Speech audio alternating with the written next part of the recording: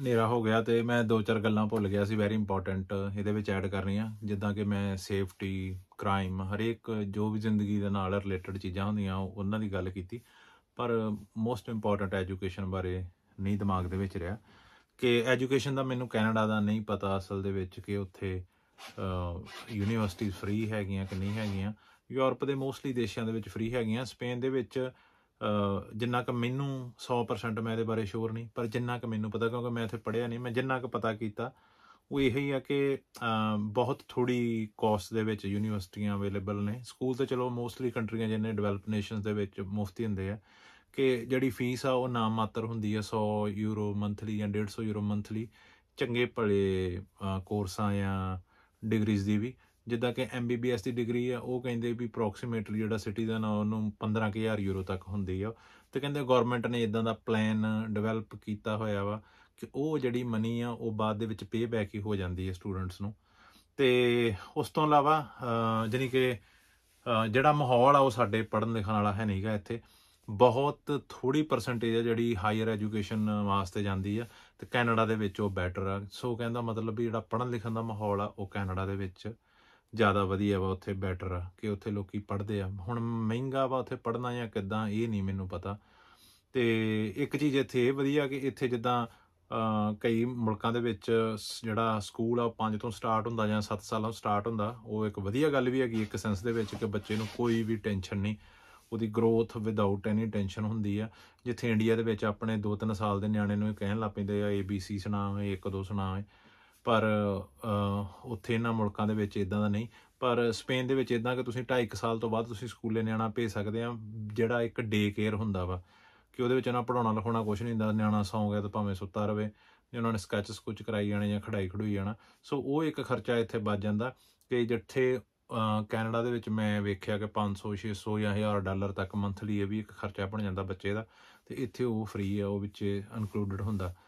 ਅਤੇ ਉਸ ਤੋਂ ਇਲਾਵਾ ਮੇਨ ਗੱਲ ਆ ਗਈ ਫਿਰ ਜਿਹੜੀ ਕੈਨੇਡਾ ਦੇ ਵਿੱਚ ਪਰਚੇਜ਼ਿੰਗ ਪਾਵਰ ਇੱਥੋਂ ਨਾਲੋਂ ਵਧੀਆ, ਕਿ ਜਿੱਦਾਂ ਆਪਾਂ ਗੱਲ ਕੀਤੀ ਸੀ ਕਿ ਕੈਨੇਡਾ ਦੇ ਵਿੱਚ ਜਿਹੜੀ ਐਵਰੇਜ ਇਨਕਮ ਮੰਥਲੀ ਉਹ ਆਪਾਂ ਹਿਸਾਬ ਲਾਇਆ ਸੀ ਕੋਈ $3,500 ਦੇ ਕਿ $3,300 ਦੇ ਲਾਗੇ ਬਹਿੰਦੀ ਆ, ਅਤੇ ਸਪੇਨ ਦੇ ਵਿੱਚ ਉਹ ਐਵਰੇਜ $2,200 ਦੇ ਲਾਗੇ ਬਹਿੰਦੀ ਆ। ਸੋ ਜੇ ਕਿਸੇ ਨੇ ਆਈਫੋਨ ਲੈਣੇ ਆ ਅਤੇ ਉਹ 1 ਮਹੀਨੇ ਤਨਖਾਹ ਦੇ ਨਾਲ ਸਪੇਨ ਵਾਲਾ NRI 2 ਰਿਸ਼ਤੇਦਾਰ ਖੁਸ਼ ਕਰ ਸਕਦਾ, ਪਰ ਕੈਨੇਡਾ ਵਾਲਾ 3 ਰਿਸ਼ਤੇਦਾਰ ਖੁਸ਼ ਕਰ ਸਕਦਾ।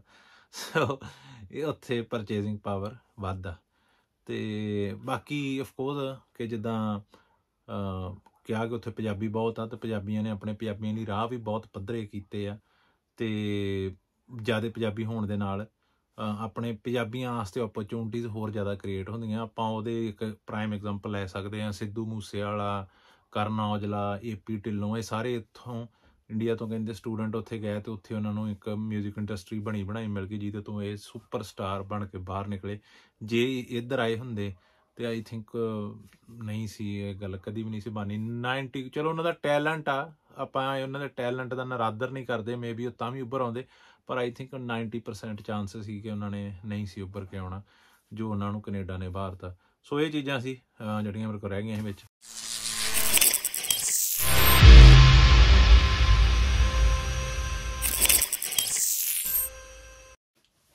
ਸਤਿ ਸ਼੍ਰੀ ਅਕਾਲ ਸਾਰਿਆਂ ਨੂੰ। ਦੰਦੀਆਂ ਥੋੜ੍ਹੀਆਂ ਤਾਂ ਨਿਕਲ ਡੀਆਂ, ਇੱਕ ਤਾਂ ਨਰਵਸ ਆ, ਅਤੇ ਇੱਕ ਮੈਨੂੰ ਪਤਾ ਵਾ ਕਿ ਇਹ ਵੀਡੀਓ ਖਾਸੀ ਕੰਟਰੋਵਰਸ਼ੀਅਲ ਹੋਣੀ ਆ, ਅਤੇ ਬਹੁਤ ਜਾਣਿਆਂ ਨੂੰ ਵੇਟ ਵੀ ਇਸੇ ਵੀਡੀਓ ਦੀ ਸੀ, ਕਿਉਂਕਿ ਜਦੋਂ ਮੈਂ ਕੈਨੇਡਾ ਅਜੇ ਗਿਆ ਹੀ ਸੀ ਉਦੋਂ ਕਾਫੀ ਲੋਕ ਕਰਨ ਲੱਗ ਪਏ ਸੀ ਕਿ ਭਾਜੀ ਤੁਸੀਂ ਇੱਥੇ ਆ ਕੇ ਕੀ ਵੱਖਰਾ ਫੀਲ ਕਰਦੇ ਆ, ਤੁਸੀਂ ਕਿੱਦਾਂ ਕੰਪੇਅਰ ਕਰਦੇ ਜਿਹੜੀ ਕੰਟਰੀ ਨੂੰ।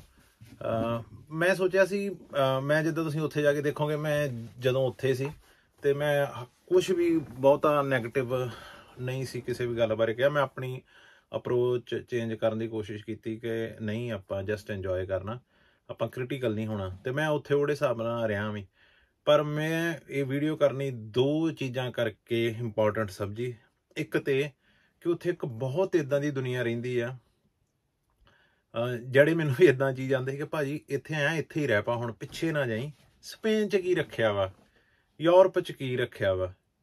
ਅਤੇ ਮੈਂ ਯਾਰ ਉਦੋਂ ਉਹਨਾਂ ਨੂੰ ਕੁਛ ਵੀ ਨਹੀਂ ਸੀ ਕਹਿੰਦਾ, ਮੈਂ ਕਹਿੰਦਾ ਹੱਸ ਕੇ ਕਹਿੰਦਾ ਨਹੀਂ ਭਾਜੀ ਵੀ ਮੇਰਾ ਉੱਥੇ ਰੋਟੀ ਪਾਣੀ ਮੇਰਾ ਸਹੀ ਚੱਲਦਾ ਵਾ, ਮੈਂ ਉੱਥੇ ਠੀਕ ਆ ਨਾ, ਮੈਂ ਵਾਪਸ ਜਾਣਾ ਵਾ। ਤੇ ਉਦੋਂ ਇੱਕ ਤੇ ਇਹ ਇੰਪੋਰਟੈਂਟ ਹੋ ਗਿਆ ਵੀ ਉਹ ਲੋਕੀ ਉੱਥੇ ਬਹੁਤ ਇਦਾਂ ਦੀ ਤਾਦਾਦ ਆ, ਜਿੱਦਾਂ ਕਿ ਨਾ ਆਪਣੇ ਅਲਾਮਾ ਇਕਬਾਲ ਸਾਹਿਬ ਨੇ ਕਿਸੇ ਟਾਈਮ ਲਿਖਿਆ ਸੀ, ਸਾਰੇ ਜਹਾਂ ਸੇ ਅੱਛਾ ਇਹ ਹਿੰਦੁਸਤਾਨ ਹਮਾਰਾ। ਉਹਨਾਂ ਨੇ ਉਹਦੇ ਟਾਈਮ ਇਹ ਲਿਖਿਆ ਸੀ ਜਦੋਂ ਦੁਨੀਆ 'ਚ ਕਿਸੇ ਵੀ ਮੁਲਕ ਨਹੀਂ ਸੀਗਾ। ਸੋ ਇਸੇ ਤਰ੍ਹਾਂ ਹੀ ਬਹੁਤ ਇੱਦਾਂ ਦੀ ਪਾਪੂਲੇਸ਼ਨ ਆ ਜਿਹੜੇ ਇਹ ਗਾ ਰਹੇ ਆ ਕਿ ਸਾਰੇ ਜਹਾਂ ਸੇ ਅੱਛਾ ਕੈਨੇਡਾ ਹਮਾਰਾ।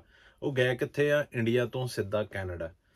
ਤੇ ਇੱਕ ਤਾਂ ਮੈਂ ਕਿਹਾ ਵੀ ਚਲੋ ਥੋੜੇ ਜਿਹੇ ਉਹਨਾਂ ਦੇ ਕਪਾਟ ਜੇ ਖੋਲੇ ਜਾਣ ਕਿ ਉਹਨਾਂ ਨੂੰ ਥੋੜਾ ਜਿਹਾ ਪਤਾ ਲੱਗੇ ਵੀ ਦੁਨੀਆ ਕਿੱਥੇ ਵੱਸਦੀ ਆ, ਕਿਹੜੀਆਂ ਕਿਹੜੀਆਂ ਚੀਜ਼ਾਂ। ਤੇ ਇੱਕ ਫਿਰ ਉੱਥੇ ਮੈਂ ਜਦੋਂ ਗਿਆ ਤੇ ਉੱਥੇ ਮੈਨੂੰ ਕਾਫੀ ਇਦਾਂ ਦੀ ਪਾਪੂਲੇਸ਼ਨ ਟੱਕਰੀ, ਜਿਹੜੇ ਇਟਲੀ ਤੋਂ ਸਪੇਨ ਤੋਂ ਜਿਹੜੇ ਲੋਕੀ ਮੂਵ ਹੋਏ ਉੱਥੇ। ਮੈਨੂੰ ਆਈ ਥਿੰਕ 15-16 ਜਣੇ ਮੁੰਡੇ ਮਿਲੇ ਤੇ 15-16 ਜਿੱਦਾਂ ਮੈਂ ਕਿਹਾ ਉਹਦੇ ਵਿੱਚੋਂ ਜਸਟ ਇੱਕ ਜਣਾ ਇਦਾਂ ਦਾ ਸੀ ਮੈਨੂੰ ਟੱਕਰਿਆ ਜਿਹਨੇ ਕਿਹਾ ਵੀ ਅਸੀਂ ਸਹੀ ਕੀਤਾ ਵਾ। ਤੇ ਉਹ ਜਿਹੜਾ ਇੱਕ ਜਣਾ ਸੀ ਉਹ ਵੀ ਉਹਦੀ ਏਜ 18-19 ਸੀ। ਉਹ ਆਪਣੇ ਡੈਡੀ ਦੇ ਨਾਲ ਆਇਆ ਸੀ, ਕੋਈ ਉਹਦੀ ਏਜ ਉਦੋਂ 8-9 ਸਾਲ ਦੀ ਹੋਊਗੀ। ਤੇ ਉਹ ਕਾਇੰਡ ਆਫ ਮੇਨਲੀ ਜਿਹੜਾ ਉਹਦਾ, ਕਿਉਂਕਿ 4 ਸਾਲ ਤੱਕ ਬੱਚੇ ਨੂੰ ਨਹੀਂ ਸੰਭਾਲਣੀ ਹੁੰਦੀ, ਸੋ ਉਹਨੇ 5 ਸਾਲ ਇਟਲੀ ਗੁਜ਼ਾਰੇ। ਉਸ ਤੋਂ ਬਾਅਦ ਉਹਦੇ 9-10 ਸਾਲ ਉਹਨੇ ਕੈਨੇਡਾ 'ਚ ਗੁਜ਼ਾਰੇ ਆ। ਉਹਦਾ ਮੋਸਟਲੀ ਪਾਰਟ ਉੱਥੇ ਗੁਜ਼ਰਿਆ। ਸੋ ਉਹ ਇੱਕ ਆਂਦਾ ਸੀ, ਕਹਿੰਦਾ ਸੀ ਬਹੁਤ ਵਧੀਆ, ਆਪਾਂ ਖੁਸ਼ ਆ। ਤੇ ਬਾਕੀ ਮੋਸਟਲੀ ਨੇ ਇਹ ਆਖਿਆ ਕਿ ਯਾਰ ਫਸ ਜੇ ਗਏ ਆ। ਕਿਸੇ ਨੇ ਆਖਿਆ ਮੈਂ ਵਾਪਸ ਚੱਲ ਜਾਣਾ ਵਾ, ਕੋਈ ਕਹਿੰਦਾ ਵੀ ਮੈਂ ਪਿੱਛੇ ਉਹਦੇ ਹਿਸਾਬ ਨਾਲ ਕੰਮ ਖਤਮ ਕਰਕੇ ਆਉਣਾ, ਪਿੱਛੇ ਵੀ ਨਹੀਂ ਮੁੜ ਹੋ ਸਕਦਾ। ਸੋ ਇਦਾਂ ਦਾ ਕੋਈ ਡਰਾਉਣਾ ਨਹੀਂ ਕੈਨੇਡਾ ਵੀ ਮੈਂ ਉਹਦੇ ਹਿਸਾਬ ਨਾਲ ਡਰਾਵਾਂ, ਪਰ ਆਪਾਂ ਜਦੋਂ ਯੂਰਪ ਤੇ ਕੈਨੇਡਾ ਨੂੰ ਕੰਪੇਅਰ ਕਰਦੇ ਆ ਨਾ, ਇਹ ਬਿਲਕੁਲ ਵੱਖਰੀਆਂ ਸੁਸਾਇਟੀਆਂ ਜਿਹੜੀ ਮੈਂ ਉੱਥੇ ਜਾ ਕੇ ਫੀਲ ਕੀਤੀ। ਇੱਥੋਂ ਦੇ ਲੋਕਾਂ ਦਾ ਰਹਿਣ ਸਹਿਣ, ਨਾਟ ਜਸਟ ਪੰਜਾਬੀਆਂ ਦਾ, ਈਵਨ ਜਿਹੜੇ ਯੂਰਪੀਅਨਸ ਇੱਥੋਂ ਦੇ ਬਸ਼ਿੰਦੇ ਆ ਜਿਹੜੇ ਇੱਥੋਂ ਦੇ, ਉਹਨਾਂ ਦਾ ਰਹਿਣ ਸਹਿਣ ਤੇ ਸੋਚਣਾ ਬਹੁਤ ਡਿਫਰੈਂਟ ਆ, ਤੇ ਉੱਥੋਂ ਦੇ ਲੋਕਾਂ ਦਾ ਰਹਿਣ ਸਹਿਣ ਤੇ ਸੋਚਣਾ ਉਹ ਬਹੁਤ ਡਿਫਰੈਂਟ ਆ। ਮੇਰੇ YouTube ਤੇ ਅਪਰੋਕਸੀਮੇਟਲੀ 16% ਦੇ ਸਬਸਕ੍ਰਾਈਬਰ ਆ ਉਹ ਕੈਨੇਡਾ ਤੋਂ ਆ। ਤੇ ਹੁਣ ਮੇਰੇ ਅਪਰੋਕਸੀਮੇਟਲੀ 55,000 ਸਬਸਕ੍ਰਾਈਬਰ ਆ ਉੱਤੇ। ਤੇ 55,000 ਦੇ ਵਿੱਚੋਂ ਜੇ 16% ਕੱਢ ਲਾਂ ਤੇ ਉਹੀ ਹਾਰਡਲੀ 8-9 ਹਜ਼ਾਰ, ਆਪਾਂ ਕਹਿ ਲਈਏ 9 ਹਜ਼ਾਰ। ਤੇ ਉਹ 9 ਹਜ਼ਾਰ ਨੂੰ ਜੇ ਮੈਂ ਗੁਣਾ ਕਰਾਂ ਨਾ, ਅਸਲ ਦੇ ਵਿੱਚ ਉਹ 16% ਨਹੀਂ, ਉਹਨੂੰ ਮੈਂ ਕਹਿ ਸਕਦਾ ਉਹ 90% ਪ੍ਰਪੋਰਸ਼ਨ ਆ। ਉਹ ਇਸ ਕਰਕੇ ਕਿਉਂਕਿ ਜੇ ਮੈਂ ਮੋਨੇਟਾਈਜ਼ ਤੇ ਫੋਕਸ ਕਰਾਂ ਤੇ ਕੈਨੇਡਾ ਦਾ ਇੱਕ ਵਿਊ ਇੰਡੀਆ ਦੇ 50 ਕੇ ਵਿਊਜ਼ ਦੇ ਬਰਾਬਰ ਆ। ਸੋ ਉਹ 16 ਨੂੰ, ਉਹ 9,000 ਨੂੰ ਮੈਨੂੰ 50 ਨਾਲ ਗੁਣਾ ਕਰਨੀ ਪਊਗੀ। ਸੋ 4.5 ਲੱਖ ਸਬਸਕ੍ਰਾਈਬਰ ਆ ਇੱਕ ਹਿਸਾਬ ਦਾ ਮੇਰਾ ਇੰਡੀਆ ਦਾ, ਜਿਹੜੇ ਮੈਨੂੰ ਦੇਖਦੇ ਆ। ਜੇ 4.5 ਲੱਖ ਇੰਡੀਆ ਤੋਂ ਸਬਸਕ੍ਰਾਈਬਰ ਉਹਦੇ ਬਰਾਬਰ ਹੋਣਗੇ ਤੇ ਮੇਰੇ ਕੈਨੇਡਾ ਤੋਂ ਸਬਸਕ੍ਰਾਈਬਰ ਜਿੰਨੇ ਓਨੇ ਪੈਸੇ ਬਣਨੇ ਆ। ਸੋ ਜੇ ਮੈਂ ਚਾਹਾਂ ਤੇ ਉਹਨਾਂ ਨੂੰ ਖੁਸ਼ ਕਰਨ ਵਾਸਤੇ ਮੈਂ ਸਾਰਾ ਕੁਛ ਚੰਗਾ ਵੀ ਕਹਿ ਸਕਦਾ ਹਾਂ, ਨਹੀਂ ਵੀ ਆਲ ਗੁੱਡ ਆ, ਬਹੁਤ ਵਧੀਆ, ਦੁਨੀਆ ਦੀ ਬੈਸਟ ਕੰਟਰੀ ਆ, ਫਲਾਂਟਿੰਗ, ਤੇ ਉਹਨਾਂ ਨੂੰ ਲੂਜ਼ ਨਹੀਂ ਕਰ ਸਕਦਾ। ਕਿਉਂਕਿ ਅੱਜ ਕੱਲ੍ਹ ਜਿਹੜੀ ਮੈਜੋਰਟੀ ਆ ਉਹ ਇਹੀ ਕੰਮ ਕਰਦੀ ਹੈ। ਤੁਸੀਂ ਸਿੰਗਰਾਂ ਨੂੰ ਵੇਖ ਲਓ, ਸਿੰਗਰ ਜਿਹੜੀ ਕੰਟਰੀ ਜਾਣਗੇ, ਜਿਹੜੇ ਸ਼ਹਿਰ 'ਚ ਜਾਣਗੇ, ਉਹਨਾਂ ਨੇ ਇਹ ਕਹਿਣਾ ਵੀ ਦੁਨੀਆ ਦਾ ਬੈਸਟ ਕੰਟਰੀ ਇਹ ਆ, ਬੈਸਟ ਸਿਟੀ ਇਹ ਆ। ਉਹਨਾਂ ਨੇ ਉਹਦੇ ਹਿਸਾਬ ਨਾਲ ਉੱਥੋਂ ਦੀ ਲੋਕਲ ਪਾਪੂਲੇਸ਼ਨ ਨੂੰ ਪੰਪ ਚਾੜਦੇ ਆ, ਕਿਉਂਕਿ ਉਹਨਾਂ ਨੂੰ ਇਹ ਵੇ ਸਹੀ ਲੱਗਦਾ ਵਾ। ਸ਼ਾਇਦ ਹੋਵੇ ਵੀ ਇਹੋ ਹੀ ਕਿ ਹਰੇਕ ਨੂੰ ਕਹੀ ਜਾਓ ਤੂੰ ਹੀ ਤੂੰ, ਹੈ ਨਾ, ਤੇਰੀ ਚੜ੍ਹਤਾ, ਉਹ ਸਹੀ ਹੋ ਸਕਦਾ ਵਾ। ਤੇ ਕਿਉਂਕਿ ਅੱਜ ਕੱਲ੍ਹ ਮੈਜੋਰਟੀ ਜਿਹੜੀ ਦੁਨੀਆ ਵਾ ਉਹ ਮੈਜੋਰਟੀ ਨੂੰ ਪਲੀਜ਼ ਕਰਨ ਤੇ ਲੱਗੀ ਆ। ਆਪਣੇ ਇੰਡੀਆ 'ਚ ਵੀ ਆਪਾਂ ਕਹਿ ਦਈਏ BJP ਹਿੰਦੂਆਂ ਨੂੰ ਵੀ ਪਲੀਜ਼ ਕਰਦੇ, ਇਹਨਾਂ ਨੂੰ ਪਤਾ ਮੈਜੋਰਟੀ ਪਾਪੂਲੇਸ਼ਨ ਇਹ ਆ, ਮੇਰਾ ਮਕਸਦ ਇਹਨਾਂ ਨੂੰ ਖੁਸ਼ ਕਰਨਾ, ਦੂਜੇ ਜਾਣ ਪਹਾੜ ਦੇ ਵਿੱਚ, ਮੈਨੂੰ ਇਹਨਾਂ ਦੀਆਂ ਵੋਟਾਂ ਚਾਹੀਦੀਆਂ। ਸੋ ਪਰ ਜਿੱਦਾਂ ਮੈਂ ਕਿਹਾ, ਮੇਰੇ 2 ਕਾਰਨ ਆ। ਇੱਕ ਤੇ ਉਹ ਲੋਕਾਂ ਦੇ ਜਿਹੜੇ ਜਿਨ੍ਹਾਂ ਨੂੰ ਇਹ ਲੱਗਦਾ ਕਿ ਦੁਨੀਆ ਤੇ ਸਿਰਫ ਇਹੀ ਮੁਲਕ ਆ, ਤੇ ਦੂਸਰਾ ਕੋਈ ਦੁਨੀਆ ਤੇ ਮੁਲਕ ਹੈ ਨਹੀਂ। ਤੇ ਇੱਕ ਉਹਦੀ ਪਾਪੂਲੇਸ਼ਨ ਜਿਹੜੀ ਇੱਥੋਂ ਸਾਡੇ ਅਜੇ ਵੀ ਬਿਨਾਂ ਸੋਚਿਆਂ ਸਮਝਿਆਂ ਕੈਨੇਡਾ ਵੱਲ ਨੂੰ ਆਕਰਸ਼ਿਤ ਹੋ ਕੇ ਭੱਜਦੇ ਨੇ, ਤੇ ਪਰ ਬਾਅਦ ਦੇ ਵਿੱਚ ਹੱਥੋਂ ਟਾਈਮ ਖੁੱਸ ਜਾਂਦਾ ਵਾ, ਤੇ ਬਾਅਦ ਦੇ ਵਿੱਚ ਉਹ ਕਿਤੇ ਨਾ ਕਿਤੇ ਰੈਗਰੈਟ ਕਰਦੇ ਆ ਕਿ ਇਹ ਕੀ ਕਰ ਬੈਠੇ। ਕਿਉਂਕਿ ਸਭ ਤੋਂ ਪਹਿਲਾਂ ਇੱਕ ਗੱਲ ਕਿ ਵੀਡੀਓ ਬਹੁਤ ਲੰਬੀ ਹੋਣੀ ਆ, ਜੇ ਤੁਹਾਡੇ ਕੋਲ ਟਾਈਮ ਹੈਗਾ ਤੇ ਤਾਂ। ਤੇ ਇੱਕ ਮੈਂ ਜਿਹੜੀਆਂ ਚੀਜ਼ਾਂ ਮੈਂ ਜ਼ਿਕਰ ਕਰਨਾ ਚਾਹੂੰਗਾ, ਜਿਹੜੀਆਂ ਚੀਜ਼ਾਂ ਮੈਂ ਕੁਝ ਸਟੇਟਸ ਤੁਹਾਡੇ ਨਾਲ ਸ਼ੇਅਰ ਕਰੂੰਗਾ, ਉਹ ਮੈਂ ਸਰਚ ਕੀਤੇ ਆ। ਉਹਨਾਂ ਦਾ ਜਿਹੜਾ ਸੋਰਸ ਹੈਗਾ ਉਹ ਵਿਕੀਪੀਡੀਆ ਜਾਂ ਬਲੂਮਬਰਗ, ਮੇਨਲੀ ਇਹ ਆ 90% ਉਹਨਾਂ ਤੋਂ ਲਈਆਂ ਗਈਆਂ ਇਹ ਸਟੇਟਸ ਨੇ ਜਿਹੜੇ। ਕਿਉਂਕਿ ਮੈਨੂੰ ਪਤਾ ਵਾ ਵੀ ਜਿੱਥੇ ਸਪੇਨ ਉਹਦੇ ਨਾਲੋਂ ਰੈਂਕ ਕਰੂਗਾ ਕਿਸੇ ਚੀਜ਼ 'ਚੋਂ ਅੱਗੇ ਕੈਨੇਡਾ ਨਾਲੋਂ, ਤੇ ਉਹ ਮੈਨੂੰ, ਮੇਰੀ ਮੂੰਹ ਜ਼ਬਾਨੀ ਕਿਸੇ ਨੇ ਨਹੀਂ ਮੰਨਣਾ। ਉਹਦੇ ਵਾਸਤੇ ਮੈਨੂੰ ਕੁਛ ਨਾ ਕੁਛ ਦੱਸਣਾ ਪੈਣਾ ਵੀ ਆਹ ਦੇਖੋ, ਆਹ ਇੱਥੇ ਇਹ ਜਿਹੜੀ ਇੰਸਟੀਚਿਊਟ ਵੱਲੋਂ ਇਹ ਗੱਲ ਕਹੀ ਗਈ, ਜਾਂ ਕੈਨੇਡਾ ਦੀ ਸਰਕਾਰ ਵੱਲੋਂ ਇਹ ਗੱਲ ਕਹੀ ਗਈ ਹੈ ਸਪੇਨ ਦੀ, ਫੇਰ ਮੰਨਣਾ। ਪਰ ਜੇ ਮੈਂ ਕੈਨੇਡਾ ਵਾਸਤੇ ਆਖੂੰਗਾ ਕਿ ਫਲਾਣੇ ਸ਼ਹਿਰ ਦੇ ਵਿੱਚ, ਕੈਨੇਡਾ ਦੇ ਵਿੱਚ ਹੀਰਿਆਂ ਦਾ ਮੀਂਹ ਪੈਂਦਾ ਵਾ, ਤੇ ਉਹ ਮੇ ਵੀ ਲੋਕਾਂ ਨੇ ਮੰਨ ਲੈਣਾ ਵੀ ਹਾਂ ਕੈਨੇਡਾ ਵਾ, ਪੈਂਦਾ ਹੋ ਸਕਦਾ ਵਾ, ਕੈਨੇਡਾ ਵਾ। ਸੋ ਉਹਦੇ ਵਾਸਤੇ ਸੋ ਜਿੱਥੇ ਕੈਨੇਡਾ ਬੈਟਰ ਰੈਂਕ ਕਰਦਾ ਉਹਦੇ ਵਾਸਤੇ ਮੈਂ ਕੋਈ ਸਰਚ ਨਹੀਂ ਕੀਤੀ। ਉੱਥੇ ਮੈਂ ਤੁਹਾਨੂੰ ਮੂੰਹ ਜ਼ਬਾਨੀ ਕਹਿ ਦੇਣਾ ਵੀ ਇੱਥੇ ਕੈਨੇਡਾ ਇੱਥੋਂ ਨਾਲੋਂ ਇਹ ਚੀਜ਼ 'ਚੋਂ ਵਧੀਆ। ਜਿੱਥੇ ਕਿਤੇ ਸਪੇਨ ਵਧੀਆ ਉਹਦੇ ਵਾਸਤੇ ਮੈਂ ਕੁਛ ਨਾ ਕੁਛ ਤੁਹਾਡੇ ਨਾਲ ਸ਼ੇਅਰ ਕਰੂੰਗਾ। ਤੇ ਮੈਂ ਜੇ ਤਾਂ ਓਵਰਆਲ ਯੂਰਪ ਨਾਲ ਕੰਪੈਰੀਜ਼ਨ ਕਰਾਂ, ਜਿੰਨਾ ਕੁ ਮੈਂ ਟਰੈਵਲ ਕੀਤਾ, ਮੈਂ ਇਹ ਗੱਲ ਫਿਰ ਤਾਂ ਇੱਕ ਵਨ ਲਾਈਨਰ ਆ ਕਿ ਯੂਰਪ ਦੀਆਂ ਬਹੁਤ ਕੰਟਰੀਆਂ ਇੱਦਾਂ ਦੀਆਂ ਜਿਹੜੀਆਂ ਕਲੀਅਰਲੀ ਕੈਨੇਡਾ ਨਾਲੋਂ ਬੈਟਰ ਆ। ਤੇ ਉਹਦੇ ਰੀਜ਼ਨ ਆ ਬਹੁਤ ਜ਼ਿਆਦਾ ਆ। ਹੁਣ ਆਪਾਂ ਜੇ ਮੈਂ ਨਾਰਵੇ ਨੂੰ ਕੈਨੇਡਾ ਨਾਲ ਕੰਪੇਅਰ ਕਰਾਂ ਜਾਂ ਸਵਿਟਜ਼ਰਲੈਂਡ ਨੂੰ ਕੈਨੇਡਾ ਨਾਲ ਕੰਪੇਅਰ ਕਰਾਂ, ਵੇ ਬੈਟਰ ਆ ਕੈਨੇਡਾ ਨਾਲੋਂ। ਉੱਥੋਂ ਦਾ ਵਰਕ ਕਲਚਰ, ਉੱਥੋਂ ਦੇ ਬੈਨੀਫਿਟਸ, ਸਿਕਿਉਰਿਟੀ, ਸਾਰਾ ਕੁਛ ਉਹ ਤਾਂ ਕਰਨ ਦੀ ਲੋੜ ਹੀ ਨਹੀਂ। ਪਰ ਆਪਾਂ ਸਾਡੇ ਨਿਮਾਣੇ ਜਿਹੇ ਮੁਲਕ ਸਪੇਨ 'ਤੇ ਹੀ ਆਉਣੇ ਆ।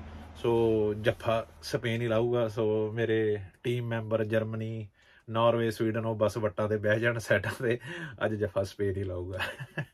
ਤੇ ਮੈਂ ਥੋੜ੍ਹੇ ਜਿਹੇ ਲਿਖੇ ਆ ਕਿਉਂਕਿ ਮੈਨੂੰ ਪੇਜ 'ਤੇ ਵੇਖਣਾ ਪੈਣਾ। ਕਾਫੀ ਚੀਜ਼ਾਂ ਮੈਂ ਜਿਹੜੀਆਂ ਮੈਂ ਨੋਟ ਡਾਊਨ ਕੀਤੀਆਂ। ਸਭ ਤੋਂ ਪਹਿਲਾਂ ਤੇ ਕੁਝ ਕੁ ਚੀਜ਼ਾਂ ਇੱਦਾਂ ਦੀਆਂ ਵਾ ਜਿਹੜੇ ਕੁਝ ਸਟੈਟੀਕਲ ਆ, ਤੇ ਕੁਝ ਕੁ ਚੀਜ਼ਾਂ ਮੇਰੀਆਂ ਪਰਸਨਲ ਆ ਜਿਹੜੀਆਂ ਮੈਂ ਫੀਲ ਕੀਤੀਆਂ, ਜਿਹੜੀਆਂ ਕਿਸੇ ਵੈਬਸਾਈਟ ਨੇ ਉਹਨਾਂ ਬਾਰੇ ਗੱਲ ਨਹੀਂ ਕਰਨੀ, ਜਿਹੜੀਆਂ ਮੈਂ ਖੁਦ ਫੀਲ ਕੀਤੀਆਂ। ਇੱਕ ਤੇ ਉੱਥੋਂ ਦਾ, ਜੇ ਉੱਥੇ ਜਾਣ ਦਾ ਸਭ ਤੋਂ ਜਿਹੜਾ ਬੈਨੀਫਿਟ ਨੇ, ਜਿਹੜਾ ਮੇਜਰ ਬੈਨੀਫਿਟ ਆਪਣੇ ਲੋਕਾਂ ਨੂੰ ਲੱਗਦਾ, ਉਹ ਲੱਗਦਾ ਵਾ ਪੰਜਾਬੀ। ਉੱਥੇ ਆਪਣੇ ਪੰਜਾਬੀ ਬਹੁਤ ਵਸੇ ਆ। ਤੇ ਆਪਣੇ ਪੰਜਾਬੀ ਇਹ ਕੋਈ ਇੱਦਾਂ ਦਾ ਕਿੱਦਾਂ ਮੈਂ ਕਹਾਂ, ਕੋਈ ਇੱਦਾਂ ਦਾ ਕੋਈ ਇਹ ਜਾਦੂ ਨਹੀਂਗਾ ਕਿ ਪੰਜਾਬੀ ਉਹਨਾਂ ਕੰਟਰੀਆਂ 'ਚ ਕਿਉਂ ਵਸੇ ਆ ਜਿਹੜੀਆਂ ਇੰਗਲਿਸ਼ ਸਪੀਕਿੰਗ ਆ। ਇਹ ਦੁਨੀਆ ਦਾ ਚਾਰਾ ਵਾ ਕਿ ਆਪਣੇ ਤੇ ਇੰਗਲੈਂਡ ਨੇ ਰਾਜ ਕੀਤਾ ਵਾ, ਆਪਾਂ ਨੂੰ ਇੰਗਲਿਸ਼ ਦੇ ਨਾਲ ਆਪਾਂ ਬੈਟਰ ਆ। ਤੇ ਜਿਹੜੇ ਆਪਣੇ ਰੀਜਨ ਦੇ ਲੋਕ ਆ ਉਹਨਾਂ ਵਾਸਤੇ ਆਲਵੇਜ਼ ਈਜ਼ੀ ਇੰਗਲਿਸ਼ ਸਪੀਕਿੰਗ ਕੰਟਰੀਆਂ ਰਹੀਆਂ। ਉਹਨਾਂ ਦੇ ਟਾਰਗੇਟ ਉਹੀ England, Canada, USA, Australia, New Zealand. ਤਾਂ ਆਪਣੇ ਲੋਕਾਂ ਨੇ ਉੱਥੇ ਜਾ ਕੇ ਵੱਧ ਮੱਲਾਂ ਵੀ ਮਾਰੀਆਂ ਵਾ ਕਿਉਂਕਿ ਉਹਨਾਂ ਵਾਸਤੇ ਬਹੁਤ ਈਜ਼ੀ ਆ। ਤੇ ਕੈਨੇਡਾ ਦੇ ਵਿੱਚ ਤਾਂ ਮੱਲਾਂ ਮਾਰਨ ਨੂੰ ਸੁੱਖ ਨਾਲ ਪੰਜਾਬੀ ਹੀ ਇਨਫ ਆ। ਤੇ ਇਸੇ ਤਰ੍ਹਾਂ ਹੀ ਜਿਹੜੇ ਜਿੱਥੇ ਕਿਸੇ ਫਰਾਂਸ ਨੇ ਰੂਲ ਕੀਤਾ ਵਾ, ਫੋਰ ਐਗਜ਼ਾਮਪਲ ਅਫਰੀਕਨ ਬਹੁਤ ਕੰਟਰੀਆਂ ਵਾ। ਇੱਥੋਂ ਅਫਰੀਕਾ ਤੋਂ ਜਿਹੜਾ ਨੀਅਰੈਸਟ ਬਾਰਡਰ ਪੈਂਦਾ ਉਹ ਪੁਰਤਗਾਲ, ਸਪੇਨ ਹੀ ਪੈਂਦੇ ਆ। ਪਰ ਇੱਥੇ ਜਿਹੜੇ ਆਉਂਦੇ ਆ ਅਫਰੀਕਨ ਲੋਕ, ਉਹ ਇੱਥੋਂ ਭੱਜ ਜਾਂਦੇ ਝੱਟ ਹੀ ਫਰਾਂਸ ਵੱਲ ਨੂੰ, ਕਿਉਂਕਿ ਉਹਨਾਂ ਨੂੰ ਪਤਾ ਹੁੰਦਾ ਵੀ ਸਾਨੂੰ ਫਰੈਂਚ ਆਉਂਦੀ ਆ। ਈਵਨ ਮੋਰੱਕੋ ਦੇ ਵੀ ਲੋਕੀ ਜਿਹੜੀ ਮੈਜੋਰਟੀ ਆ ਉਹ ਫਰਾਂਸ ਵੱਲ ਨੂੰ ਜਾਂਦੀ ਆ ਕਿਉਂਕਿ ਉਹਨਾਂ ਨੂੰ ਪਤਾ ਸਾਨੂੰ ਫਰੈਂਚ ਆਉਂਦੀ ਆ। ਸੋ ਇਸੇ ਤਰ੍ਹਾਂ ਹੀ ਜਿੱਥੇ ਕਿਤੇ ਸਪੈਨਿਸ਼ ਰਾਜ ਰਿਹਾ ਵਾ, ਸਾਊਥ ਅਮਰੀਕਨ ਕੰਟਰੀਆਂ ਹੈਗੀਆਂ ਵਾ, ਜਾਂ ਤੁਸੀਂ ਜਿਹੜੇ ਮੈਕਸੀਕੋ ਤੋਂ USL ਸਾਈਡ ਜਾਂਦੇ ਆ, ਕਿਉਂਕਿ ਜਿਹੜਾ ਪਹਿਲੇ ਮੈਂ ਜਿੱਦਾਂ ਉਹ ਪੁਰਾਣੀ ਇੱਕ ਵੀਡੀਓ ਦੇ ਵਿੱਚ ਗੱਲ ਕਰਦਿਆਂ ਕਿਹਾ ਵੀ ਜਿਹੜਾ ਨਿਊ ਮੈਕਸੀਕੋ, ਟੈਕਸਸ, ਕੈਲੀਫੋਰਨੀਆ, ਇਹ ਕਿਸੇ ਟਾਈਮ ਮੈਕਸੀਕੋ ਦਾ ਹਿੱਸਾ ਹੁੰਦਾ ਸੀ ਤੇ ਮੈਕਸੀਕੋ ਦੇ ਉੱਤੇ ਰਾਜ ਸਪੇਨ ਕਰਦਾ ਹੁੰਦਾ ਸੀ। ਸੋ ਟੈਕਨੀਕਲੀ ਉਹ ਵੀ ਏਰੀਏ ਸਪੈਨਿਸ਼ ਕਿੰਗਡਮ ਦੇ ਅੰਡਰ ਸੀ। ਤੇ ਇਸੇ ਕਰਕੇ ਜਿਹੜੇ ਜਦੋਂ ਮੈਕਸੀਕਨ ਲੋਕ ਅਮਰੀਕਾ 'ਚ ਮਾਈਗ੍ਰੇਟ ਕਰਦੇ, ਉਹ ਮੈਜੋਰਟੀ ਉਹੜੀਆਂ ਸਟੇਟਾਂ ਦੇ ਵਿੱਚ ਹੀ ਠਹਿਰ ਜਾਂਦੇ ਆ ਕਿਉਂਕਿ ਉੱਥੇ ਉਹਨਾਂ ਦੀ ਸਟਿਲ ਸਪੈਨਿਸ਼ ਸਪੀਕਿੰਗ ਪਾਪੂਲੇਸ਼ਨ ਬਹੁਤ ਆ, ਤਾਂ ਉਹਨਾਂ ਵਾਸਤੇ ਈਜ਼ੀ ਉੱਥੇ ਹੁੰਦਾ। ਤੇ ਜਿਹੜੇ ਈਵਨ ਇੱਥੇ ਸਾਊਥ ਅਮਰੀਕਨ ਕੰਟਰੀਆਂ ਵਾਲੇ ਬਹੁਤ ਮਾਈਗ੍ਰੇਟ ਹੁੰਦੇ ਸਪੇਨ ਦੇ ਵਿੱਚ, ਤੇ ਉਹਨਾਂ ਨੂੰ ਕਿਉਂਕਿ ਇੱਥੇ ਸਪੈਨਿਸ਼ ਗੌਰਮੈਂਟ ਵੱਲੋਂ ਲਾਅ ਵਾ, ਜਿਨ੍ਹਾਂ ਕੰਟਰੀਆਂ ਦੇ ਉੱਤੇ ਸਪੈਨਿਸ਼ ਕਿੰਗਡਮ ਰਿਹਾ ਵਾ ਵੀ ਰਾਜ ਕੀਤਾ ਇਹਨਾਂ ਨੇ ਸਹੂਲਤਾਂ ਦਿੱਤੀਆਂ ਮਾਈਗ੍ਰੇਸ਼ਨ ਵਾਸਤੇ ਵੀ। ਉਹਨਾਂ ਨੂੰ ਜਿੱਦਾਂ ਬਾਕੀ ਟੋਟਲ ਜਿੰਨੀਆਂ ਵੀ ਦੁਨੀਆ ਦੀਆਂ ਕੰਟਰੀਆਂ, ਉਹਨਾਂ ਨੂੰ ਇੱਥੇ ਸਿਟੀਜ਼ਨ ਹੋਣ ਵਾਸਤੇ 10 ਸਾਲ ਲੱਗਦੇ ਆ। ਤੇ ਉਹਨਾਂ ਵਾਸਤੇ ਕਿਸੇ ਕੰਟਰੀ ਉਹਨਾਂ ਨੇ ਕਿਹਾ ਤੁਸੀਂ 2 ਸਾਲਾਂ ਬਾਅਦ ਸਿਟੀਜ਼ਨ ਹੋ ਸਕਦੇ, ਕਿਸੇ ਨੂੰ ਕਿਹਾ ਤੁਸੀਂ 3 ਸਾਲਾਂ ਬਾਅਦ ਸਿਟੀਜ਼ਨ ਹੋ ਸਕਦੇ। ਸੋ ਉਹਨਾਂ ਲਈ ਮੋਰ ਕਨਵੀਨੀਅੰਟ ਇੱਥੇ ਆ। ਸੋ ਇਹ ਗੱਲ ਆ ਕਿ ਇੱਕ ਤਾਂ ਲੈਂਗੁਏਜ ਆਪਣੇ ਵਾਸਤੇ, ਆਪਣੇ ਲੋਕਾਂ ਵਾਸਤੇ ਬਹੁਤ ਵੱਡਾ ਰੋਲ ਪਲੇ ਕਰਦੀ ਆ ਇਹਨਾਂ ਕੰਟਰੀਜ਼ ਦੇ ਵਿੱਚ ਜਾ ਕੇ ਈਜ਼ੀ ਸੈੱਟ ਹੋਣਾ। ਤੇ ਉਹਦੀ ਜਗ੍ਹਾ ਕਰਕੇ ਇੰਗਲਿਸ਼ ਸਪੀਕਿੰਗ ਕੰਟਰੀ ਹੋਣ ਵਾਸਤੇ ਤੇ ਪਲੱਸ ਏਡੀ ਵੱਡੀ ਪਾਪੂਲੇਸ਼ਨ ਹੋਣ ਵਾਸਤੇ ਆਪਣੇ ਲੋਕਾਂ ਵਾਸਤੇ ਉੱਥੇ ਜਾਣਾ, ਕੰਮ ਕਰਨਾ ਬਹੁਤ ਸੌਖਾ ਵਾ। ਫੋਰ ਐਗਜ਼ਾਮਪਲ ਇੱਥੇ ਕੋਈ ਆ ਜਾਂਦਾ ਵਾ ਮੇਰੇ ਕੋਲ ਕੋਈ ਕੰਮ ਤੇ, ਮੈਂ ਇੱਥੇ ਉਹਨੂੰ ਅਜੇ ਬਹੁਤ ਘੱਟ ਪਾਪੂਲੇਸ਼ਨ ਆ ਤੇ ਮੈਂ ਉਹਨਾਂ ਨੂੰ ਕਿੱਥੇ ਕੰਮ ਤੇ ਲੈ ਜਾਊਂ। ਉਹਨੂੰ ਪੰਜਾਬੀ ਆਉਂਦੀ ਹੈ, ਮੈਂ ਉਹਨੂੰ ਕਹੂੰਗਾ ਉਹਨੂੰ ਕੰਮ ਆਉਂਦਾ ਮਿਸਤਰੀ ਦਾ ਕੰਮ। ਪਹਿਲੀ ਗੱਲ ਆਪਣਾ ਪੰਜਾਬੀ ਬੰਦਾ ਕਰਦਾ, ਛੇਤੀ ਲੱਭਣਾ ਨੀਗਾ। ਤੇ ਮੈਨੂੰ ਉਹਨੂੰ ਕਹਿਣਾ ਭਰਾ ਤੈਨੂੰ ਤਾਂ ਪਹਿਲਾਂ ਸਿੱਖਣੀ ਪੈਣੀ ਸਪੈਨਿਸ਼, ਤੇ ਪਲੱਸ ਕਹਿਣਾ ਵੀ ਯਾਰ ਹੁਣ ਸਪੈਨਿਸ਼ ਨੇ ਕੱਚਾ ਬੰਦਾ ਲੈ ਕੇ ਨਹੀਂ ਜਾਣਾ। ਹੁਣ ਕੈਨੇਡਾ 'ਚ ਉਹੀ ਕੰਮ ਹੋਊਗਾ, ਕੈਨੇਡਾ 'ਚ ਉਹਨੇ ਪਹਿਲੇ ਦਿਨ ਹੀ ਕਹਿਣਾ ਚੱਲ ਭਾ ਆ ਜਾ ਉਹਦੇ ਨਾਲ, ਤੇ ਉਹਨੇ ਪਹਿਲੇ ਦਿਨ ਕੰਮ ਤੇ ਸਪੈਨਿਸ਼, ਉਹਨੇ ਤੇ ਉਹੀ ਪੰਜਾਬੀਆਂ ਨੂੰ ਕਹਿਣਾ ਮੈਨੂੰ 4 ਇੱਟਾਂ ਲਿਆ ਦੇ, ਮੈਨੂੰ ਆ ਪਾਣੀ ਲਿਆ ਦੇ 1 ਬਾਲਟੀ ਇੱਥੇ, ਤੇ ਉਹਦਾ ਦਿਹਾੜੀ ਉਹਦੀ ਪਹਿਲੇ ਦਿਨੋਂ ਸਟਾਰਟ ਹੋ ਜਾਣੀ ਹੈ।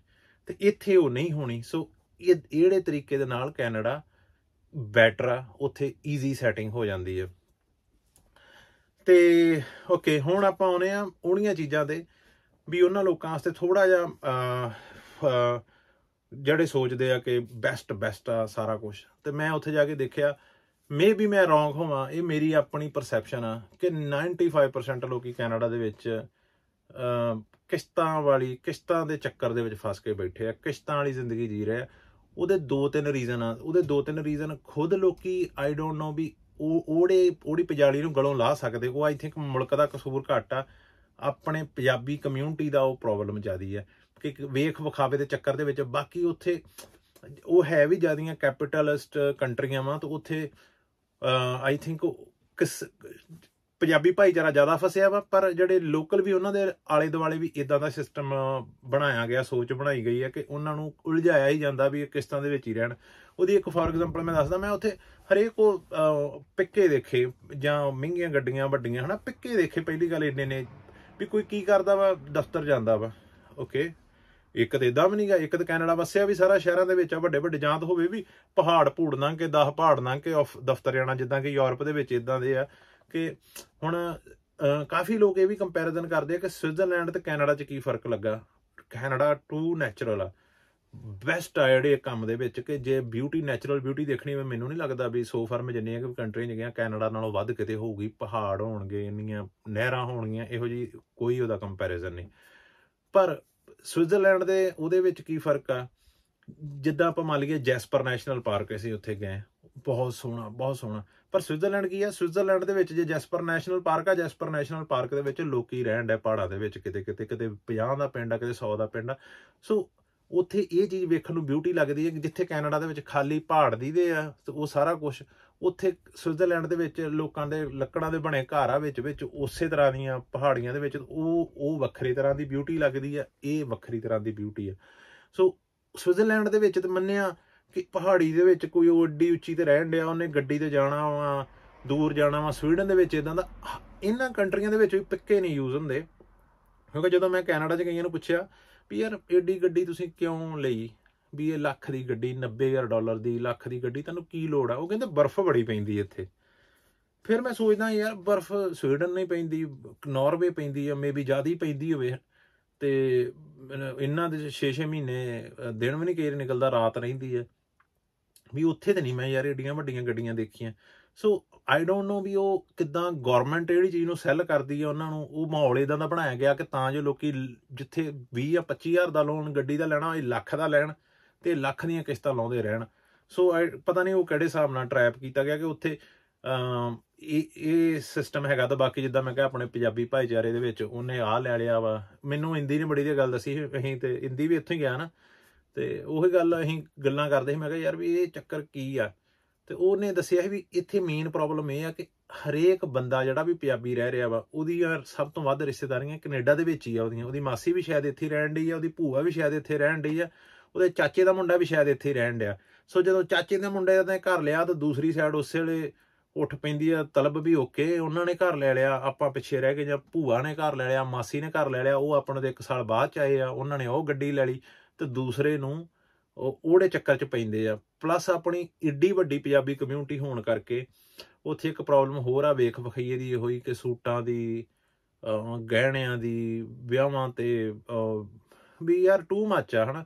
ਮੈਨੂੰ ਸ਼ੁਰੂ 'ਚ ਜਦੋਂ ਮੈਂ ਕੈਨੇਡਾ ਗਿਆ ਤਾਂ ਮੈਨੂੰ ਬੜੀ ਖੁਸ਼ੀ ਹੋਈ ਆਪਣੀ ਇੰਨੀ ਵੱਡੀ ਪੰਜਾਬੀ ਪਾਪੂਲੇਸ਼ਨ ਵੇਖ ਕੇ, ਬਹੁਤ ਵਧੀਆ ਲੱਗਾ ਤੇ ਸਮਥਿੰਗ ਸਪੈਸ਼ਲ ਲੱਗਾ। ਪਰ ਫਿਰ ਪਹਿਲਾਂ ਸਿਰਫ ਚੰਗਾ ਹੀ ਲੱਗਦਾ ਸੀ, ਮਾੜਾ ਤਾਂ ਨਹੀਂ ਲੱਗਾ। ਫਿਰ ਮੈਂ ਇਹ ਚੀਜ਼ ਨੋਟਿਸ ਕਰਨੀ ਸ਼ੁਰੂ ਕੀਤੀ ਕਿ ਏਡੀ ਵੱਡੀ ਆਪਣੀ ਪੰਜਾਬੀ ਪਾਪੂਲੇਸ਼ਨ ਹੋਣ ਦੇ ਘਾਟੇ ਵੀ ਬਹੁਤ ਆ। ਲੋਕੀ ਇੱਕ ਦੂਜੇ ਦੇ ਵੇਖ ਵਿਖਾਵੇ ਦੇ ਚੱਕਰਾਂ ਦੇ ਵਿੱਚ ਹੀ ਫਸੇ ਪਏ ਆ। ਹੋਰ ਇੱਥੇ ਇਹ ਚੀਜ਼ ਨਹੀਂ ਹੁੰਦੀ, ਇੱਥੇ ਆਪਣੀ ਪੰਜਾਬੀ ਪਾਪੂਲੇਸ਼ਨ ਘੱਟ ਆ। ਕੈਨੇਡਾ ਦੇ ਵਿੱਚ ਲੋਕੀ ਜਾਣ ਲੱਗ ਪਏ 1900, ਜਦੋਂ ਹੁਣੇ ਰੀਸੈਂਟ ਫੋਟੋ ਵੀ ਆਈ, ਸੌਰੀ ਫੋਟੋ ਕੱਢਿਆ, ਫਿਲਮ ਵੀ ਆਈ ਛੱਲਾ ਮੁੜ ਕੇ ਨਹੀਂ ਆਇਆ, ਉੱਥੇ 1900 ਸਮਥਿੰਗ ਦੇ ਵਿੱਚ ਜਾਣ ਲੱਗ ਪਏ। ਸਭ ਤੋਂ ਪਹਿਲਾਂ ਇੰਗਲੈਂਡ ਆਈ ਥਿੰਕ ਲੋਕੀ ਮਾਈਗ੍ਰੇਟ ਹੋਏ, ਫਿਰ ਕੈਨੇਡਾ ਵੱਲ ਨੂੰ ਗਏ। ਤੇ ਯੂਰਪ ਦੇ ਵਿੱਚ ਜਿਹੜੇ ਆਪਾਂ ਬਹੁਤੇ ਲੇਟੈਸਟ ਵੇਖੀਏ ਨਾ, ਵੀ ਚਲੋ ਕੋਈ ਟਾਵਾਂ ਤੇ ਇੱਕ ਅੱਧਾ ਤਾਂ ਆਉਂਦਾ ਹੋਊਗਾ, ਵੀ ਇੰਗਲੈਂਡ ਗਲੂੰਡ ਤੇ ਚੱਲ ਸਭ ਤੋਂ ਪੁਰਾਣਾ। ਬਾਕੀ ਯੂਰਪ ਦੀ ਗੱਲ ਕਰਦਾ, ਜਰਮਨੀ ਵਗੈਰਾ ਜੋ ਵੀ ਕੰਟਰੀਆਂ ਇਹਨਾਂ ਦੀ, ਇੱਧਰ ਟਾਵਾਂ ਤਾਂ ਆਉਂਦਾ। ਪਰ ਜਿਹੜੀ ਥੋੜੀ ਬਹੁਤ ਜੀ ਮੇਨ ਜੀ ਮਾਈਗ੍ਰੇਸ਼ਨ ਸਟਾਰਟ ਹੋਈ ਇੱਧਰ ਨੂੰ ਆਪਣੇ ਲੋਕਾਂ ਦੀ, ਆਈ ਥਿੰਕ ਉਹ 80s ਦੇ ਵਿੱਚ ਹੀ ਹੋਈ ਹੈ ਇੱਥੇ। ਤੇ ਇੱਥੇ ਉਦੋਂ ਪਿੰਡਾਂ ਦੇ ਵਿੱਚ 1-1 2-2 ਹੁੰਦੇ ਸੀ, ਤੇ ਜਿਹੜੇ ਉਹਦੇ ਟਾਈਮ ਦੇ ਲੋਕ ਆ, ਇੱਥੇ ਕਈ ਵਾਰੀ ਇੱਕ ਅੱਧਾ ਮਿਲਦਾ ਵੀ ਹੈ ਨਾ, ਉਹ ਮਿਕਸ ਹੀ ਹੋ ਗਏ ਆ ਲੋਕਲ ਕਮਿਊਨਿਟੀ ਦੇ ਵਿੱਚ, ਉਹਨਾਂ ਦਾ ਪਤਾ ਹੀ ਨਹੀਂ ਲੱਗਦਾ। ਕਿਉਂਕਿ ਉਹਨਾਂ ਦੇ ਬੱਚੇ ਬੁੱਚਿਆਂ ਦੇ ਰਹਿਣਾ ਸਹਿਣਾ ਗੋਰਿਆਂ ਵਰਗਾ ਹੋ ਗਿਆ, ਜੇ ਕੋਈ ਜਰਮਨ ਜਿਹਨਾਂ ਦੇ ਨਿਆਣੇ ਪਿਓਰਲੀ ਜਰਮਨ ਹੋ ਗਏ ਆ।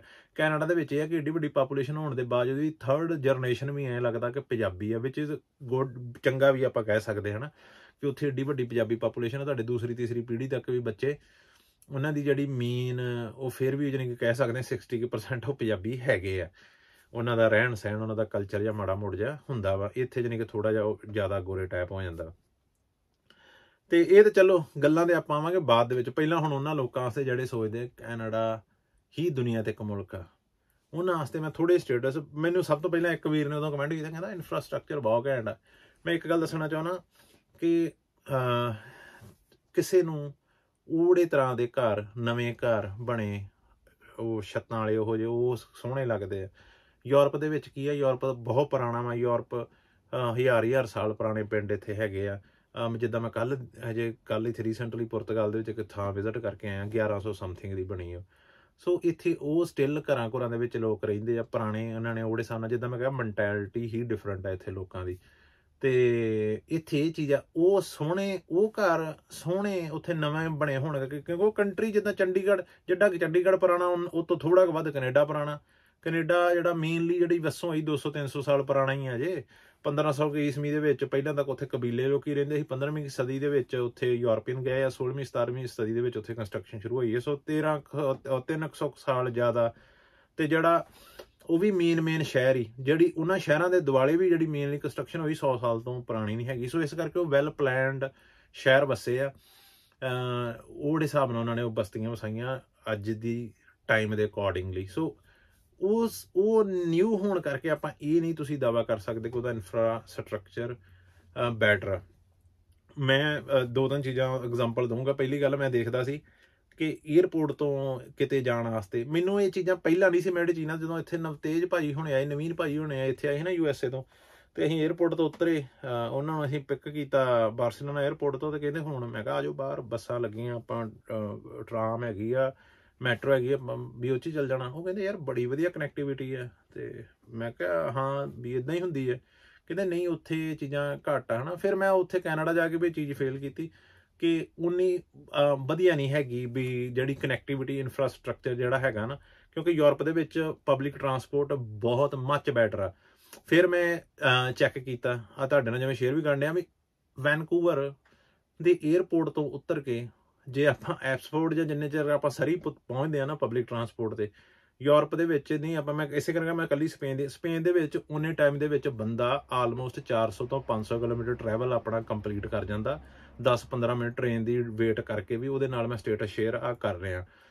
ਤੇ ਮੈਂ ਸਿਰਫ ਕਿਸੇ ਇੱਕ ਏਅਰਪੋਰਟ ਤੋਂ ਨਹੀਂ ਕਰਦਾ, ਮੈਂ ਉਹਦੇ ਨਾਲ ਤੁਹਾਨੂੰ ਬਾਰਸੀਲੋਨਾ ਏਅਰਪੋਰਟ ਤੋਂ ਵੀ ਵਿਖਾ ਰਿਹਾ ਕਿ ਬਾਰਸੀਲੋਨਾ ਏਅਰਪੋਰਟ ਤੋਂ ਵੀ ਸੇਮ ਹੀ ਆ, ਕਿ ਤੁਸੀਂ ਜਿੰਨੇ ਚਿਰ ਦੇ ਵਿੱਚ ਤੁਸੀਂ ਵੈਨਕੂਵਰ ਤੋਂ ਸਰੀ ਜਾਂ ਐਪਸਫੋਰਡ ਪਹੁੰਚਦੇ, ਉਨੇ ਚਿਰ ਬੰਦਾ 300-400 ਕਿਲੋਮੀਟਰ ਟਰੈਵਲ ਕਰ ਜਾਂਦਾ ਵਾ। ਜਾਣੀ ਕਿ 300-400 ਡਾਇਰੈਕਟਲੀ ਉੱਥੋਂ ਨਹੀਂ, ਏਅਰਪੋਰਟ ਤੋਂ ਉਤਰ ਕੇ ਮੈਡਰਿਡ ਜਾਂ ਬਾਰਸੀਲੋਨਾ ਤੋਂ ਉਤਰ ਕੇ ਮੇਨ ਸਟੇਸ਼ਨ ਤੇ ਜਾ ਕੇ ਉੱਥੋਂ ਟ੍ਰੇਨ ਲੈ ਕੇ ਤੇ ਬੰਦਾ ਉਹਨੇ ਨੂੰ ਕਿਤੇ ਦੇ ਕਿਤੇ ਪਹੁੰਚ ਜਾਂਦਾ ਉਹਨਾਂ 2.5-3 ਘੰਟੇ ਦੇ ਵਿੱਚ, ਜਿੰਨੇ ਦੇ ਵਿੱਚ। ਕਿਉਂਕਿ ਮੈਂ ਦੇਖਿਆ ਵੈਨਕੂਵਰ ਤੋਂ ਸਰੀ ਜਾਣਾ, ਉੱਥੇ ਜਾਣਾ ਐਪਸਫੋਰਡ ਜਾਣਾ 2.5 ਘੰਟੇ ਦਾ, ਤੇ ਉੱਥੇ 2.5 ਘੰਟੇ ਦੇ ਵਿੱਚ 400 ਕਿਲੋਮੀਟਰ ਤੱਕ ਕਵਰ ਹੋ ਜਾਂਦਾ। ਹੁਣ 250 ਚ 400 ਕੋਈ ਆਖੂਗਾ ਝੂਠ ਨਹੀਂ, ਕਿਉਂਕਿ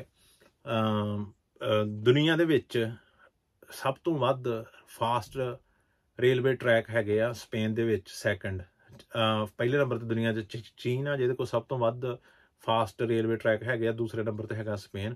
ਸੋ ਇੱਥੇ ਜਾਣੀ ਕਿ ਇਸ ਵੇਲੇ 350-400 ਮੀਟਰ ਤੇ ਟ੍ਰੇਨ ਚੱਲਦੀ, ਜਿਹੜੀਆਂ ਮੋਸਟਲੀ ਇਹ 350 ਕਿਲੋਮੀਟਰ ਤੇ ਚੱਲਦੀਆਂ ਵਾ। ਤੇ ਗਾਂ ਇਹ ਆਪਣਾ ਮੈਗਨੈਟਿਕ ਉਹ ਵੀ ਵਿਛਾਉਂਦੇ ਪਏ ਵੀ ਜਿਹਦੀ ਸਪੀਡ ਕਹਿੰਦੇ 700 ਦੇ ਤਕਰੀਬਨ ਹੋਊਗੀ। ਸੋ ਇਹ ਹੈਗਾ, ਇਹ ਚੀਜ਼ਾਂ ਹੁੰਦੀਆਂ ਬੈਟਰ ਇਨਫਰਾਸਟਰਕਚਰ, ਜਿਹੜਾ ਅਜੇ ਕੈਨੇਡਾ ਦੇ ਵਿੱਚ ਨਹੀਂ ਹੈਗਾ। ਉਹਦੇ ਆਪਾਂ ਕਈ ਕਾਰਨ ਮੰਨ ਸਕਦੇ ਹਾਂ ਵੀ ਕੈਨੇਡਾ ਵਸਿਆ ਸ਼ਹਿਰਾਂ ਦੇ ਵਿੱਚ, ਇਸ ਕਰਕੇ ਉਹਨਾਂ ਨੇ ਨਹੀਂ ਵਿਛਾਇਆ ਜਾਂ ਵਾਟ ਐਵਰ, ਉਹਨਾਂ ਦੇ ਕਈ ਰੀਜ਼ਨ ਹੋ ਸਕਦੇ, ਪਰ ਇੱਥੇ ਐਗਜ਼ਿਸਟ ਜਿਹੜੀ ਚੀਜ਼ ਕਰਦੀ ਹੈ। ਤੇ ਆਈ ਥਿੰਕ ਸਪੇਨ ਨਾਲੋਂ ਕੈਨੇਡਾ 20 ਗੁਣਾ ਵੱਡਾ ਹੋਣਾ, ਆਈ ਥਿੰਕ 20 ਤੋਂ ਵੀ ਜ਼ਿਆਦਾ ਹੋਊਗਾ ਖੇਤਰਫਲ ਦੇ ਵਿੱਚ। ਤੇ ਕੈਨੇਡਾ ਦੇ ਵਿੱਚ ਹਾਈਵੇ ਹੈਗੇ 34,000 ਕਿਲੋਮੀਟਰ, ਤੇ ਸਪੇਨ ਦੇ ਵਿੱਚ ਹੈਗੇ ਆ ਆਈ ਥਿੰਕ 17,500 ਕਿਲੋਮੀਟਰ ਹਾਈਵੇ ਆ। ਵੀ 20 ਗੁਣਾ ਘੱਟ ਹੋਣ ਦੇ ਬਾਅਦ ਸਿਰਫ ਉਹਦੇ ਨਾਲੋਂ ਜਿਹੜੇ ਹਾਈਵੇ ਆ ਉਹ ਅੱਧੇ ਆ। ਪਰ ਦੁਨੀਆ ਦੇ ਵਿੱਚ 3rd ਨੰਬਰ ਤੇ ਹਾਈਵੇ ਹੈਗੇ ਆ ਸਪੇਨ ਦੇ ਵਿੱਚ ਵੀ ਜਿਹੜੇ ਆਪਣੇ ਫੁੱਲੀ ਸਪੀਡ ਤੇ ਫੰਕਸ਼ਨ ਕਰਦੇ ਉਹਦੇ ਹਿਸਾਬ ਨਾਲ ਆਪਾਂ ਕਾਊਂਟ ਕਰੀਏ। ਉਹ 'ਚ ਪਹਿਲੇ ਨੰਬਰ ਤੇ ਫਿਰ USA, then China, then Spain. ਕਹਿਣ ਦਾ ਮਤਲਬ ਵੀ ਜਿੱਦਾਂ ਇੱਥੇ ਹਾਈਵੇ ਦੀ ਸਪੀਡ 120 ਕਿਲੋਮੀਟਰ ਹੈ, ਤੇ ਉਹਦੇ ਹਿਸਾਬ ਨਾਲ ਵੀ ਜਿੰਨਾ ਰੋਡ ਦੇ ਉੱਤੇ 120 ਕਿਲੋਮੀਟਰ ਆਪਾਂ ਮੇਨਟੇਨ ਕਰ ਸਕਦੇ ਹਾਂ, ਉਹ 17,000 ਕਿਲੋਮੀਟਰ ਦੇ ਹਾਈਵੇ ਹੈਗੇ ਨੇ ਜਿਨ੍ਹਾਂ ਦੇ 120 ਕਿਲੋਮੀਟਰ ਦੇ ਹਿਸਾਬ ਨਾਲ ਤੁਸੀਂ ਗੱਡੀ ਚਲਾ ਸਕਦੇ ਆ। ਸੋ ਇਹ ਤਾਂ ਹੋ ਗਈ ਇੱਦਾਂ ਦੇ। ਮੈਂ ਜਿਹੜੀ ਇਨਫਰਾਸਟਰਕਚਰ ਦੀ ਤਾਂ ਗੱਲ ਕਰਨ ਡਿਆ ਵੀ ਲੋਕੀ ਕਹਿੰਦੇ ਵੀ ਸ਼ਾਇਦ ਕੈਨੇਡਾ ਦੇ ਵਿੱਚ ਇਨਫਰਾਸਟਰਕਚਰ ਬਹੁਤ ਘੈਂਟ ਆ। ਵੀ ਮੈਂ ਉਹੀ ਗੱਲ ਕਹੀ ਵੀ ਇੱਕ ਨਵੇਂ ਬਣੇ ਘਰਾਂ ਨੂੰ ਆਪਾਂ ਇਨਫਰਾਸਟਰਕਚਰ ਨਹੀਂ ਮੰਨ ਸਕਦੇ, ਵੀ ਆਪਾਂ ਨੂੰ ਇਨਫਰਾਸਟਰਕਚਰ ਦੇ ਸਾਰੀਆਂ ਚੀਜ਼ਾਂ ਉਹਦੇ ਵਿੱਚ ਆਉਂਦੀਆਂ ਵਾ। ਤੇ ਜਿੱਦਾਂ ਕਿ ਖਾਸ ਕਰ ਆਪਾਂ ਬਿਜਲੀ ਬੁਜਲੀ ਦਾ ਵੇਖ ਲਈਏ, ਉੱਥੇ ਬਿਜਲੀ ਬੁਜਲੀ ਦੇ ਖੰਭੇ ਸ਼ਹਿਰਾਂ ਦੇ ਵਿੱਚ ਪਏ ਆ, ਹਨਾ, ਵੀ ਤਾਰਾਂ ਦਿਖਣਗੀਆਂ ਤੁਹਾਨੂੰ, ਖੰਭੇ ਦਿਖਣਗੇ। ਇੱਥੇ ਜਿਹੜਾ ਵੀ ਟਾਊਨ ਵਗੈਰਾ ਹੈਗਾ ਸ਼ਹਿਰ ਵਿੱਚ ਤੁਹਾਨੂੰ ਬਿਜਲੀ ਦੇ ਖੰਭੇ ਨਹੀਂ ਦਿਖਦੇ ਕਿਉਂਕਿ ਅੰਡਰਗਰਾਊਂਡ ਆ ਸਾਰਾ ਕੁਛ। ਸੋ ਹੁਣ ਆਪਾਂ ਇਹਨੇ ਇੱਕ ਜਿਹੜੀ ਮੈਂ ਉੱਥੇ ਇੱਕ ਬਹੁਤ ਵੱਡੀ ਪ੍ਰੋਬਲਮ ਦੇਖੀ, ਹੋਮਲੈਸ। ਭਰਾਵਾ ਕੈਨੇਡਾ ਵਾਲਿਆਂ ਮੈਨੂੰ ਪਤਾ ਗਾਲਾਂ ਬਹੁਤ ਪੈਣੀਆਂ ਕੈਨੇਡਾ ਤੋਂ ਹੀ ਕਈਆਂ ਨੇ ਫਲਾਣ ਢੀਂਗ, ਪਰ ਮੈਂ ਇਹ ਮੇਰੇ ਵਾਸਤੇ ਜ਼ਰੂਰੀ ਸੀ। ਤਾਂ ਜਿੱਦਾਂ ਮੈਂ ਕਿਹਾ ਦੋਵਾਂ ਧਿਰਾਂ ਵਾਸਤੇ ਕਿ ਜਿਹੜੇ ਉੱਥੇ ਸੋਚਦੇ ਆ ਕਿ ਦੁਨੀਆ ਦੀ ਬਸ ਇੱਕੋ ਕੰਟਰੀ ਹੈਗੀ ਕੈਨੇਡਾ, ਵੀ ਸਾਰੇ ਜਹਾਂ ਸੇ ਅੱਛਾ ਕੈਨੇਡਾ ਹਮਾਰਾ, ਤੇ ਇੱਕ ਉਹਨਾਂ ਲੋਕਾਂ ਵਾਸਤੇ ਜਿਹੜੇ ਅਜੇ ਇੱਥੋਂ ਮੂਵ ਕਰਨ ਦਾ ਸੋਚਣ ਡੇ। ਤੇ ਮੈਂ ਵੀਡੀਓ ਵੀ ਉਹਦੇ ਹਿਸਾਬ ਨਾਲ ਕਰਨੀ ਆ ਕਿਉਂਕਿ ਇਹ ਅੱਜ ਮੇਰੀ ਵੀਡੀਓ ਇਹ YouTube ਦੇ ਉੱਪਰ ਹਮੇਸ਼ਾ ਰਹਿਣੀ ਆ, ਤੇ ਇਹ ਇੱਦਾਂ ਦੀ ਤਾਂ ਹੈ ਨਹੀਂ ਅੱਜ ਤੁਸੀਂ ਦੇਖ ਲਈ ਕੱਲ੍ਹ ਨੂੰ ਡਿਸਪੀਅਰ ਹੋ ਜਾਣੀ ਆ। ਤੇ ਮੈਂ ਇਹ ਵੀਡੀਓ ਉਸ ਹਿਸਾਬ ਨਾਲ ਕਰਨੀ ਹੈ ਕਿ ਕੱਲ੍ਹ ਨੂੰ ਮੇਰੇ ਕੋਈ ਵੀ ਮੈਨੂੰ ਆ ਕੇ ਪੁੱਛੇ, ਤੇ ਕੋਈ ਕੈਨੇਡਾ ਤੋਂ ਇੱਥੇ ਆਵੇ ਜਾਂ ਇੰਡੀਆ ਤੋਂ ਇੱਥੇ ਜਾਂ ਕੈਨੇਡਾ ਜਾਵੇ, ਉਹਦੇ ਅੱਗੇ ਮੈਂ ਝੂਠਾ ਨਾ ਪਾਵਾਂ, ਮੇਰੀਆਂ ਗੱਲਾਂ ਝੂਠੀਆਂ ਨਾ ਹੋਣ। ਸੋ ਇਸੇ ਕਰਕੇ ਜਸਟ ਕੰਪਲੀਟਲੀ ਓਨੈਸਟਲੀ ਜੋ ਸਟੇਟਸ ਹੈਗੇ ਉਹ ਸ਼ੇਅਰ ਕਰੂੰਗਾ, ਤੇ ਜੋ ਮੈਂ ਆਪਣਾ ਪਰਸਨਲ ਫੀਲ ਕੀਤਾ ਉਹ ਸ਼ੇਅਰ ਕਰੂੰਗਾ। ਸੋ ਉਸ ਤੋਂ ਅੱਗੇ ਜਿਹੜੀ ਮੈਂ ਬਹੁਤ ਵੱਡੀ ਪ੍ਰੋਬਲਮ ਉੱਥੇ ਫੀਲ ਕੀਤੀ ਉਹ ਮੈਂ ਉੱਥੇ ਦੇਖੀ, ਬੇਘਰ ਲੋਕ। ਵੀ ਯਾਰ ਬੜਾ ਸ਼ੌਕਿੰਗ ਸੀ। ਵੀ ਜਿੱਦਾਂ ਮੈਂ ਇੱਕ ਉਸੇ ਵੀਡੀਓ ਕਿਹਾ, ਮੈਂ ਸਭ ਤੋਂ ਵੱਧ ਉੱਥੇ ਮੈਲਬਰਨ ਦੇਖੇ ਸੀ ਜਾਂ ਫਿਰ ਕੈਨੇਡਾ ਦੇਖੇ ਮੈਂ ਜਾ ਕੇ। ਵੀ ਯਾਰ ਮੈਂ ਕਿਹਾ ਵੀ ਯਾਰ ਇਹ ਤੇ ਵੀ ਸਰੀ ਦੇ ਵਿੱਚ ਵੀ ਬਹੁਤ ਦੇਖੇ, ਫਿਰ ਵੈਨਕੂਵਰ ਗਏ, ਵੈਨਕੂਵਰ ਬਹੁਤ ਦੇਖੇ। ਫਿਰ ਮੈਂ ਸਰਚੋਂ ਕੀਤੀ ਵੀ ਕੈਨੇਡਾ ਦੇ ਵਿੱਚ ਕਹਿੰਦੇ ਵੀ ਐਨੂਅਲ 2.5 ਤੋਂ 3 ਲੱਖ ਲੋਕੀ ਬੇਘਰ ਹੁੰਦੇ ਆ, ਵਿਚ is 1% Canada the population homeless. 1% Canada the population homeless ਆ। ਤੇ ਸਪੇਨ ਦੇ ਵਿੱਚ ਉਹ ਪਰਸੈਂਟੇਜ ਹੈਗੀ ਆ 0.07%, ਵਿਚ ਇਜ਼ ਆਈ ਥਿੰਕ 14 ਤੋਂ 15 ਗੁਣਾ ਘੱਟ। ਡਿਸਪਾਈਟ ਇੱਕ ਗੱਲ ਹੋਰ ਦਿਮਾਗ ਦੇ ਵਿੱਚ ਰੱਖਿਓ ਕਿ ਕੈਨੇਡਾ ਦੀ ਪਾਪੂਲੇਸ਼ਨ ਹੈਗੀ ਆ 30 ਮਿਲੀਅਨ, ਆਈ ਥਿੰਕ 30-32 ਇੱਥੇ ਸਮਥਿੰਗ, ਤੇ ਸਪੇਨ ਦੀ ਪਾਪੂਲੇਸ਼ਨ ਹੈਗੀ 47 ਮਿਲੀਅਨ। ਸੋ ਇੱਥੇ ਉਹ ਨੰਬਰ ਹੈਗਾ 2.5 ਤੋਂ 3 ਲੱਖ ਦਾ, ਤੇ ਇੱਥੇ ਹੈਗਾ 16-17 ਹਜ਼ਾਰ ਦਾ ਇੱਥੇ ਨੰਬਰ ਹੋਮਲੈਸ। ਇੱਥੇ ਉੱਥੋਂ ਨਾਲੋਂ 14-15 ਗੁਣਾ ਘੱਟ ਆ। ਇੱਥੇ ਬਹੁਤ ਰੇਅਰ ਆ ਵੱਡੇ ਸ਼ਹਿਰਾਂ ਦੇ ਵਿੱਚ ਵੀ ਤੁਹਾਨੂੰ ਹੋਮਲੈਸ ਦਿਖੇ। ਉਹ ਵੀ ਅੱਗੇ ਜਾ ਕੇ ਸਿਸਟਮ ਤੁਹਾਨੂੰ ਸਮਝਾਊਂਗਾ ਵੀ ਇਹ ਚੀਜ਼ ਇੱਥੇ ਕਿਉਂ ਆ। ਸੋ ਇੱਕ ਉੱਥੇ ਬਹੁਤ ਵੱਡੀ ਹਨਾ, ਤੇ ਉਹਦਾ ਇਹਦੇ ਰੀਜ਼ਨ ਕਈ ਹੋ ਸਕਦੇ ਆ। ਇੱਕ ਤਾਂ ਮੈਂ ਉੱਥੇ ਜਾ ਕੇ ਕਈਆਂ ਨਾਲ ਜਿਵੇਂ ਗੱਲਬਾਤ ਕੀਤੀ, ਮੇਨਲੀ ਤਾਂ ਉੱਥੇ ਜਿਹੜਾ ਹੈਲਥ ਕੇਅਰ ਆ ਉਹ ਬਹੁਤ ਮਾੜਾ ਉੱਥੇ। ਮੈਂ ਹੀ ਕਈਆਂ ਨੂੰ ਲੱਗੂਗਾ ਵੀ ਸ਼ਾਇਦ ਇੰਡੀਆ, ਕਈਆਂ ਨੂੰ ਲੱਗਦਾ ਵੀ ਅੱਛਾ ਉੱਥੇ ਤਾਂ ਅਸੀਂ ਸੋਚੀਦਾ ਸਾਰਾ ਕੁਛ ਮੁਫਤ ਆ ਫਲਾਣ ਢੀਂਗ ਨਾ, ਮੁਫਤ ਆ ਪਰ ਬਹੁਤ ਟਾਈਮ ਲੈਂਦਾ ਵਾ। ਸਾਡੇ ਇੱਥੇ ਸਪੇਨ 'ਚ ਰਹਿਣ ਵਾਲੇ ਵੀ ਬਹੁਤ ਕੰਪਲੇਂਟ ਕਰਦੇ ਕਿ ਟਾਈਮ ਲੈਂਦਾ, ਪਰ ਸੱਚ ਜਾਣਿਓ ਆਪਣੇ ਇੱਥੇ ਕੁਝ ਵੀ ਨਹੀਂ ਗਾ। ਆਪਣੇ ਇੱਥੇ ਆਪਾਂ ਕਹਿ ਦਈਏ ਨਾ ਡਾਕਟਰ ਦੀ ਵੇਟ ਆਪਾਂ ਨੂੰ ਹਫ਼ਤੇ ਬਾਅਦ ਅਪੁਆਇੰਟਮੈਂਟ ਮਿਲ ਰਹੀ ਹੈ। ਸਾਡੇ ਬੱਚਿਆਂ ਨੂੰ ਤਾਂ ਤਕਰੀਬਨ ਉਸੇ ਦਿਨ ਦੀ ਜਾਂ ਉਸ ਤੋਂ ਅਗਲੇ ਦਿਨ ਦੀ ਅਪੁਆਇੰਟਮੈਂਟ ਮਿਲ ਜਾਂਦੀ ਹੈ।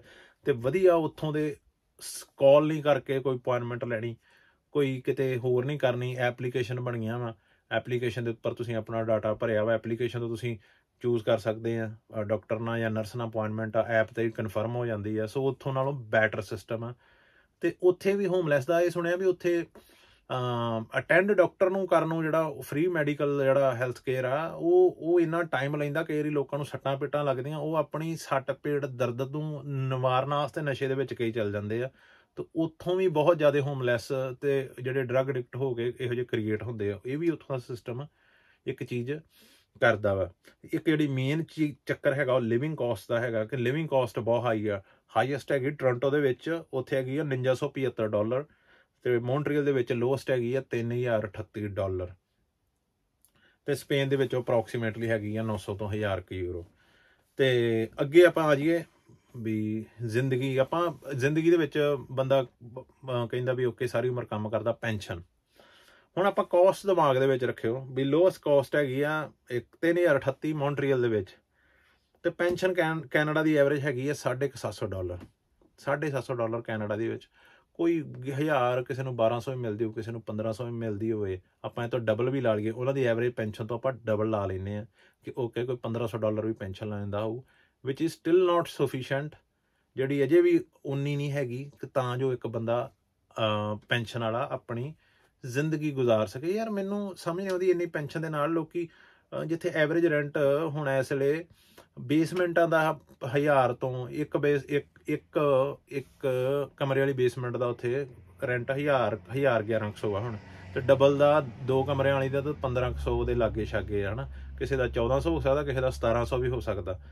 ਤੇ ਜੇ ਆਪਾਂ ਅਪਾਰਟਮੈਂਟ ਲੈਣਾ ਵਾ ਉਹਦਾ 2000 ਦੇ ਲਾਗੇ ਆ, ਘਰ ਘਰ ਲੈਣਾ ਉਹਦਾ ਫਿਰ 2500 ਸਮਥਿੰਗ ਇਹਦੇ ਉੱਪਰੋਂ ਟੱਪ ਜਾਂਦਾ ਹੈ ਨਾ। ਤੇ ਇਹ ਆ ਵੀ ਉਹੜੀ ਬੁਢਾਪਾ ਹੋ ਕੇ ਵੀ ਬੰਦਾ ਆਪਣੀ ਕੱਲੀ ਪੈਨਸ਼ਨ ਨਾਲ ਗੁਜ਼ਾਰਾ ਨਹੀਂ ਕਰ ਸਕਦਾ। ਸਪੇਨ ਦੇ ਵਿੱਚ ਐਵਰੇਜ ਪੈਨਸ਼ਨ ਹੈਗੀ ਆ 900 ਯੂਰੋ, ਵਿਚ is I am saying living cost ਇੰਨੀ ਆ 900,000 ਤੇ 900 ਯੂਰੋ ਐਵਰੇਜ ਪੈਨਸ਼ਨ ਆ। ਪਰ ਇਹ ਆ ਉਹਦੇ ਹਿਸਾਬ ਜਾਨੀ ਕਿ ਪਿੱਛੇ ਦੇ ਹਿਸਾਬ ਨਾਲ, ਪਲੱਸ ਇਹ ਚੀਜ਼ ਆ ਕਿ ਤੁਸੀਂ ਤੁਹਾਡੀ ਜਿਹੜੀ ਐਵਰੇਜ ਪੈਨਸ਼ਨ ਇੱਥੇ ਉਹ ਹੈਗੀ ਤੁਹਾਡਾ 85% ਐਨੂਅਲ। ਜੇ ਮੈਂ ਐਨੂਅਲ 40,000 ਬਣਾਉਂਦਾ ਰਿਹਾ ਵਾਂ ਨਾ ਆਪਣੀ ਉਮਰ ਦੇ ਵਿੱਚ, ਐਨੂਅਲ ਮੇਰੀ ਇਹ ਰਹੀ ਆ, ਤੇ ਮੈਨੂੰ ਉਹਦੇ ਹਿਸਾਬ ਨਾਲ ਹੀ ਮੇਰੀ ਪੈਨਸ਼ਨ 85% ਡੱਗਣੀ ਆ। ਮੇਰਾ 40,000 ਦਾ 85% ਡਿਵਾਈਡ ਹੋ ਕੇ ਮੈਨੂੰ ਮਿਲਣਾ, ਤੇ 2 ਪੈਨਸ਼ਨਾਂ ਆਈ ਥਿੰਕ ਉਹ ਸ਼ਾਇਦ ਉੱਥੇ ਵੀ ਹੋਵੇ, ਇੱਥੇ ਵੀ ਜਾਨੀ ਕਿ 12 ਦੀ ਜਗ੍ਹਾ ਸਾਡੇ ਇੱਥੇ 14 ਪੈਨਸ਼ਨਾਂ ਆਉਂਦੀਆਂ ਵਾ, ਸ਼ਾਇਦ ਉੱਥੇ ਵੀ ਇੱਦਾਂ ਹੀ ਹੋਵੇ ਉਹ ਚੀਜ਼। ਤੇ ਸੋ ਇੱਕ ਤੇ ਉਹ ਜਿਹੜੀਆਂ ਐਕਸਟਰਾ ਹੁੰਦੀਆਂ ਉਹ ਚੱਲ ਕਵਰ ਕਰਦੀਆਂ, ਪਰ ਗੱਲ ਇਹ ਆ ਕਿ ਜਿਹੜੀ ਇੱਥੇ ਪੈਨਸ਼ਨ ਆ ਉਹ ਸਫੀਸ਼ੈਂਟ ਆ ਤੁਹਾਡੇ ਰਹਿਣ ਵਾਸਤੇ। ਤੁਹਾਡੇ ਹਰੇਕ ਤੁਸੀਂ ਇਕੱਲਾ ਜਾਣਾ, ਤੁਸੀਂ ਤੁਹਾਡੀ ਪੈਨਸ਼ਨ ਆ, ਤੁਸੀਂ ਇਕੱਲਾ ਘਰ ਵੀ ਰੈਂਟ ਤੇ ਲੈ ਸਕਦੇ, ਤੁਹਾਡੇ ਰੋਟੀ ਪਾਣੀ ਗਰੋਸਰੀ ਸਾਰੇ ਖਰਚੇ ਉਹਦੇ ਵਿੱਚ ਕਵਰ ਹੁੰਦੇ ਆ। ਸੋ ਇੱਕ ਤੇ ਇਹਦੇ ਵਿੱਚ ਵੀ ਬੈਟਰ ਆ ਉੱਥੋਂ ਨਾਲੋਂ ਇੱਥੇ ਰਹਿਣਾ। ਮੈਡੀਕਲ ਸਪੇਨ ਦਾ ਜਾਨੀ ਕਿ ਮੈਂ ਕਈ ਵੈਬਸਾਈਟ 'ਤੇ ਚੈੱਕ ਕੀਤਾ ਵੀ ਕੋਈ ਵੈਬਸਾਈਟ ਬਲੂਮਬਰਗ ਦੇ ਅਕੋਰਡਿੰਗਲੀ 3rd ਆ ਦੁਨੀਆ ਦਾ ਬੈਸਟ ਸਪੈਨਿਸ਼ ਹੈਲਥ ਕੇਅਰ, ਤੇ ਕਿਸੇ ਦੇ 5ਵੇਂ ਤੇ ਆ, ਕਿਸੇ ਤੇ 6ਵੇਂ ਤੇ ਆ ਹੈ ਨਾ। ਸੋ ਵਿਚ ਮੀਨਸ ਵੀ ਵਨ ਆਫ ਬੈਸਟ ਆ ਇੱਥੇ। ਹਾਲਾਂਕਿ ਸਾਡੇ ਲੋਕਾਂ ਨੂੰ ਇੱਥੇ ਬਹੁਤ ਇਹ ਚੀਜ਼ ਦੀ ਪਰੇਸ਼ਾਨੀ ਹੁੰਦੀ, ਪਰ ਮੈਂ ਇੱਕ ਚੀਜ਼ ਦੇਖੀ ਉੱਥੇ ਜਾ ਕੇ ਕਿ ਉੱਥੇ ਕੈਨੇਡਾ ਦੇ ਵਿੱਚ ਜਿਹੜਾ ਵੇਟਿੰਗ ਆਵਰਸ ਨੇ, ਐਮਰਜੈਂਸੀ ਜਾ ਕੇ ਤੁਹਾਨੂੰ ਡਾਕਟਰ ਅਟੈਂਡ ਕਰੂਗਾ ਉਹ ਹੈਗੇ 4 ਘੰਟੇ। ਤੁਸੀਂ ਐਮਰਜੈਂਸੀ ਦੇ ਵਿੱਚ ਗਏ ਆ, ਤੁਹਾਨੂੰ ਐਵਰੇਜ ਉੱਥੋਂ ਦਾ ਵੇਟਿੰਗ ਹੈਗਾ 4 ਘੰਟੇ। ਸੋ ਐਵਰੇਜ ਆ, ਕਿਸੇ ਦੀ 2 ਘੰਟਿਆਂ ਬਾਅਦ ਵੀ ਵਾਰੀ ਆਉਂਦੀ ਹੋਊ, ਕਿਸੇ ਦੀ 6 ਬਾਅਦ, ਕਿਸੇ ਦੀ 7 ਘੰਟਿਆਂ ਬਾਅਦ ਐਮਰਜੈਂਸੀ ਜਾ ਕੇ। ਇਹ ਮੇਰੇ ਲਈ ਪਿਓਰਲੀ ਸ਼ੌਕਿੰਗ ਸੀ, ਇਹ ਬਿਯੋਂਡ ਅੰਡਰਸਟੈਂਡਿੰਗ ਸੀ ਮੇਰੇ, ਕਿਉਂਕਿ ਮੈਂ 1-2 ਵਾਰੀ ਮੈਨੂੰ ਐਮਰਜੈਂਸੀ ਇੱਥੇ ਸਪੇਨ ਦੇ ਵਿੱਚ ਜਾਣਾ ਪਿਆ। ਇੱਕ ਵਾਰੀ ਮੇਰੇ ਆ ਮੱਥੇ ਤੇ ਸੱਟ ਲੱਗ ਗਈ ਸੀ ਇੱਥੇ ਡਿੱਗ ਕੇ, ਜਿਵੇਂ ਇੰਦੀ ਨੂੰ ਵੀ ਇੱਕ ਵਾਰੀ ਐਮਰਜੈਂਸੀ ਲਿਆ। ਮੈਂ ਕਈਆਂ ਦੇ ਨਾਲ ਐਮਰਜੈਂਸੀ ਗਿਆ ਕਿਉਂਕਿ ਮੈਨੂੰ ਬੋਲੀ ਆਉਂਦੀ ਹੁੰਦੀ ਸੀ, ਮੈਂ ਹਸਪਤਾਲ ਬਹੁਤ ਜਾਣਾ ਨਾਲ ਐਮਰਜੈਂਸੀ ਗਿਆ। ਆਈ ਥਿੰਕ ਨੈਵਰ ਇਟ ਟੁੱਕ, ਇਹ ਕਦੀ ਵੀ 5 ਜਾਂ 10 ਮਿੰਟ ਤੋਂ ਉੱਪਰ ਵਕਤ ਲੱਗਾ ਹੀ ਨਹੀਂ ਗਾ ਯਾਰ। ਇਹ ਵੀ ਮੈਂ ਮੈਕਸੀਮਮ ਦੱਸ ਰਿਹਾ ਕਿ ਤੁਸੀਂ ਐਮਰਜੈਂਸੀ ਦੇ ਵਿੱਚ ਗਏ ਆ, ਤੁਹਾਡੀ ਸਿਚੁਏਸ਼ਨ ਉੱਦਾਂ ਦੀ ਆ, ਤੁਹਾਡੇ ਬਲੱਡ ਵਗ ਰਿਹਾ ਜਾਂ ਤੁਸੀਂ ਠੀਕ ਨਹੀਂ, ਤੁਹਾਨੂੰ ਸਾਹ ਦੇ ਵਿੱਚ ਪਰੇਸ਼ਾਨੀ ਆ, ਉਹ 5-10 ਮਿੰਟ ਦੇ ਵਿੱਚ ਮੈਕਸੀਮਮ ਤੁਹਾਨੂੰ ਉਹਨਾਂ ਨੇ ਅੰਦਰ ਲੈ ਜਾਣਾ, ਤੁਹਾਡਾ ਟ੍ਰੀਟਮੈਂਟ ਚਾਲੂ ਹੋ ਜਾਂਦਾ। ਸੋ ਉਹਦੇ ਅਕੋਰਡਿੰਗਲੀ ਛੋਟੇ ਪਿੰਡਾਂ ਦੇ ਵਿੱਚ ਹੈਲਥ ਕੇਅਰ ਇਹਨਾਂ ਨੇ ਦਿੱਤੇ ਆ, ਉਹ ਉੱਥੋਂ ਨਾਲੋਂ ਵੇ ਬੈਟਰ ਆ ਉੱਥੇ। ਇੱਕ ਉੱਥੇ ਕਵਰੇਜ ਵੀ ਫਲਾਣੀ ਚੀਜ਼ ਕਵਰਡ ਹੈਗੀ ਹੈ, 'ਚ ਫਲਾਣੀ ਹੈ ਨਹੀਂ ਕਿ ਫਲਾਣੇ ਦਾ ਪੇ ਕਰਨਾ ਪੈਣਾ, ਫਲਾਣੇ ਦਾ ਨਹੀਂ। ਇਹ ਬੜਾ ਮੈਨੂੰ ਕਨਫਿਊਜ਼ਨ ਜਿਹਾ ਲੱਗਾ ਯਾਰ, ਇਹ ਕੀ ਚੱਕਰ। ਸਾਡੇ ਤੇ ਜਾਨੀ ਕਿ ਵੱਟ ਹੈ, ਪਰ ਯਾਰ ਜਿਹੜਾ ਮਰਜ਼ੀ ਆਪਰੇਸ਼ਨ ਹੋਣਾ ਵੇ, ਸਾਡੇ ਅਸੀਂ ਕੱਚੇ ਆਏ ਹਾਂ, ਸਾਡੇ ਕੱਚਿਆਂ ਦੇ ਹੈਲਥ ਕਾਰਡ ਉਦੋਂ ਦੇ ਬਣੇ ਸੀ। ਸਟਿਲ ਅਜੇ ਕਈ ਹੁਣ ਇਹਨਾਂ ਨੇ ਪਿੱਛੇ ਜੇ ਕਿਹਾ ਸੀ ਵੀ ਯਾਰ ਜਿਹੜੇ ਆਪਾਂ ਨੂੰ ਸੋਸ਼ਲ ਸਿਕਿਉਰਿਟੀ ਦਿੰਦੇ ਨਹੀਂ, ਆਪਾਂ ਨੂੰ ਪੈਸੇ ਨਹੀਂ ਦਿੰਦੇ, ਉਹਨਾਂ ਦਾ ਕਿਉਂ। ਉਦੋਂ ਇਹਨਾਂ ਨੇ ਕਿਹਾ ਵੀ ਯਾਰ ਆਪਾਂ ਕੱਚਿਆਂ ਨੂੰ ਨਹੀਂ ਦੇਣਾ, ਬਟ ਸਟਿਲ ਹਾਫ ਸਪੇਨ ਦੇ ਵਿੱਚ ਪਿੰਡਾਂ ਦੇ ਵਿੱਚ ਮੈਡੀਕਲ ਕਾਰਡ ਕੱਚਿਆਂ ਦੇ ਵੀ ਬਣੇ ਆ। ਮੇਰਾ ਆਉਂਦਿਆਂ ਸਾਰੀ ਮੈਂ 10 ਦਿਨਾਂ ਬਾਅਦ ਮੈਡੀਕਲ ਹੈਲਥ ਕਾਰਡ ਸਾਰਿਆਂ ਹੁੰਦੇ ਸੀ। ਕੱਚੇ ਮੁੰਡੇ ਆਪਰੇਸ਼ਨ ਕਰਵਾਉਂਦੇ ਹੁੰਦੇ ਸੀ ਹਰੇਕ ਤਰ੍ਹਾਂ ਦੀ ਯਾਰ। ਫੋਰ ਐਗਜ਼ਾਮਪਲ ਹੁਣ ਮੇਰੇ ਪਿੰਡ ਦਾ ਮੁੰਡਾ, 2 ਮੈਂ ਇਹੋ ਜਿਹੇ ਕੇਸ ਦੱਸ ਦਿੰਦਾ, ਉਹਨੂੰ ਮੈਂ ਕੈਨੇਡਾ ਨਾਲ ਕੰਪੇਅਰ ਕਰਦਾ। ਸਾਡੇ ਪਿੰਡ ਦਾ ਮੁੰਡਾ ਵਾ, ਇੱਕ ਤਾਂ ਸਾਡੇ ਪਿੰਡ ਦਾ ਮੁੰਡਾ ਵਾ, ਉਹਦੇ ਦਿਮਾਗ 'ਚ ਰਸੌਲੀ ਸੀ ਵਿਚਾਰੇ ਦੇ, ਉਹ ਉਧਰ ਬਾਰਸੀਲੋਨਾ ਨਾਲ ਕੰਮ ਤੇ ਜਾਂਦਾ, ਮੈਟਰੋ ਦੇ ਵਿੱਚ ਡਿੱਗ ਗਿਆ। ਉਹ ਜਾਨੀ ਕਿ ਉਹ ਜਿਵੇਂ ਉਹਨੂੰ ਦਿਮਾਗ ਨੂੰ ਉਹਨੇ ਕਰਤਾ, ਬਲੈਕ ਆਊਟ ਕਰਤਾ ਨਾ। ਉਹ ਵਿਚਾਰੇ ਦਾ 2 ਸਾਲ ਹੋ ਗਏ ਆ, ਕਿਉਂਕਿ ਉਹਦੇ 2 ਉਹਦੇ ਦਿਮਾਗ ਦੇ ਆਪਰੇਸ਼ਨ ਹੋਏ, ਉਹਨਾਂ ਨੂੰ ਉਹਦੇ ਤੋਂ ਦਿਮਾਗ ਦੇ ਅੰਗ ਕੱਟਣੇ ਪਏ ਉਹਨੂੰ। ਹੁਣ ਉਸ ਤੋਂ ਬਾਅਦ ਉਹਦੀਆਂ ਥੈਰੇਪੀਆਂ ਚੱਲਦੀਆਂ ਪਈਆਂ। ਕੱਚਾ ਵਾ, ਉਹ ਬਹੁਤ ਵਧੀਆ ਹਸਪੀਟਲ ਦੇ ਵਿੱਚ ਜਿੱਥੇ ਉਹਨੂੰ ਨਵਾਉਂਦੇ, ਟੇਕ ਕੇਅਰ ਕਰਦੇ, ਉਹਨਾਂ ਦੀਆਂ ਥੈਰੇਪੀਆਂ ਕਰਾਉਂਦੇ। ਉਹ 2 ਸਾਲ ਤੋਂ ਉੱਥੋਂ ਟ੍ਰੀਟਮੈਂਟ ਲੈ ਰਿਹਾ, 0 ਕਾਸਟ। ਹੁਣ ਮੇਰੇ ਸਟਿਲ ਇੱਕ ਮੇਰੇ ਪਿੰਡ ਦੇ ਮੁੰਡਾ ਵਾ, ਉਹਦਾ ਮੁੰਡਾ ਬਿਮਾਰ ਸੀ, ਉਹਨੂੰ ਹਸਪੀਟਲ ਲੈ ਕੇ ਗਏ। ਅਸੀਂ ਇਹੋ ਹੀ ਗੱਲ ਕਰਨਾ ਸੀ, ਉਹਨੇ ਮੈਨੂੰ ਦੱਸਿਆ, ਤੇ ਉਹਨੂੰ ਕਹਿੰਦਾ ਯਾਰ ਮੁੰਡਾ ਜੀ ਨਹੀਂ ਸੀ ਲਾਉਂਦਾ ਹਸਪਤਾਲ ਦੇ ਵਿੱਚ। ਉਹ ਕਹਿੰਦਾ ਮੈਂ ਘਰੇ ਜਾਣਾ, ਮੈਂ ਕਹਿੰਦਾ ਡਾਕਟਰ ਚੰਗਾ ਸੀ। ਉਹਨੂੰ ਆਕਸੀਜਨ ਦੀ ਲੋੜ ਸੀ ਤੇ ਥੋੜੀ ਬਹੁਤ ਮੈਡੀਕਲ ਟ੍ਰੀਟਮੈਂਟ ਦੀ ਲੋੜ ਸੀ। ਹਸਪੀਟਲ ਵਾਲਿਆਂ ਨੇ ਆਰਗੇਨਾਈਜ਼ ਕਰਕੇ ਉਹਦੇ ਘਰੇ ਬੈੱਡ ਤੇ ਆਕਸੀਜਨ ਉਹਦੇ ਅਵੇਲੇਬਲ ਕਰਵਾਈ। ਉਹਨਾਂ ਨੇ ਪੁੱਛਿਆ ਤੁਹਾਡੇ ਕੋਲ ਘਰੇ ਬੈੱਡ ਲਾਉਣ ਦੀ ਥਾਂ ਬਣ ਜੂਗੀ, ਜਾਣੀ ਕਿ ਜਿਹੜਾ ਉੱਠਣ ਵਾਲਾ ਹੁੰਦਾ ਵਾ, ਤੇ ਅਸੀਂ ਤੁਹਾਡੇ ਘਰੇ ਪ੍ਰੋਵਾਈਡ ਕਰਾ ਦਿੰਦੇ ਹਾਂ। ਤੇ ਉਹ ਕਹਿੰਦਾ ਵੀ ਮੇਰੇ ਘਰੇ ਆਕਸੀਜਨ ਵਾਲੇ 2 ਸਿਸਟਮ ਦੇ ਕੇ ਗਏ ਆ ਤੇ ਡੇਲੀ ਉਹ ਆਪ ਘਰੇ ਚੈੱਕ ਕਰਨ ਆਉਂਦੇ ਆ। ਸੋ ਇਹ ਹੈਗੀਆਂ ਮੈਡੀਕਲ ਸਹੂਲਤਾਂ ਵਾ। 100% ਹਰੇਕ ਥਾਂ ਚੰਗਾ ਨਹੀਂ ਹੋ ਸਕਦਾ, ਕੁਝ ਇੱਥੇ ਵੀ ਲੋਕਾਂ ਦੇ ਬੈਡ ਐਗਜ਼ਾਮਪਲ ਹੋਣਗੇ, ਪਰ definitely it's way better than Canada. ਜਿਹੜੀ ਇੱਥੋਂ ਦਾ ਮੈਡੀਕਲ ਸਿਸਟਮ ਹੈਗਾ ਉਹਦੇ ਵਿੱਚ ਹਰੇਕ ਚੀਜ਼ ਕਵਰਡ ਹੈਗੀ ਆ। ਜਿਹੋ ਜਿਹਾ ਮਰਜ਼ੀ ਤੁਹਾਨੂੰ ਪ੍ਰੋਬਲਮ ਆ ਜੇ, ਕੈਂਸਰ ਵਟ ਐਵਰ ਜੋ ਹੋ ਜਾਏ, ਤੁਸੀਂ ਕਵਰ ਆ ਉਹਦੇ ਵਿੱਚ। ਈਵਨ ਸਾਡੇ ਕਈ ਰੀਜਨ ਦੇ ਵਿੱਚ ਇਹ ਇੱਕ ਜਿੱਦਾਂ ਉੱਥੇ ਸਟੇਟ ਵਾਈਜ਼ ਹੈ, ਇੱਥੇ ਵੀ ਸਟੇਟ ਵਾਈਜ਼ ਹਰੇਕ ਸਟੇਟ ਦੇ ਵੱਖਰੇ ਆ ਥੋੜ੍ਹੇ ਜਿਹੇ ਵੀ, ਉਹ ਕੁਝ ਐਕਸਟਰਾ ਸਮਥਿੰਗ ਐਕਸਟਰਾ ਕਰਨ ਲਈ ਆਪਣੇ ਲੋਕਾਂ ਲਈ। ਜਿੱਦਾਂ ਸਾਡੀ ਸਟੇਟ ਦੇ ਵਿੱਚ ਜਿੱਥੇ ਮੈਰੀ ਨਾ ਕਰਾ ਰਿਹਾ, ਉਹਦੇ ਵਿੱਚ ਡੈਂਟਲ ਵੀ ਇਨਕਲੂਡਡ ਆ ਉਹਦੇ ਵਿੱਚ। 1 ਸਾਲ ਦੀਆਂ ਤੁਸੀਂ ਜੇ 2 ਲੈਣੀਆਂ ਚਾਹੋ ਤੁਸੀਂ ਵਿਜ਼ਿਟ ਡੈਂਟਲ ਦੀਆਂ, ਉਹ ਵੀ ਤੁਹਾਡੇ ਇਨਕਲੂਡਡ ਆ ਉਹਦੇ ਵਿੱਚ। ਸੋ ਚਾਈਲਡ ਬਰਥ ਬੈਨੀਫਿਟ ਤੇ ਆਪਾਂ ਆ ਜਾਂਦੇ ਹਾਂ। ਚਾਈਲਡ ਬਰਥ ਬੈਨੀਫਿਟ ਇੱਥੇ ਜ਼ਿਆਦਾ ਨੇ ਉੱਥੋਂ ਨਾਲੋਂ। ਉਹਦੇ ਵਿੱਚ ਮੈਂ ਤੁਹਾਨੂੰ 1-2 ਚੀਜ਼ਾਂ ਦੱਸ ਦਿੰਦਾ। ਉੱਥੇ ਇੱਦਾਂ ਕਿ ਉੱਥੇ ਜਿੱਦਾਂ 1 ਸਾਲ ਦੀ ਲੀਵ ਦਿੰਦੇ ਆ ਮਾਂ ਨੂੰ, ਤੇ ਉਹ ਤੁਸੀਂ ਡਿਸਾਈਡ ਕਰ ਸਕਦੇ ਆ ਵੀ 6 ਮਹੀਨੇ ਦੀ ਬਾਪ ਨੇ ਲੈਣੀ, ਉਹ 'ਚੋਂ 6 ਮਹੀਨੇ ਦੀ ਮਾਂ ਨੇ ਕੱਟਣੀ, ਹੈ ਨਾ, ਉਹ ਹਿਸਾਬ ਨਾਲ। ਇੱਥੇ ਆ ਵੀ ਇੱਥੇ ਦੋਵਾਂ ਨੂੰ ਵੱਖੋ ਵੱਖਰੇ ਦਿੰਦੇ ਆ, 6 ਮਹੀਨੇ ਦੀ ਮਾਂ ਨੂੰ ਤੇ 4 ਮਹੀਨੇ ਦੀ ਬਾਪ ਨੂੰ। ਸੋ ਉਹ ਕਹਿੰਦੇ ਵੀ ਇੱਕ ਉਹਨਾਂ ਦਾ ਲਾਅ ਵਾ ਕਿ ਬਾਪ ਨੂੰ ਜਿੱਦਣ ਬੱਚਾ ਪੈਦਾ ਹੋ ਗਿਆ ਉਹਨੂੰ ਇਹਦੇ ਵਿੱਚੋਂ 2 ਵੀਕ ਤੇ ਉਸੇ ਵੇਲੇ ਹੀ ਲੈਣੇ ਪੈਣੇ ਆ, ਨਹੀਂ ਤੇ ਉਹਨੂੰ ਆਪਣੀ ਲੂਜ਼ ਕਰ ਲਓ। ਵੀ 2 ਵੀਕ ਤੇ ਤੈਨੂੰ ਉਦੋਂ ਉਸੇ ਵੇਲੇ ਛੁੱਟੀਆਂ ਕਰਨੀਆਂ ਹੀ ਪੈਣੀਆਂ, ਕਿਉਂਕਿ ਉਹਦੇ ਟਾਈਮ ਘਰੇ ਲੋੜ ਹੁੰਦੀ ਦੋਨਾਂ ਜੀਆਂ ਦੀ। ਸੋ ਉੱਥੇ 12 ਮਹੀਨੇ ਆ, ਇੱਥੇ ਆਪਾਂ ਦੋਵਾਂ ਦੇ ਜੁਆਇੰਟ ਕਰਕੇ ਇੱਥੇ 10 ਮਹੀਨੇ ਆ, ਇੱਥੇ 2 ਮਹੀਨੇ ਸਾਡੇ ਉੱਥੋਂ ਘੱਟ ਆ। ਪਰ ਅੱਗੇ ਫਿਰ ਉਹੀ ਚੀਜ਼ ਆ ਗਈ ਕਿ ਜਿਹੜਾ ਪੇ ਬਾਅਦ 'ਚ ਮਿਲਦੀ ਆ ਜਿਹੜੀ ਮਾਂ ਬਾਪ ਨੂੰ, ਉਹਨਾਂ ਦਾ ਸਟਿਲ ਫਿਰ ਉਹਨਾਂ ਨੂੰ 85% ਇੱਥੇ, ਜਾਣੀ ਕਿ ਪੈਨਸ਼ਨ, ਅਨਐਮਪਲੋਇਮੈਂਟ, ਇਹੋ ਜਿਹੇ ਬੈਨੀਫਿਟ ਉਹ ਤੁਹਾਡੀ ਸੈਲਰੀ ਦੇ ਅਰਾਊਂਡ 85% ਹੀ ਹੁੰਦੇ ਆ। ਸੋ ਉਹ ਇਹ ਨਹੀਂ ਵੀ ਉਹ ਮਿਨੀਮਮ 600,000 ਮਿਲਣੀ ਆ, ਉਹ ਤੁਹਾਨੂੰ ਆਪਣੀ ਐਨੂਅਲ ਦੇ ਅਕੋਰਡਿੰਗਲੀ, ਉਹ ਸੈਲਰੀ ਦੇ ਅਕੋਰਡਿੰਗਲੀ ਜੋ ਤੁਹਾਡੀ ਵੇਜ। ਜਿੱਦਾਂ ਕਿ ਹੁਣ ਲੇਟੈਸਟ ਮੇਰੇ ਅਵਨੀਤ ਹੋਈ ਕੁੜੀ ਆ, ਤੇ ਉਹ ਹੋਈ ਸੀ, ਤੇ ਮੈਂ 2 ਜਗ੍ਹਾ ਕੰਮ ਕਰਦਾ, ਹੈ ਨਾ, ਵੀ ਮੈਂ ਦੋਵਾਂ ਕੰਪਨੀਆਂ ਨੂੰ ਐਡਮਿਨਿਸਟ੍ਰੇਟ ਕਰਦਾ, ਤੇ ਮੇਰੀਆਂ 2 ਸੈਲਰੀਆਂ ਸੀ। ਮੇਰੀਆਂ 2 ਸੈਲਰੀਆਂ ਡਿਪੋਜ਼ਿਟ ਹੁੰਦੀਆਂ ਸੀ। ਮੇਰੀ ਘਰ ਦੀ ਇੱਕ ਥਾਂ ਸੀ, ਉਹਦੀ ਸੈਲਰੀ ਚੱਲਦੀ, ਉਹਦੀ ਇੱਕ ਸੈਲਰੀ, ਸਾਨੂੰ 3 ਸੈਲਰੀਆਂ ਸਾਨੂੰ ਘਰੇ ਬੈਠਿਆਂ ਨੂੰ ਆਉਂਦੀਆਂ ਸੀ। 3 ਸੈਲਰੀਆਂ 4 ਮਹੀਨੇ ਆਈ ਗਈਆਂ, ਬਾਅਦ 'ਚ ਉਹਦੀ ਸੈਲਰੀ 6 ਮਹੀਨੇ ਆਈ ਗਈ। ਇੱਕ ਤੇ ਉਹ, ਤੇ ਪਲੱਸ ਜਿੱਦਣ ਅਵਨੀਤ ਹੋਈ ਆ ਮੇਰੀ ਘਰ ਦੀ ਕੰਮ ਕਰਦੀ ਸੀ, ਉਸੇ ਦਿਨ ਹੀ ਉਸ ਤੋਂ ਆਈ ਥਿੰਕ ਉਸ ਤੋਂ ਨੈਕਸਟ ਡੇ ਸਾਡੇ ਅਕਾਊਂਟ ਦੇ ਵਿੱਚ 8700-8800 ਯੂਰੋ ਡਿਪੋਜ਼ਿਟ ਹੋ ਗਿਆ ਸੀ, ਜੋ ਇੰਸਟੈਂਟ ਮਨੀ ਦਿੰਦੇ ਇੱਥੇ ਜੇ ਜਿਹੜੀ ਮਾਂ ਵਾ ਉਹ ਕੰਮ ਕਰਦੀ ਆ। ਤੇ ਉਹ ਸੋ ਜੇ ਮੈਂ ਓਵਰਆਲ ਲਾਵਾਂ, ਅਸੀਂ 6 ਮਹੀਨਿਆਂ ਦੇ ਵਿੱਚ ਸਾਨੂੰ ਆਈ ਥਿੰਕ ਬਾਹਲਾ ਨਹੀਂ ਤੇ ਕੋਈ 35 ਤੋਂ 40 ਹਜ਼ਾਰ ਯੂਰੋ ਸਾਨੂੰ ਸਪੈਨਿਸ਼ ਗੌਰਮੈਂਟ ਨੇ ਦਿੱਤਾ ਬੱਚੇ ਹੋਏ ਤੇ। ਸੋ ਕੋਈ 1 ਰੁਪਈਆ ਪੇ ਨਹੀਂ ਕੀਤਾ, 1 ਸੈਂਟ ਨਹੀਂ ਕਿਤੇ ਪੇ ਕੀਤਾ, ਜਿੱਦਾਂ ਕਿ ਕੁਝ ਕੰਟਰੀਆਂ ਦੇ ਵਿੱਚ ਥੋੜਾ ਬਹੁਤ ਪੇ ਕਰਨਾ ਪੈਂਦਾ। ਸੋ ਇਹ ਸਾਰੇ ਫੈਕਟ ਉਹਨਾਂ ਵਾਸਤੇ ਆ ਵੀ ਜਿਹੜੇ ਸੋਚਦੇ ਆ ਕਿ ਯਾਰ ਪਤਾ ਨਹੀਂ, ਵੀ ਉਹੀ ਗੱਲ ਆਖਣ ਡਿਆ ਵੀ ਸ਼ਾਇਦ ਕੈਨੇਡਾ ਹੀ ਦੁਨੀਆ ਤੇ ਇੱਕ ਕੰਟਰੀ ਆ, ਹੋਰ ਕੋਈ ਦੁਨੀਆ ਤੇ ਕੰਟਰੀ ਹੈ ਨਹੀਂ। ਤੇ ਮੈਂ ਉਹੀ ਆਖਣ ਡਿਆ ਜਦੋਂ ਭਰਾਵਾ ਜਰਮਨੀ ਵਾਲੇ ਜੇ ਵੱਟ ਤੇ ਬੈਠੇ ਆ, ਨਾਰਵੇ ਵਾਲੇ ਵੱਟ ਤੇ ਬੈਠੇ ਆ, ਉਹਨਾਂ ਨੂੰ ਵਿੱਚ ਆਉਣ ਦੀ ਲੋੜ ਹੀ ਨਹੀਂ ਹੈਗੀ, ਹੈ ਨਾ, ਵੀ ਉਹਨਾਂ ਦੀਆਂ ਚੀਜ਼ਾਂ ਸਾਡੇ ਨਾਲੋਂ ਕਈ ਗੁਣਾ ਬੈਟਰ ਆ। ਹੁਣ ਅੱਗੇ ਆਪਾਂ ਆਏ ਆ ਕ੍ਰਾਈਮ ਤੇ। ਕ੍ਰਾਈਮ ਕੈਨੇਡਾ ਦੇ ਵਿੱਚ ਵੇ ਟੂ ਮੱਚ ਹੈ ਇੱਥੋਂ ਨਾਲੋਂ।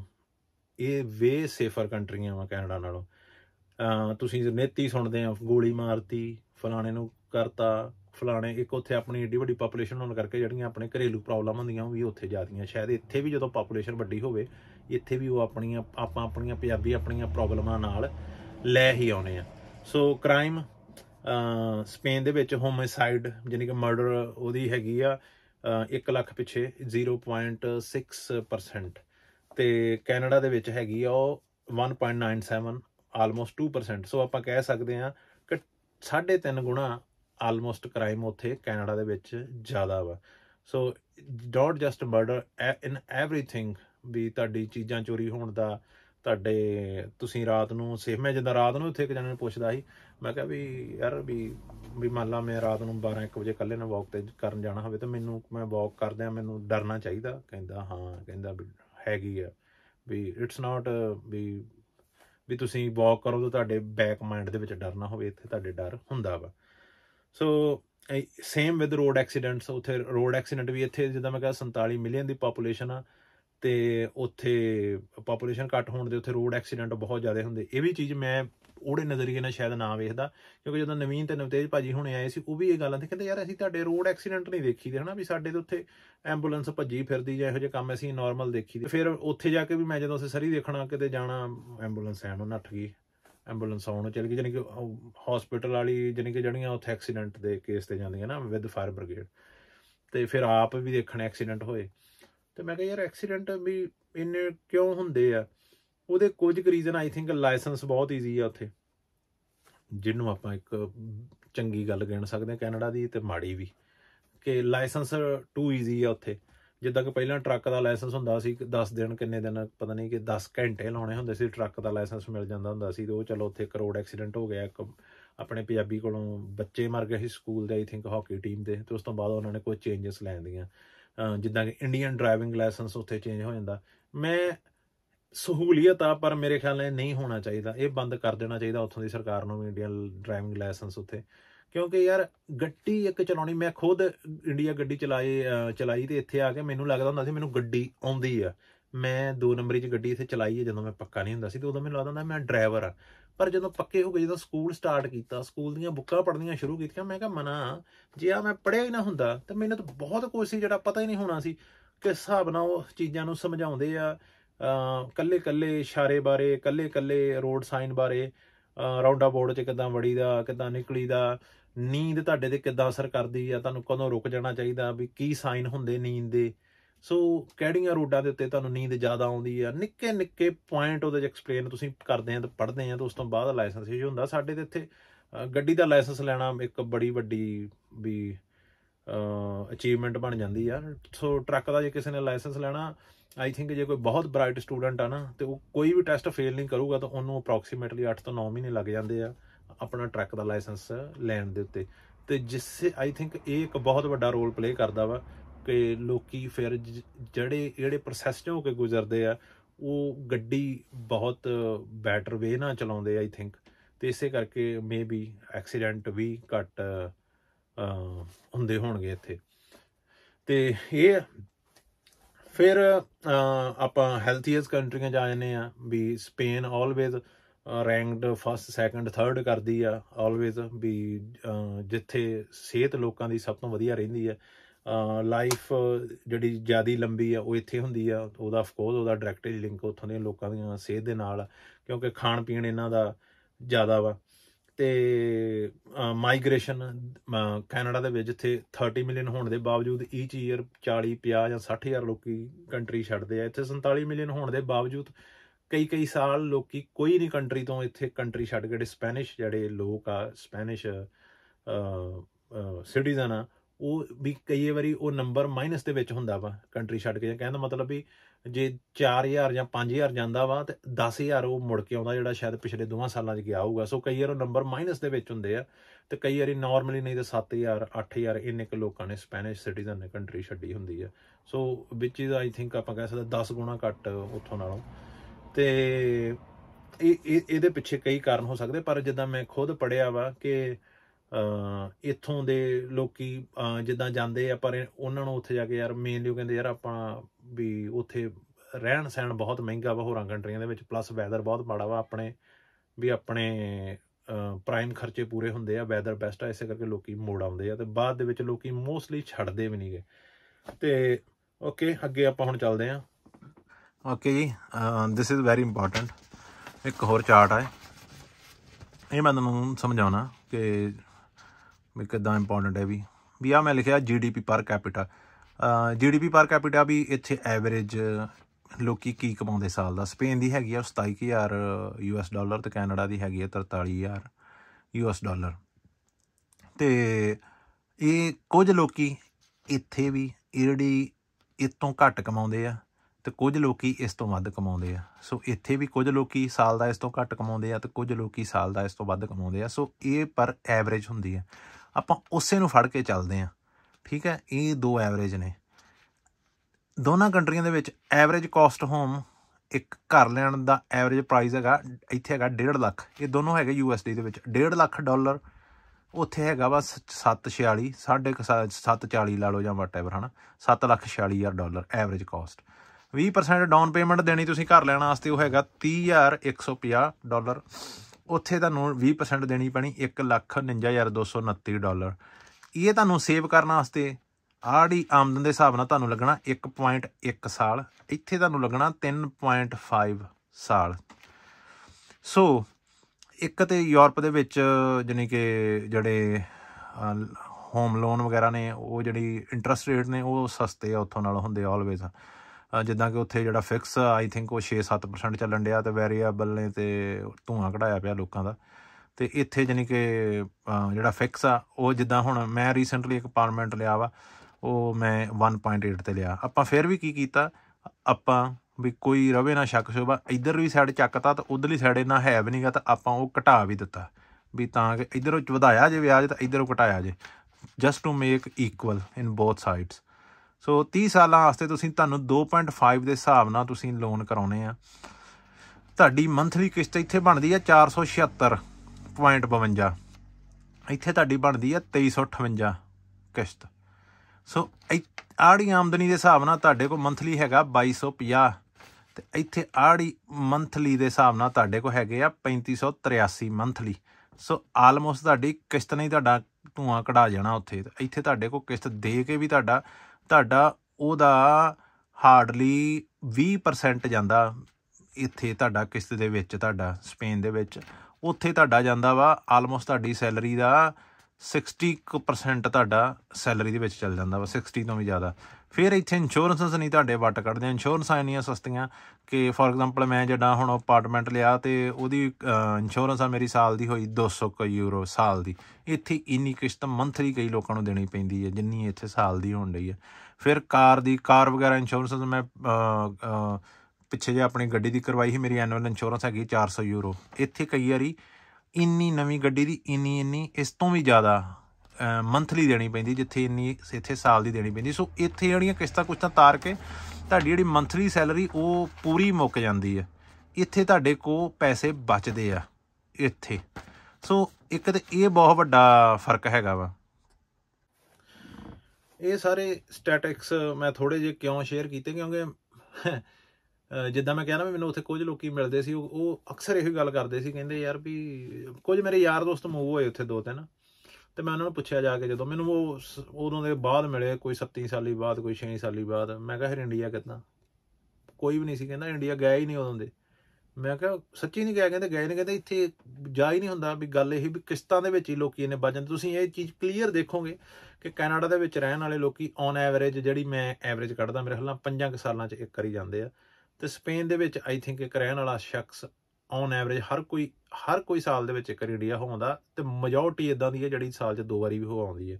ਉਹਦੇ ਕਈ ਰੀਜ਼ਨ ਆ। ਉਹਦੇ ਇੱਕ ਰੀਜ਼ਨ ਇਹੀ ਕਿ ਕਿਸ਼ਤਾਂ, ਉੱਥੇ ਜਿਹੜਾ ਕਿਸ਼ਤਾਂ ਦਾ ਚੱਕਰ ਆ ਉਹਦੇ ਵਿੱਚ ਬੰਦਾ ਕਹਿੰਦਾ ਵੀ ਇੱਕ ਤਾਂ ਟਿਕਟਾਂ ਦੂਰ ਹੋਣ ਕਰਕੇ ਟਿਕਟਾਂ ਬਹੁਤ ਮਹਿੰਗੀਆਂ ਪੈ ਜਾਂਦੀਆਂ। 3-4 ਜੀ ਜਾਂਦੇ ਉਹ ਕਹਿੰਦਾ 6-7 ਹਜ਼ਾਰ ਗਿਆ ਟਿਕਟਾਂ ਦੇ, ਪਲੱਸ ਮਹੀਨਾ ਰਹਿ ਆਏ ਅਤੇ ਕਿਸ਼ਤਾਂ ਉੱਪਰ ਕੰਮ ਰੁਕ ਗਿਆ, ਕਿਸ਼ਤਾਂ ਚੜ੍ਹ ਗਈਆਂ, 2 ਮਹੀਨੇ ਰਹਿ ਹੋਰ ਚੜ੍ਹ ਗਈਆਂ, ਉਹ $20-25 ਹਜ਼ਾਰ ਦਾ ਖਰਚਾ ਉਹਨਾਂ ਨੂੰ। ਉਹ ਕਹਿੰਦੇ ਵੀ ਉਹ 20-25 ਹਜ਼ਾਰ ਬਾਅਦ 'ਚ ਨਾਲ ਨਹੀਂ ਰਲਣਾ।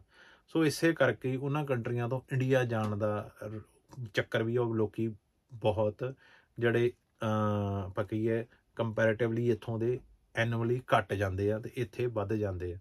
ਸੋ ਉੱਥੇ ਇਹ ਚੀਜ਼ ਲੋਕੀ ਗੱਲ ਕਰਦੇ ਆ ਜਿਹੜੇ ਇੱਥੋਂ ਮੂਵ ਹੋਏ, ਯਾਰ ਅਸੀਂ ਉੱਥੇ ਯਾਰ ਭਾਵੇਂ 2 ਮਹੀਨੇ ਵਿਹਲੇ ਰਹਿ ਲਈਦਾ ਸੀ, ਸਰਦਾ ਸੀ, ਹੈ ਨਾ। ਅਤੇ ਚੱਕਰ ਹੁਣ ਅੱਗੇ ਆਪਾਂ ਜਿਹੜੀ ਚੀਜ਼ ਨੂੰ ਕਰਦੇ ਹਾਂ, ਉੱਥੇ ਕੁਝ ਲੋਕੀ ਅਕਸਰ ਇਹੋ ਹੀ ਕਮੈਂਟ ਕਰਦੇ ਹੁੰਦੇ ਆ ਕਿ ਇੱਥੇ ਸਾਡੇ ਲੋਕੀ ਚੈਲੰਜਰ ਲਈ ਫਿਰਦੇ ਆ, ਇੱਥੇ ਸਾਡੇ ਮਸਟੈਂਗ ਲਈ ਫਿਰਦੇ, ਇੱਥੇ ਪਿੱਕੇ ਲਈ ਫਿਰਦੇ ਆ। ਹਾਂ ਠੀਕ ਆ, ਮਿਲ ਜਾਂਦਾ, ਪਿੱਕਾ ਆ ਜਾਂਦਾ ਵਾ। ਤੁਸੀਂ ਹੈ ਨਾ ਵੀ ਆਪਣੀ ਲਾਈਫ ਦਾ, ਆਪਣੇ ਟਾਈਮ ਦਾ ਸੌਦਾ ਕਰਕੇ ਤੁਸੀਂ ਪਿੱਕਾ ਲੈ ਸਕਦੇ ਆ। ਤੁਸੀਂ ਵੀ ਹਰ ਟਾਈਮ ਘਰੋਂ ਬਾਹਰ ਰਹਿ ਕੇ ਤੁਸੀਂ ਪਿੱਕਾ ਲੈ ਸਕਦੇ ਆ। ਤੁਸੀਂ ਕਿਸ਼ਤਾਂ ਦੇ ਚੱਕਰ 'ਚ ਬਹਿ ਕੇ 5 ਸਾਲ ਆਪਾਂ ਇੰਡੀਆ ਨਾਲ ਜਾਈਏ, ਆਪਾਂ ਪਿੱਕਾ ਲੈ ਸਕਦੇ ਹਾਂ। ਪਰ ਇੰਪੋਰਟੈਂਟ ਕੀ ਆ? ਇੰਪੋਰਟੈਂਟ ਉਹ ਗੱਡੀਆਂ, ਉਹ ਘਰ ਆ ਜਿਹੜਾ ਤੁਹਾਡੇ ਕੋਲ ਟਾਈਮ ਹੀ ਤੁਹਾਡਾ ਲੈ ਜਾਂਦੇ ਆ, ਉਹ ਇੰਪੋਰਟੈਂਟ ਆ। ਇਹ ਚੀਜ਼ ਇਹ ਨਾ ਸੋਚਿਓ ਕਿ ਮੈਂ ਯਾਰ ਵੀ ਕੈਨੇਡਾ ਬੈਸ਼ਿੰਗ ਦੇ ਚੱਕਰ ਦੇ ਵਿੱਚ ਬਣਾਉਣ ਰਿਹਾ। ਕੁਝ ਚੀਜ਼ਾਂ ਮੇਰੇ ਵਾਕਈ ਪੱਲੇ ਨਹੀਂ ਪਈਆਂ ਉੱਥੇ ਜਾ ਕੇ, ਅਤੇ ਕੁਝ ਚੀਜ਼ਾਂ ਮੈਂ ਨਵੀਆਂ ਇਸੇ ਕੰਪੈਰੀਜ਼ਨ ਤੋਂ ਸਿੱਖੀਆਂ ਕਿ ਜਿੱਦਾਂ ਨਾ ਆਪਾਂ ਕਈ ਕਹਾਣੀਆਂ ਸੁਣਦੇ ਹੁੰਦੇ ਆ ਕਿ ਜਿਨ੍ਹਾਂ ਕਹਾਣੀਆਂ ਦੇ ਵਿੱਚ ਕੀ ਕਹਿੰਦੇ ਆ ਵੀ ਉਹ ਕਹਿੰਦਾ ਵੀ ਸ਼ੈਤਾਨ ਨਾਲ ਸੌਦਾ ਕਰਦਾ ਵਾ ਕੋਈ ਬੰਦਾ, ਕਹਿੰਦਾ ਮੈਨੂੰ ਮਸ਼ਹੂਰ ਕਰ ਦੇ, ਮੈਂ ਰੂਹ ਆਪਣੀ ਤੈਨੂੰ ਵੇਚੀ। ਉਹ ਜਦੋਂ ਮਸ਼ਹੂਰ ਹੋ ਜਾਂਦਾ ਵਾ ਤੇ ਉਹ ਬਾਅਦ ਦੇ ਵਿੱਚ ਉਹ ਸੋਚਦਾ ਯਾਰ ਵੀ ਇਹ ਤਾਂ ਮੈਂ ਕਸੂਤਾ ਜਿਹਾ ਪਾ ਬੈਠਾ ਹਨਾ, ਵੀ ਮੈਂ ਗਲਤ ਸੌਦਾ ਕਰ ਬੈਠਾ, ਮੈਂ ਆਪਣੀ ਰੂਹ ਸ਼ੈਤਾਨ ਨੂੰ ਵੇਚ ਕੇ। ਇਸੇ ਤਰ੍ਹਾਂ ਹੀ ਜਿੱਦਾਂ ਇੱਕ Hollywood the gym carry I think ਉਹਦਾ ਨਾਂ, ਉਹਦੀ ਇੱਕ ਬੜੀ ਫੇਮਸ ਹੈਗੀ ਇੰਟਰਵਿਊ 'ਚ ਉਹਨੇ ਗੱਲ ਕੀਤੀ, ਕਹਿੰਦਾ ਮੈਂ ਚਾਹੁੰਦਾ ਹਾਂ ਕਾਸ਼ ਦੁਨੀਆ ਦਾ ਹਰੇਕ ਇਨਸਾਨ ਅਮੀਰ ਹੁੰਦਾ ਤਾਂ ਉਹਨੂੰ ਅਹਿਸਾਸ ਹੁੰਦਾ ਕਿ ਪੈਸਾ ਹੀ ਸਭ ਕੁਝ ਨਹੀਂ। ਫੋਰ ਐਗਜ਼ਾਮਪਲ ਆਪਾਂ ਦੇਖੋਗੇ ਤੁਸੀਂ ਆਪਣੇ ਜਿਹੜੇ ਆ ਲੋਕੀ ਫਿਲਮ ਇੰਡਸਟਰੀ 'ਚ ਹੁੰਦੇ ਆ ਜਿਹੋ ਜਿਹੇ ਹੈ ਨਾ ਵੀ ਸ਼ੋ ਬਿਜ਼ ਦੇ ਵਿੱਚ ਹੁੰਦੇ ਆ, ਉੱਥੇ ਸੁਸਾਈਡ ਬਹੁਤ ਹੁੰਦੇ, ਇਹਨਾਂ ਕੋਲ ਪੈਸਾ ਤਾਂ ਹੁੰਦਾ ਪਰ ਉੱਥੇ ਸੁਸਾਈਡ ਵੀ ਬਹੁਤ ਜ਼ਿਆਦਾ ਹੁੰਦੀ, ਕਿਉਂਕਿ ਅਖੀਰੀ ਪੈਸਾ ਨਹੀਂ, ਜਿਹੜੀ ਤੁਹਾਡੀ ਫਰੀਡਮ ਆ, ਤੁਹਾਡਾ ਉਹ ਫਰੀਡਮ, ਇਨਰ ਪੀਸ, ਉਹ ਚੀਜ਼ਾਂ ਮੈਟਰ ਕਰਦੀਆਂ। ਜਿੱਦਾਂ ਮੈਂ ਇਹ ਗੱਲ ਕਹੀ ਆ ਪਹਿਲਾਂ ਵੀ ਇੱਕ ਦੋ ਵਾਰੀ ਆਈ ਥਿੰਕ ਕਿ ਆਪਾਂ ਨਾ ਧਰਤੀ 'ਤੇ ਨਹੀਂ ਆਪਾਂ ਧਰਤੀ 'ਤੇ ਨਹੀਂ ਰਹਿੰਦੇ, ਆਪਾਂ ਕੈਨੇਡਾ ਨਹੀਂ ਰਹਿੰਦੇ, ਆਪਾਂ ਸਪੇਨ ਨਹੀਂ ਰਹਿੰਦੇ, ਆਪਾਂ ਧਰਤੀ 'ਤੇ ਵੀ ਨਹੀਂ ਰਹਿੰਦੇ, ਆਪਾਂ ਇੱਥੇ ਰਹਿੰਦੇ ਹਾਂ, ਇੱਥੇ ਇਹਦੇ ਵਿੱਚ। ਜੇ ਇਹ ਸ਼ਾਂਤ ਨਹੀਂ ਨਾ ਤੇ ਜਿੱਥੇ ਮਰਜ਼ੀ ਤੁਸੀਂ ਹੈਲ ਆ ਤੁਹਾਡੀ, ਜੇ ਇਹ ਸਟਰੈਸ ਤੁਹਾਡੇ ਅੰਦਰ ਚੱਲਦੀ ਜਾਂਦੀ ਰਹਿੰਦੀ, ਮੇਰੇ ਵੀ ਚੱਲਦੀ, ਇਹ ਨਹੀਂ ਗੱਲ ਵੀ ਮੈਂ ਕੋਈ ਇਹਨਾਂ ਸਟਰੈਸ ਤੋਂ ਨਿਜਾਤ ਪਾ ਲਈ ਹੈ, ਪਰ ਮੈਂ ਬੇਫਜ਼ੂਲੀ ਸਟਰੈਸ ਨਹੀਂ ਉਹੋ ਜਿਹੀ ਪਾਈ ਕਿ ਮੈਂ ਫਲਾਣੇ ਨੇ ਉਹ ਚੀਜ਼ ਲੈ ਲਈ ਹੈ ਤਾਂ ਮੈਂ ਵੀ ਇਹ ਲੈਣਾ, ਉਹਨੇ ਆ ਕਰ ਲਈ ਹੈ ਤਾਂ ਮੈਂ ਵੀ ਲੈਣਾ। ਸੋ ਇਹ ਉੱਥੇ ਬੜਾ ਜ਼ਿਆਦਾ ਚੱਕਰ ਆ ਕਿ ਲੋਕੀ ਆਪਣੀ ਫਰੀਡਮ ਬੈਂਕਾਂ ਤੋਂ ਗਿਰਵੀ ਰੱਖ ਕੇ ਲੈਂਦੇ ਆ। ਉੱਥੇ ਬਹੁਤ ਸਕਸੈਸਫੁਲ ਪੰਜਾਬੀ ਵੀ ਹੈਗੇ, ਮਿਲੀਅਨੇਰ ਹੈਗੇ, ਬਿਲੀਅਨੇਰ ਹੈਗੇ ਜਦੋਂ ਦੇ ਆਉਂਦੇ ਹਨ, ਪਰ ਮੈਂ ਸਟਿਲ ਉਹੀ ਆਖਣ ਬਹੁਤ ਛੋਟੀ ਪਰਸੈਂਟੇਜ ਆ, ਮੈਜੋਰਟੀ ਪਰਸੈਂਟੇਜ ਇਸੇ ਚੱਕਰ ਦੇ ਵਿੱਚ ਫਸਣ ਡਈ ਆ। ਤੇ ਜੇ ਕੋਈ ਮੇਰੀ ਵੀਡੀਓ ਨਵਾਂ ਵੇਖਦਾ ਵੀ ਆ, ਪਲੀਜ਼ ਇਹਨਾਂ ਚੱਕਰਾਂ ਦੇ ਵਿੱਚ ਨਾ ਫਸੋ। ਬਹੁਤ ਪੈਸਾ ਵਾ ਜੇ ਤੁਸੀਂ ਸੈਂਸੀਬਲ ਤਰੀਕੇ ਨਾਲ ਚੱਲਦੇ, ਪਰ ਵੇਖ ਵਖੀ ਦੇ ਵਿੱਚ ਇਹੜੇ ਚੱਕਰ ਦੇ ਵਿੱਚ ਨਾ ਫਸੋ। ਉੱਥੇ ਮੈਜੋਰਟੀ ਇਹੜੇ ਚੱਕਰਾਂ ਦੇ ਵਿੱਚ ਫਸਦੀ ਹੈ। ਸਾਡੇ ਲੋਕਾਂ ਨੂੰ ਵੀ ਇੱਥੇ ਕਈ ਮੇਰੇ ਨੋਨ ਆ ਜਿਨ੍ਹਾਂ ਨੂੰ ਇਹ ਚੀਜ਼ਾਂ ਉੱਥੋਂ ਦੀਆਂ ਫੈਸੀਨੇਟ ਕਰਦੀਆਂ, ਵੱਡੇ ਕਾਰ, ਇਹ ਗੱਡੀਆਂ, ਪਰ ਮੈਨੂੰ ਸਮਝ ਨਹੀਂ ਆਉਂਦੀ ਵੀ ਉਹ ਤਾਂ ਮਿਲ ਹੀ ਜਾਣੀਆਂ ਜਦ ਤੁਸੀਂ ਆਪਣਾ ਟਾਈਮ ਹੀ ਦੇਤਾ, ਤੁਸੀਂ ਆਪਣਾ ਟਾਈਮ ਦਾ ਹੀ ਸੌਦਾ ਕਰ ਲਿਆ ਬੈਂਕ ਦੇ ਨਾਲ। ਤੁਸੀਂ ਯਾਰ ਲੱਖ ਦੀ ਗੱਡੀ ਵੀ ਲੈ ਲਈ, ਤੁਸੀਂ 8 ਲੱਖ ਦਾ ਜਾਂ ਮਿਲੀਅਨ ਦਾ, ਹਾਲਾਂਕਿ ਮੈਂ ਐਵਰੇਜ ਕਾਸਟ ਦੱਸੀ ਹੈ ਤੁਹਾਨੂੰ ਪਤਾ, ਬਸ ਜਿਹੜੇ ਮੈਂ ਵੇਖ ਕੇ ਆਇਆ ਸਰੀ ਟੋਰਾਂਟੋ ਦੇ ਵਿੱਚ ਮਿਲੀਅਨ ਦੀ ਤਾਂ ਕੋਈ ਚੀਜ਼ ਹੀ ਨਹੀਂ ਰਹੀ।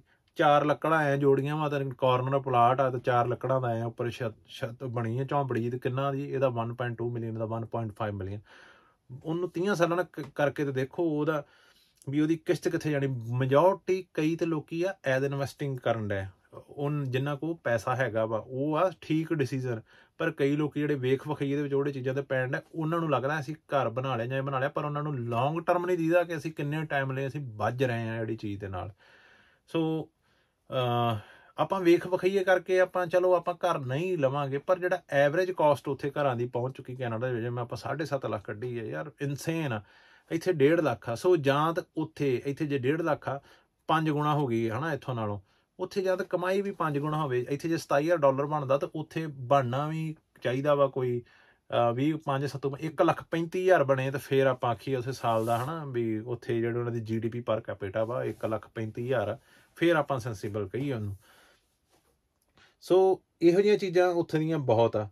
ਤੇ ਬਾਕੀ ਜਿਹੜੀਆਂ ਮੇਰੇ ਓਪੀਨੀਅਨ ਆ ਕੁਝ, ਉਹ ਮੇਰੇ ਆਪਣੇ ਲੋਕਾਂ ਨਾਲ ਇੱਥੋਂ ਦੇ ਨਾਲ ਮੈਂ ਸ਼ੇਅਰ ਕਰਦਾ ਥੋੜ੍ਹਾ ਜਿਹਾ, ਆਪਣੇ ਜਿਹੜੇ ਖਿੱਤੇ 'ਚ ਰਹਿਣ ਵਾਲੇ ਆ, ਕਿ ਜਦੋਂ ਉੱਥੇ 70s ਦੇ ਵਿੱਚ ਲੋਕੀ ਆਏ ਨਾ ਉੱਥੇ ਜਾਣੀ ਕਿ ਜਿਹੜੇ ਆਪਣੇ ਪੁਰਾਣੇ ਉੱਥੇ ਆਏ ਆ ਕੈਨੇਡਾ ਦੇ ਵਿੱਚ, ਉਹਨਾਂ ਨੂੰ ਜਿਹੜੀਆਂ ਉਹਨਾਂ ਨੇ ਪ੍ਰਾਇਮਰੀ ਜੌਬਾਂ ਕੀਤੀਆਂ, ਉਹਨਾਂ ਨੇ ਜਦੋਂ ਉਹਨਾਂ ਨੂੰ ਸਟਾਰਟਿੰਗ ਦੇ ਵਿੱਚ ਇੰਗਲਿਸ਼ ਆਪਣੇ ਲੋਕਾਂ ਨੂੰ ਉਦੋਂ ਘੱਟ ਆਉਂਦੀ ਹੁੰਦੀ ਸੀ, ਤੇ ਉਹਨਾਂ ਨੂੰ ਕੰਮ ਉਹੀ ਜੰਗਲਾਂ ਦੇ ਵਿੱਚ ਰੁੱਖ ਵੱਢ ਲਏ, ਖੇਤਾਂ ਦੇ ਕੰਮ ਕਰ ਲਏ, ਇਹੋ ਜਿਹੇ ਕੀਤੇ। ਆਪਣੇ ਵੀ ਇੱਥੇ ਲੋਕੀ, ਇੱਕ ਤੇ ਇੱਥੋਂ ਦੀ ਸਾਡੀ ਸਪੇਨ ਦੀ ਮੇਨ ਪ੍ਰੋਬਲਮ ਇੱਕ ਲੈਂਗੁਏਜ ਤਾਂ ਹੈਗੀ ਹੈ, ਇੱਕ ਉੱਪਰੋਂ ਇਹ ਵੀ ਹੈ ਕਿ ਇੱਥੇ ਪੜ੍ਹੀ ਲਿਖੀ ਪਾਪੂਲੇਸ਼ਨ ਬਹੁਤ ਘੱਟ ਆਉਂਦੀ, ਜਿੱਦਾਂ ਕਿ ਉੱਥੇ ਸਟੂਡੈਂਟ ਬਹੁਤ ਚੱਲ ਜਾਂਦਾ, ਸਟੂਡੈਂਟ ਬਹੁਤ ਕਈ ਵਧੀਆ ਪੜ੍ਹਾਈ ਕਰਕੇ ਗਏ ਹੁੰਦੇ ਨੇ, ਤੇ ਘੱਟੋ ਘੱਟ ਉਹ ਐਵਰੇਜ ਹੈਗੇ ਆ, ਉਹ ਆਪਣੀ ਪੜ੍ਹਾਈ ਦੇ ਵਿੱਚ ਉਹ ਕੁਝ ਨਾ ਕੁਝ ਸਿੱਖਣ ਵਾਸਤੇ। ਇੱਥੇ ਮੈਜੋਰਟੀ ਉਹ ਆਉਂਦੇ ਆ ਵੀ ਜਿਹੜੇ ਵਧੀਆ ਨਹੀਂ ਹੁੰਦੇ ਪੜ੍ਹਾਈ ਦੇ ਵਿੱਚ, ਮੈਜੋਰਟੀ ਬਹੁਤ ਚੰਗੇ ਵੀ ਆਉਂਦੇ ਆ ਪਰ ਮੈਜੋਰਟੀ ਨਹੀਂ ਹੁੰਦੀ। ਮੈਜੋਰਟੀ ਇਹੋ ਹੀ ਆ ਵੀ ਜਿਨ੍ਹਾਂ ਕੋਲ ਕੈਨੇਡਾ ਦਾ ਵੀਜ਼ਾ ਨਹੀਂ ਲਿਆ ਹੋਇਆ ਸਟੱਡੀ ਬੇਸ 'ਤੇ ਜਾਂ ਕਿਸੇ ਹੋਰ ਤਰੀਕੇ ਨਾਲ ਪੁਆਇੰਟ ਸਿਸਟਮ ਦੇ, ਉਹ ਯੂਰਪ ਵੱਲ ਨੂੰ ਆਉਂਦੇ ਆ। ਸੋ ਇੱਥੇ ਜਿਹੜੀ ਇੱਥੇ ਪਾਪੂਲੇਸ਼ਨ ਆ, ਐਡਾ ਵੱਡਾ ਕੱਦੂ 'ਚ ਤੀਰ ਮਾਰ ਨਹੀਂ ਪਾਉਂਦੀ ਇੱਥੇ, ਕਿਉਂਕਿ ਉਹ ਪੜ੍ਹਾਈ ਵੱਲੋਂ ਥੋੜ੍ਹੇ ਜਿਹੇ ਪਿਛੜੇ ਹੁੰਦੇ ਆ, ਤੇ ਕਈ ਵੀ ਜਿੱਦਾਂ ਚੀਜ਼ਾਂ ਐਕਸਟਰਾ ਕਈ ਮਾਰ ਵੀ ਜਾਂਦੇ ਹਨ, ਪਰ ਉਹ ਘੱਟ ਹੁੰਦਾ ਵਾ ਵੀ ਉਹ ਪਰਸੈਂਟੇਜ ਘੱਟ ਹੁੰਦੀ ਆ। ਸੋ ਜਿੱਦਾਂ ਉੱਥੇ ਸ਼ੁਰੂ ਦੇ ਵਿੱਚ ਲੋਕੀ ਇਹੋ ਜਿਹੀਆਂ ਔਡ ਜੌਬਾਂ ਕਰਦੇ ਹੁੰਦੇ ਸੀ, ਜਿਨ੍ਹਾਂ ਦੇ ਵਿੱਚ ਲੈਂਗੁਏਜ ਨਹੀਂ ਲੋੜ, ਉਹ ਅੱਜ ਆਪਣੇ ਇੱਥੇ ਕਰਨ ਡਏ ਆ। ਹੁਣ ਆਪਣੇ ਕੋਲ ਇੱਕ ਚੀਜ਼ ਇੱਥੋਂ ਦੇ ਰਹਿਣ ਵਾਲੇ ਲੋਕਾਂ ਕੋਲ ਬਹੁਤ ਵਧੀਆ ਵਾ ਕਿ ਆਪਾਂ ਆਪਣਾ ਫਿਊਚਰ ਦੇਖ ਸਕਦੇ ਹਾਂ ਕੈਨੇਡਾ ਦੇ ਲੋਕਾਂ ਦੇ ਵਿੱਚ। ਉੱਥੋਂ ਦੇ ਲੋਕਾਂ ਨੇ ਵੀ ਜਦੋਂ ਉਹ ਜੌਬਾਂ ਕਰਦੇ ਸੀ ਜਾਂ ਉਹ ਕਰਦੇ ਉਦੋਂ ਉਹਨਾਂ ਨੇ ਵੀ ਸ਼ਾਇਦ ਫਿਊਚਰ ਦੇਖਿਆ ਹੋਊਗਾ, ਆਪਾਂ ਨੇ ਘਰ ਹੋਣ ਫਲਾਣ ਹੋਣ, ਆਪਾਂ ਐਂ ਸੈੱਟ ਹੋਵਾਂਗੇ। ਤੇ ਅੱਜ ਕੱਲ੍ਹ ਇੱਥੋਂ ਵਾਲਿਆਂ ਕਿ ਇਹਨਾਂ ਵੀ ਲੱਗਦਾ ਵੀ ਕੈਨੇਡਾ ਦੇ ਵਿੱਚ ਵੀ ਉੱਥੇ ਉਹਨੇ ਵੱਡਾ ਘਰ ਲੈ ਲਿਆ, ਉਹਨੇ ਉੱਥੇ ਗੱਡੀ ਲੈ ਲਈ, ਉਹਨੇ ਉਹ ਕਰ ਲਿਆ। ਤੇ ਇਵੈਂਚੁਅਲੀ ਉਹ ਜਿਹੜੇ ਲੋਕੀ ਉੱਥੇ ਮੈਂ ਦੇਖੇ ਨੇ ਜਿਹੜੇ ਪੁਰਾਣੇ, ਉਹ ਕਿਤੇ ਨਾ ਕਿਤੇ ਰੈਗਰੈਟ ਕਰਦੇ ਕਿ ਅਸੀਂ ਆਪਣਾ ਟਾਈਮ ਨਹੀਂ ਕੱਢ ਸਕੇ ਆਪਣੇ ਬੱਚਿਆਂ ਵਾਸਤੇ, ਅਸੀਂ ਆਹ ਨਹੀਂ ਕਰ ਸਕੇ, ਕਿਉਂਕਿ ਟਾਈਮ ਨਿਕਲਣਾ ਕਿੱਥੇ ਆ ਜਦ ਅਸੀਂ ਖੁੱਬੇ ਉਹੜੇ ਤਰੀਕੇ ਦੇ ਹਿਸਾਬ ਨਾਲ ਰਹੇ ਹਾਂ। ਤੇ ਅਖੀਰੀ ਉਹ ਚੀਜ਼ ਨੂੰ ਮੋਸਟਲੀ ਰੈਗਰੈਟ ਕਰਦੇ ਆ। ਤੇ ਆਪਣੇ ਲੋਕਾਂ ਨੂੰ ਤੇ ਸਮਝਣਾ ਚਾਹੀਦਾ ਕਿ ਅਸੀਂ ਜੀ ਵੀ ਸਾਡੇ ਸਾਹਮਣੇ ਤੇ ਇੱਕ ਆਲਰੇਡੀ ਰਿਜ਼ਲਟ ਚੀਜ਼ ਦਾ ਨਿਕਲਿਆ ਪਿਆ ਵਾ, ਅਸੀਂ ਉਹਦੇ ਹਿਸਾਬ ਨਾਲ ਚੱਲੀਏ, ਵੀ ਅਸੀਂ ਉਹਦੇ ਹਿਸਾਬ ਨਾਲ ਨਾ ਫਸੀਏ। ਹੁਣ ਜਿੱਦਾਂ ਮੈਂ ਕਿਹਾ ਕਿ ਇੱਥੇ ਸਪੇਨ ਦੇ ਵਿੱਚ ਤੁਹਾਨੂੰ ਮੈਂ ਮੋਸਟਲੀ ਦੱਸਦੀਆਂ ਜਿਹੜੀਆਂ ਕਿ ਚੰਗੀ ਜ਼ਿੰਦਗੀ ਐਸੀ ਚੀਜ਼ਾਂ ਹੁੰਦੀਆਂ ਉਹ ਕਵਰਡ ਨੇ ਤੇ ਬੈਟਰ ਨੇ ਉੱਥੋਂ ਨਾਲੋਂ ਵੀ ਇੱਥੇ। ਪਰ ਉਹ ਕੈਪੀਟਲਿਸਟ ਕੰਟਰੀ ਆ, ਉੱਥੇ ਜੇ ਪੈਸਾ ਜਦੋਂ ਬਣਦਾ ਵਾ ਬਹੁਤ ਜ਼ਿਆਦਾ ਬਣ ਲੱਗ ਪੈਂਦਾ ਕਿਸੇ ਨੂੰ। ਇੱਥੇ ਇੱਦਾਂ ਆਪਾਂ ਇਹਨੂੰ ਜੇ ਆਪਾਂ ਦੇਸੀ ਐਗਜ਼ਾਮਪਲ ਸਮਝਾਈਏ ਵੀ ਜੇ ਤੇ ਗੱਡੀ ਚਲਾਉਣੀ ਆ 100 0 ਤੋਂ ਲੈ ਕੇ 100 ਤੱਕ, ਉਹ ਚੱਲਦੀ ਆ ਸਮੂਥ ਯੂਰਪ ਦੇ ਵਿੱਚ ਬੈਟਰ। ਤੇ ਜੇ ਆਪਾਂ ਹੁਣ ਕਹੀਏ ਵੀ 150 ਤੇ ਭਜਾਉਣੀ ਆ ਆਪਾਂ, ਵੀ ਬਹੁਤ ਜ਼ਿਆਦਾ ਹੁਣ ਦੁਨੀਆ ਨਾਲ ਅੱਗੇ ਲੰਘਣਾ, ਆਪਾਂ ਪੈਸਾ ਬਹੁਤ ਕਮਾਉਣਾ, ਉਹ ਚੱਲਦੀ ਆ ਨਾਰਥ ਅਮਰੀਕਾ ਦੇ ਵਿੱਚ। ਉੱਥੇ ਉਹਦੇ ਹਿਸਾਬ ਦਾ ਸਿਸਟਮ ਆ, ਉੱਥੇ ਪੈਸਾ ਫਿਰ ਬਾਅਦ ਦੇ ਵਿੱਚ ਜੇ ਬਣ ਲੱਗਦਾ ਬਹੁਤ ਪੈਸਾ ਬਣਦਾ, ਇਹ ਚੀਜ਼ ਹੈਗੀ ਆ। ਤੇ ਉਸ ਤੋਂ ਇਲਾਵਾ ਜਿਹੜੀਆਂ ਚੀਜ਼ਾਂ ਵਾ ਜਿਹੜੀਆਂ ਵੀ ਜਿਨ੍ਹਾਂ ਨੂੰ ਕੋਈ ਸਟੇਟਸ ਨਹੀਂ, ਜਿਹੜੀਆਂ ਮੈਂ ਪਰਸਨਲੀ ਫੀਲ ਕੀਤੀਆਂ ਵਾ ਕਿ ਖਾਣ ਪੀਣ ਉੱਥੋਂ ਦੇ ਲੋਕਾਂ ਦਾ ਵੀ ਯਾਰ ਉਹ ਇੱਥੋਂ ਵਾਲੇ ਫਨ ਸ਼ਨ ਨਹੀਂ ਹੈਗੇ ਉੱਥੇ। ਕਈ ਸੋਚਣਗੇ ਯਾਰ ਫਨ ਸ਼ਨ, ਮੈਂ ਉਹੀ ਗੱਲ ਕਹਿੰਦਾ ਨਾ ਵੀ ਇੱਥੋਂ ਦਾ ਵੀ ਇਹ ਵੱਖਰੇ ਜਿਹੇ ਦੋ ਕੰਟੀਨੈਂਟ ਨੇ, ਇੱਥੋਂ ਦਾ ਰਹਿਣਾ ਸਹਿਣਾ ਉੱਥੋਂ ਦਾ ਰਹਿਣਾ ਸਹਿਣਾ ਡਿਫਰੈਂਟ ਆ। ਉੱਥੇ ਸ਼ਾਇਦ ਉਹ ਸੋਚਦੇ ਆ ਜਿਵੇਂ ਉੱਥੇ ਪਲਾਜ਼ਾ ਆ ਦਿੰਦੇ ਆ ਜਿੱਥੇ ਗੱਡੀਆਂ ਪਾਰਕ ਵਗੈਰਾ ਕਰਦੇ ਆ ਨਾ, ਇੱਥੇ ਸਾਡੇ ਪਲਾਜ਼ਾ ਉਹ ਹੁੰਦਾ ਜਿੱਥੇ ਇੱਕ ਸਕੁਅਰ ਹੁੰਦਾ ਵਾ ਜਿੱਥੇ ਰੈਸਟੋਰੈਂਟ ਹੁੰਦੇ ਆ, ਉਹਨੂੰ ਪਲਾਜ਼ਾ ਆਉਂਦੇ ਆ। ਤੇ ਸਾਡੇ ਜਿੱਦਾਂ ਪੁਰਾਤਨ ਹੋਣ ਕਰਕੇ ਇੱਦਾਂ ਨਹੀਂ ਵੀ ਆ ਰੈਜ਼ੀਡੈਂਸ਼ੀਅਲ ਸਬਰਬ ਬਣੀ ਪਈ ਆ ਤੇ ਆਹ ਮਾਰਕੀਟ ਆ, ਇੱਥੇ ਮਿਕਸ ਆ ਵਿੱਚੇ ਹੀ, ਹੈ ਨਾ, ਵਿੱਚੇ ਘਰ ਨੇ, ਵਿੱਚੇ ਦੁਕਾਨਾਂ, ਵਿੱਚੇ ਰੈਸਟੋਰੈਂਟ ਨੇ। ਸੋ ਲੋਕੀ ਆਊਟਿੰਗ ਬਾਹਰ ਖਾਂਦੇ ਪੀਂਦੇ ਉੱਥੋਂ ਨਾਲੋਂ ਜ਼ਿਆਦਾ ਨੇ, ਆਊਟਰ ਐਕਟੀਵਿਟੀਜ਼ ਜ਼ਿਆਦੀਆਂ ਕਰਦੇ ਨੇ। ਲੋਕੀ ਆਪਣਾ ਮਿਨੀਮਮ ਸੈਲਰੀ ਦਾ ਅਮਾਊਂਟ ਆਪਣੇ ਘਰ 'ਤੇ ਸਪੈਂਡ ਕਰਦੇ ਨੇ ਅਤੇ ਜਿਹੜਾ ਮੈਜੋਰਟੀ ਆ ਉਹ ਬਾਹਰ ਕਰਦੇ ਨੇ।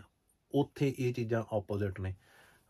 ਖਾਣ ਪੀਣ ਚਲੋ ਇੰਡੀਅਨ ਤਾਂ ਅਫਕੋਰਸ ਹੈ ਨਾ, ਜਿੰਨੀ ਇੰਡੀਅਨ ਪਾਪੂਲੇਸ਼ਨ ਉੱਥੇ ਦੁਨੀਆ ਦਾ ਤਗੜੇ ਤੋਂ ਤਗੜੇ ਉਸਤਾਦ ਆਏ ਪਏ ਆ, ਅਤੇ ਜਿਹੜੀਆਂ ਸ਼ਾਇਦ ਇੰਡੀਆ ਵੀ ਜਿਹੋ ਜਿਹੇ ਰੇਹੜੀਆਂ ਦੇ ਉਸਤਾਦ ਟੇਸਟ ਮਿਲਦੇ ਉੱਥੇ ਵੀ ਮਿਲ ਜਾਂਦੇ ਆ। ਪਰ ਜਿਹੜਾ ਜਨਰਲੀ ਉੱਥੋਂ ਦਾ ਲੋਕਾਂ ਦਾ ਖਾਣ ਪੀਣ ਆ ਉਹ ਐਡਾ ਵਧੀਆ ਨਹੀਂ ਹੈਗਾ। ਅਤੇ ਫੂਡ ਵੀ ਆਈ ਥਿੰਕ ਇੱਥੇ ਵੇ ਬੈਟਰ ਟੇਸਟੀਅਰ ਆ, ਜਾਣੀ ਕਿ ਜਿਹੜਾ ਨੋਰਮਲ ਆਪਾਂ ਫੂਡ ਆਖੀ ਇੰਡੀਅਨ ਤੋਂ ਇਲਾਵਾ। ਕਿਉਂਕਿ ਇਹ ਕਈ ਆਖਣਗੇ ਵੀ ਯਾਰ ਇਹ ਤਾਂ ਸ਼ਾਇਦ ਤੂੰ ਜਸਟ ਉੱਦਾਂ ਹੀ ਹੁਣ ਕਹਿਣ ਡਿਆ ਵੀ ਉਹਦੇ ਚੱਕਰ 'ਚ ਖੰਡਿਆ। ਗਾਰੰਟੀ ਸ਼ੁਦਾ ਗੱਲ ਜੇ ਕੋਈ ਵੀ ਯੂਰਪ ਆਉਂਦਾ ਇਹ ਚੀਜ਼ਾਂ ਤੁਸੀਂ ਆ ਕੇ ਫੀਲ ਕਰੋਗੇ। ਕਿਉਂਕਿ ਉੱਥੇ ਜਿੱਦਾਂ ਮੈਂ ਕਿਹਾ ਉਹ ਕੈਪੀਟਲਿਸਟ ਕੰਟਰੀ ਨੇ, ਉਹ ਮੈਂ ਦੇਖਿਆ ਉੱਥੇ ਛੋਟੇ ਬਿਜ਼ਨਸ ਹੈ ਹੀ ਨਹੀਂ ਗੇ। ਕੀ ਆ ਕੈਫੇ, ਕੀ ਕੌਫੀ ਪੀਣੀ ਕਿਹੜੀ ਆ, ਓਕੇ ਟਿਮ ਚੱਲੀਏ, ਕੌਫੀ ਪੀਣੀ ਆ ਸਟਾਰਬਕਸ ਚੱਲੀਏ। ਇੱਥੇ ਸਾਡੇ ਨਹੀਂ ਇਹ ਚੀਜ਼ਾਂ ਹੈਗੀਆਂ। ਇਹ ਚੰਗੀ ਗੱਲੋਂ ਮਾੜੀ ਪਰ ਹੈਲਥੀ ਆ। ਹੁਣ ਮੈਨੂੰ ਨਹੀਂ ਲੱਗਦਾ ਵੀ ਕੈਨੇਡਾ ਦੇ ਵਿੱਚ ਰਹਿਣ ਵਾਲੇ ਮੈਜੋਰਟੀ ਜਾਣੀ ਕਿ ਜਿਹੜੇ ਪੰਜਾਬੀ ਕੰਮ ਕਰਦੇ ਹੋਣਗੇ ਵੀ ਸ਼ਾਇਦ ਉਹਨਾਂ ਨੂੰ ਅਫਕੋਰਸ ਇਹ ਨਹੀਂ ਹੁੰਦਾ ਸਾਰੇ, ਪਰ ਮੈਜੋਰਟੀ ਟਿਮ ਵਗੈਰਾ ਉੱਥੇ ਮੈਂ ਹੁਣ ਇੱਥੇ ਅਸੀਂ ਇਹਨਾਂ ਦੇ ਵਿੱਚ ਘੁਲ ਮਿਲ ਕੇ ਸਾਡੇ ਟੇਸਟ ਵੀ ਉੱਦਾਂ ਦੇ ਡਿਵੈਲਪ ਹੋਏ ਨੇ, ਖਾਣੇ ਵੀ ਉੱਦਾਂ ਦੇ, ਸੀ ਫੂਡ ਵੀ ਉਹੋ ਜਿਹਾ ਖਾ ਲਈਦਾ, ਕੋਈ ਇਹੋ ਜਿਹਾ ਕੀੜਾ ਮਕੌੜਾ ਸਮੁੰਦਰ ਦਾ ਛੱਡੀਦਾ ਨਹੀਂ ਜਿਹੜਾ ਅਸੀਂ ਨਹੀਂ ਖਾਧਾ ਹੋਊ ਹੁਣ ਇੱਥੇ, ਹੈ ਨਾ। ਕੇਕੜੇ ਕੂਕੜੇ ਆਕਟੋਪਸ ਵਾਟਐਵਰ ਜੋ ਸਾਰਾ ਕੁਛ ਇਮੈਜਨ ਕਰ ਲਓਗੇ ਨਾ। ਕਿਉਂਕਿ ਅਸੀਂ ਜਦੋਂ ਵੇਖੀਦਾ ਯਾਰ ਨਾਲ ਦਾ ਸਪੈਨਿਸ਼ ਖਾਣ ਡਿਆ, ਅਗਲਾ ਕਹਿੰਦਾ ਖਾਣਾ ਵਾ ਟੇਸਟ ਕਰਨਾ, ਲਿਆ ਖਾ ਲੈਂਦੇ ਹੈ ਨਾ। ਉਸ ਤੋਂ ਟੇਸਟ ਬਰਡ ਜੇ ਬੰਦੇ ਦਾ ਸਟਾਰਟਿੰਗ ਕਿਸੇ ਨਾ ਕਿਸੇ ਤਰੀਕੇ ਨਾਲ ਹੋ ਜਾਂਦੀ ਹੈ।